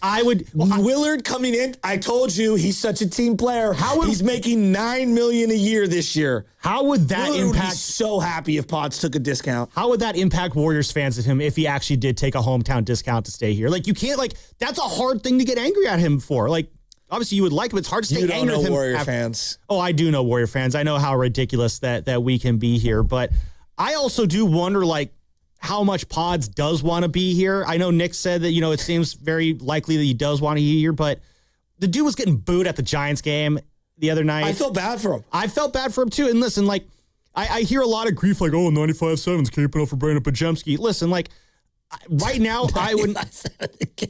Do that voice again. 95-7. 95-7 the Pods. That's where we are now. But we're the Pods News Network. We're all Pods all the time. Let's cape up for Pods. No, listen, I probably still wouldn't give him more than the Moody deal that Moses Moody got, which was $339. I still probably wouldn't do that. I think it's a matter of just how much do you believe in what you saw from Pods over the last 2 months when he did get into the lineup every day because of the injuries. But at the same time, it wasn't, how much was it translating to on the court? The offense, I don't think, was that much more outstanding with Pods, kind of being that at times best scorer on the court. Yeah, sure, he can draw charges. He's a solid defender, but how much of a difference maker is he? I don't think he's a starter still. I think he's your sixth man on a really good or championship level team. Well, he's 23, 24 years old. Yeah. Maybe he develops into a low-end starter one day. I think right now he's kind of a fringe guy, to your point. And he started half the games. Yeah. On this team where everyone's load managed and no one plays, and all your top dogs are playing half the games except Draymond, he brings a lot of value. He's more valuable here than I think a lot of other places. Well, I also think, though, I agree with you on that one, but I think his value could be maybe better used in other places like Detroit, Boston, Oklahoma City, San Antonio. Is he starting on those teams? No, but maybe Houston. Maybe. I think Houston, well, if they have I'm just throwing out a random Fred team. Van Vliet's healthy, do you think he's starting on that team? I don't know. The Nuggets, could they use him? The Fred's healthy, no. I think for a lot of these upper tier contender teams, the Knicks or the Cavs, I think having a guy like Brandon Pajemski who'd be your first guy off the bench and add some second string scoring punch, that's where I think Pods' value becomes most pronounced. You don't think if he just was on OKC and he was a sixth man, seventh man in that type of a role, off the bench, he wouldn't be a useful, good player, high energy player? They'd love him. No, that's what I'm saying. Yeah. I think he's perfect for that role. I think if he is... I like him on the Pacers next year. Yeah, I think if he's starting for you, you're kind of what the Warriors are. You're kind of in the play-in bracket because it means you don't have slightly better players above him. I don't think he could be your best point guard option if your goal is to compete for a championship. I think. Yeah, but there's a lot of that's a different sentence then. Is he a good player and is he solid and is he helping win? I think he's a good. Like I said, I think he is a guy who could be a sixth or seventh man on a team that's competing for a championship, and those guys are important. That's what Sean Livingston was. You need important role players. If you're a basketball team that wants to win a championship, that's why I think Brandon Pajemski is. I don't see him as a starting caliber player or someone who I would just really be having a lot of, angst or back and forth with on a contract extension. I don't think he's worth that much trouble, but there's a lot of guys, and I'm just going to throw random names out Caldwell Pope, for example, who people view as a low-end starter, but is a useful player, and on the right team can be a really, really good player. Yeah. On the wrong team can be an overpaid player who's not good enough and gets kind of overexposed and put into a different role. And I'm very curious to see how the contract extension talks go if Steve Kerr does not come back, because as Nick said, if you do move on from Kerr, maybe that is the blank slate, fresh start you go there with, but maybe Pods is part of that next generation. Let's get the final thoughts. Let's get the final thought. There we go.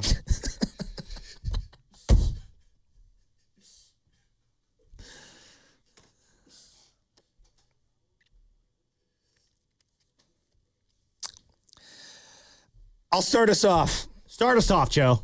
It was great to have Dave Fleming on the show today, and he was brought to you by YMCA. And as a reminder for all the youth out there, it is Pony Day, Youth Baseball Day, this Sunday out at Oracle Park. So wear your jerseys, go on out there. I know Dave Fleming, like myself, is very, I would say, indoctrinated and networking within the fabric of the community when it comes to youth sports, and has been supporting and also participating with his family in youth sports forever. And, you know, like a day like Sunday where all the kids are going to be wearing their uniforms out at Oracle Park, their own team uniforms, their youth team uniforms. It's always really cool when the camera's panning through and Krug and Kuiper talking about it. You'll have little league teams, you'll have pony teams, you'll have all the different leagues out there. And so I hope Dave and all of the other Giants put a spotlight on that on Sunday. It'll be really cool. And I got a huge contingent of kids that are going out there. Actually, a couple of my players went out to the game last night, sat in the 300s. Oh, very cool. Well, very excited Lath to see that and this Soren.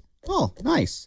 My final thought is saw a little bit of playoff hockey last night. Playoff hockey's so much fun. And I don't know if you guys saw this, but the Avs and the Kings are in a series right now. And there's a sequence, I believe it was in the second period, where the Avalanche stopped a penalty shot, and the fans behind the Kings bench were going so nuts, banging on the glass behind the bench, they shattered 2 of the panes of glass behind the LA Kings bench, glass falling all over the bench. They had to evacuate the bench for a minute to clean it up. The bench? They bipped the bench. That is basically it. And I have never seen that before in a game where fans are just shattering the glass behind the bench. God, I cannot wait for playoff hockey to come back to the Bay next year when the Sharks get there. But yeah, just watching that last night, just fan energy, man. Colorado, they were feeling themselves.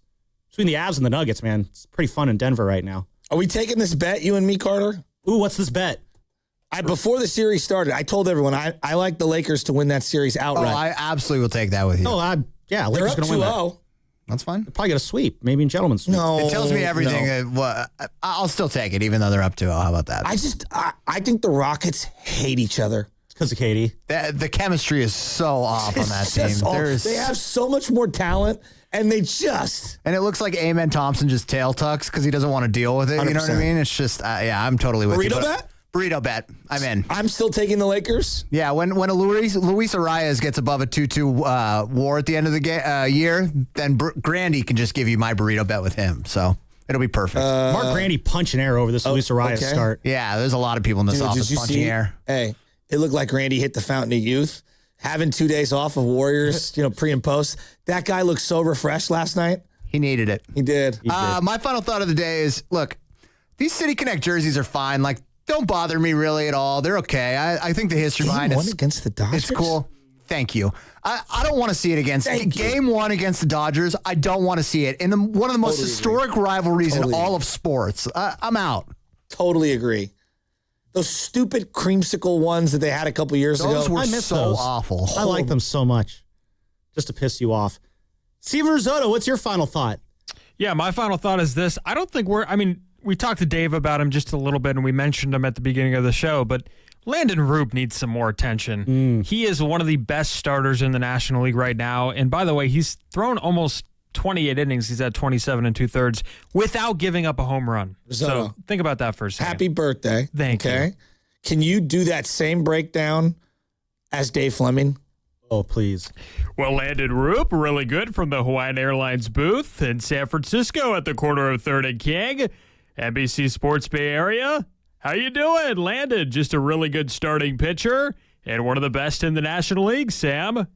You're doing a great job with garlic fries and baseball, guys. We got to do another episode. Dude, you have nailed it. Have you done this impression for Dave? We have to. You know what? Next week, we have to do it. As Dave talking to Dave. That would be incredible. Dude, by the way, so good. Niners talk we did you want protection or playmakers around Brock Purdy?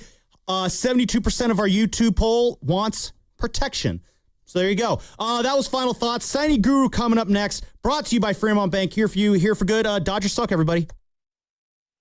All right, Bay Area, if you're still paying monthly checking fees, come on now. There's a better way. San Francisco Fire Credit Union has been serving people for 75 years, going all the way back to 1951. And no, you do not have to be a firefighter to join. Anyone can join. You get ATM access worldwide, great service, and it all comes from a local not-for-profit credit union that gives back to its members and the community. Check them out at sffirecu.org. That's sffirecu.org. This institution is not federally insured. The credit union is not insured by any state government. Privately insured by ASI.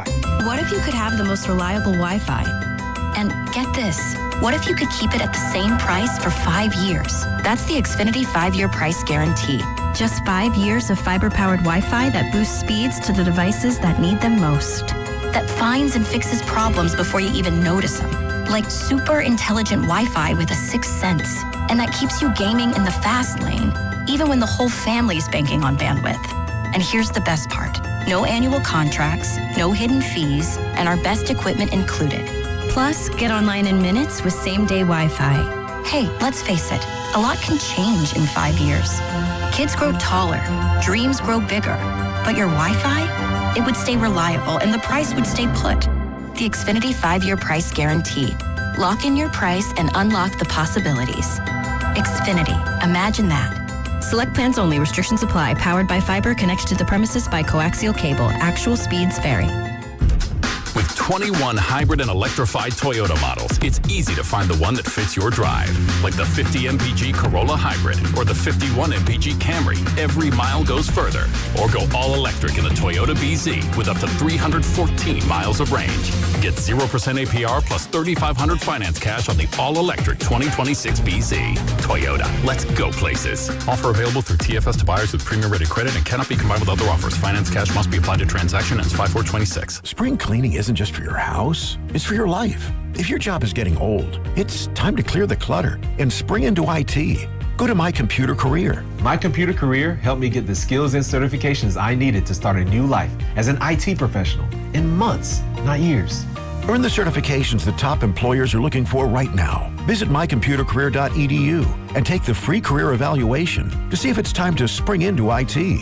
Financial aid is available to those who qualify, including VA benefits.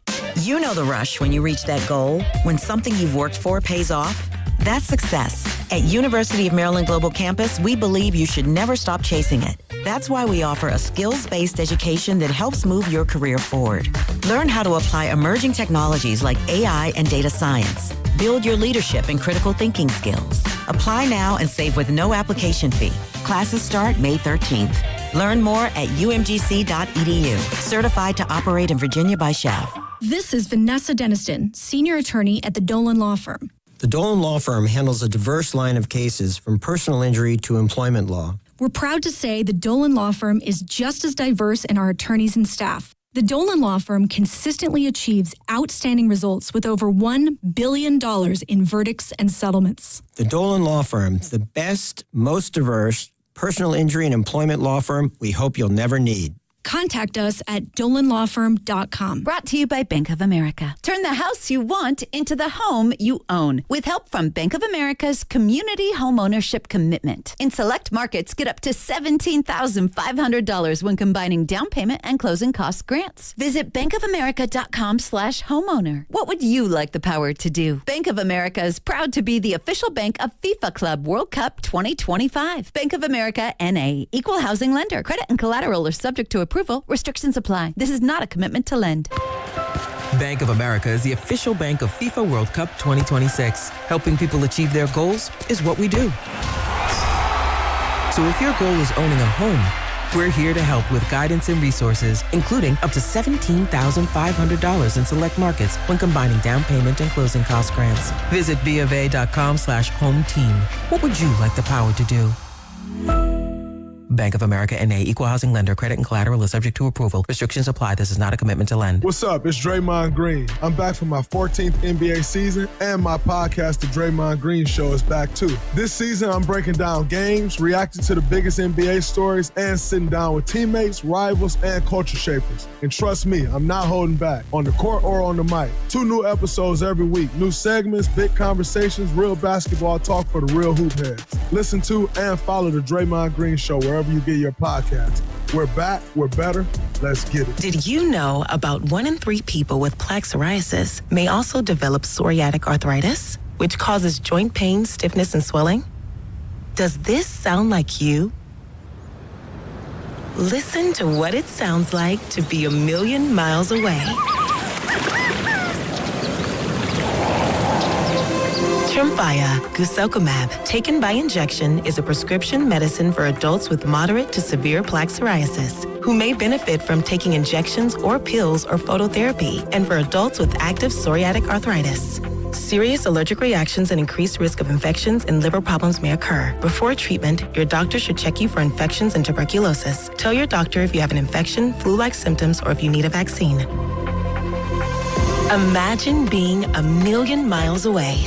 Explore what's possible. Ask your doctor about Tremfya. Visit Tremfya.com or call 1-800-526-7736.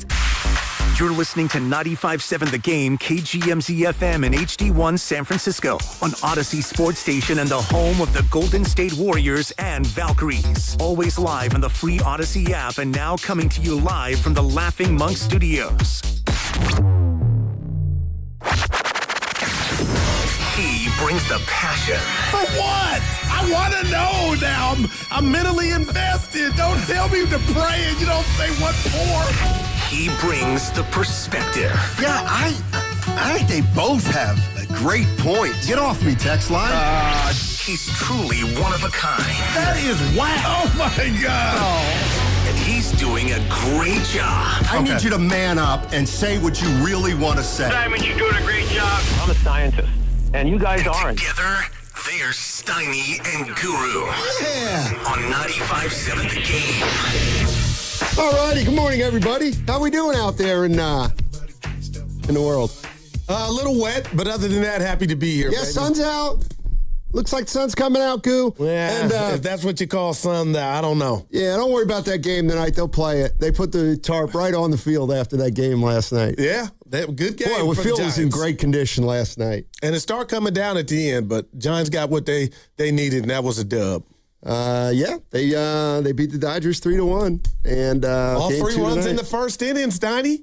Yeah, that's right. Jung Hoo Lee got hurt though. Yeah, trying to score. Yeah, that wasn't. I don't know if he ran through the stop sign. Devers had an RBI single. I saw that. I got him on my fantasy team. So do I, but he's been terrible. Hello, right, Guru. He's got 2 homers. I got you. So right now he's on a pace to hit 13. But they got the win. That's all that matters. And I just toy with you sometimes, like when you come down on defense and you got a defender that you know can't handle you, and like, do I pull up, drive by him, and turn it over or dunk on him? You thought I want out of this 90 win bet. I don't. The Giants are going to get hot. I got another one. They'll get hot. They'll get to 500. 6 in a row.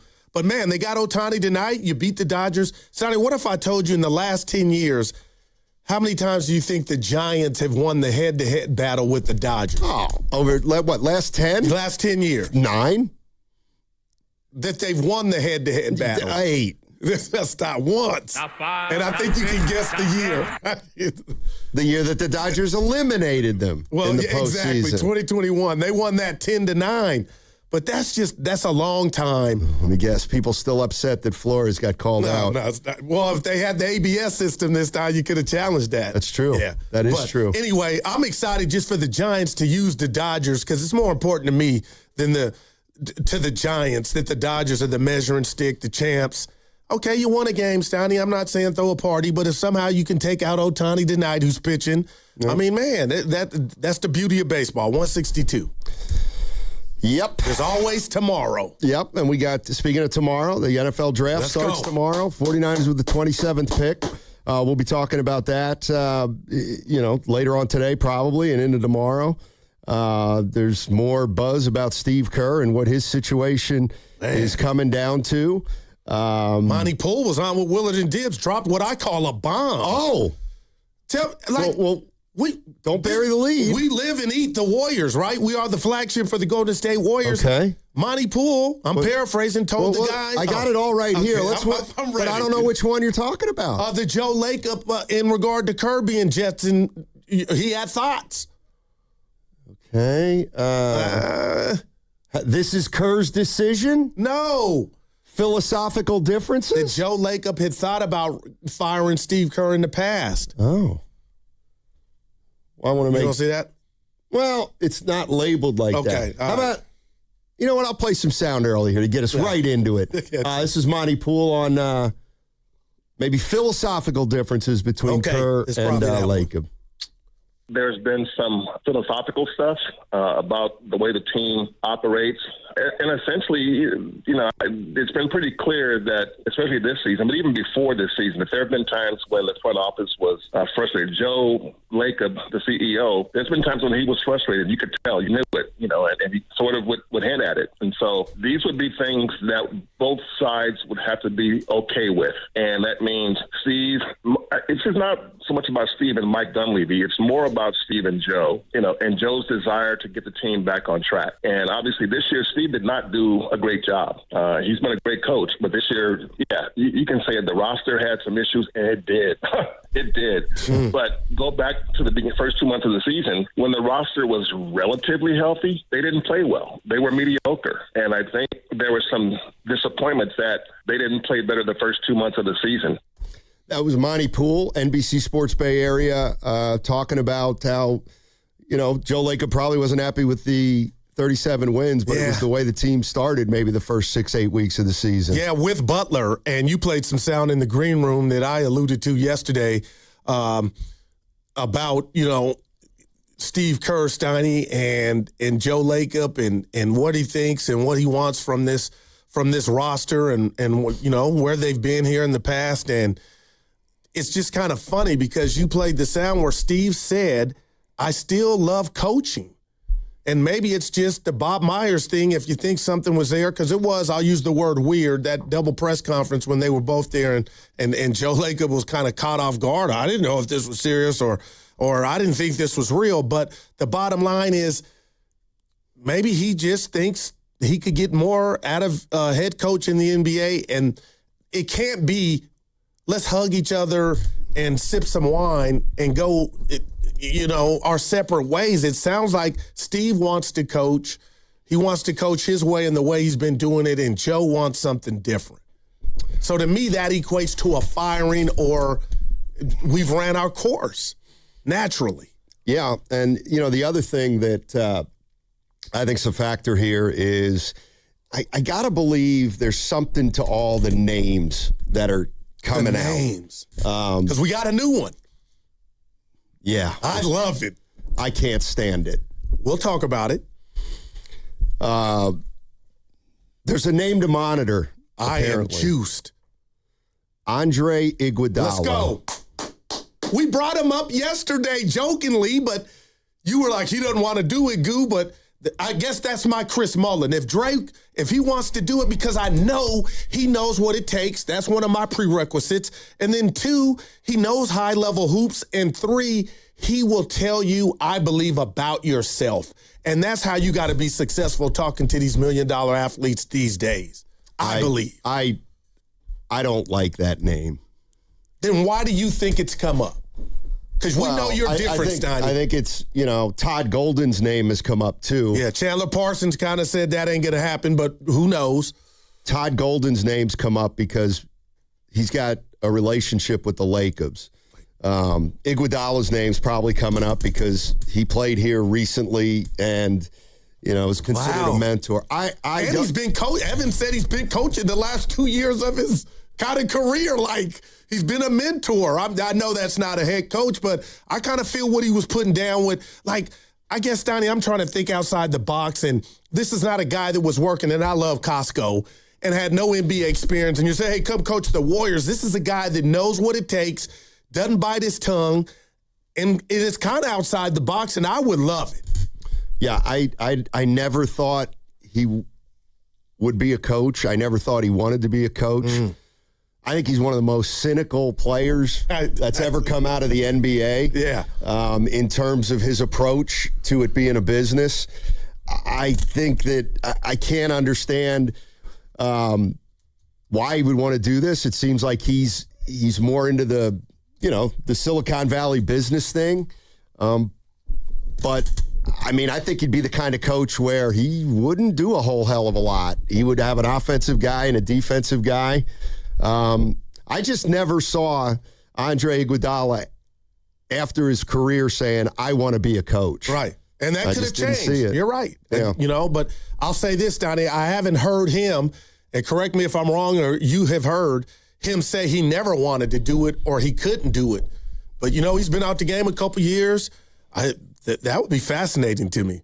But again, we're talking about names, and I asked Evan, he said he was 90-10. I hope I ain't snitching on him, that he thinks Kerr might be gone.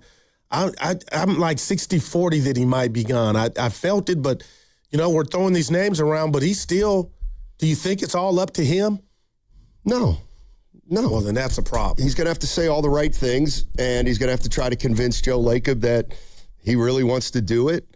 But I think maybe in Steve's heart of hearts, he knows that this might be time. Yeah. And on the other side, I want to play something that Steve Kerr said over the weekend that, I got to tell you, it kind of went right over my head. Yeah. But other people have picked up on it, and they're making a point to say that maybe Kerr's not quite done coaching. It's just a matter of where he's going to coach. That's what I believe. So, but 888-957-9570 is the number.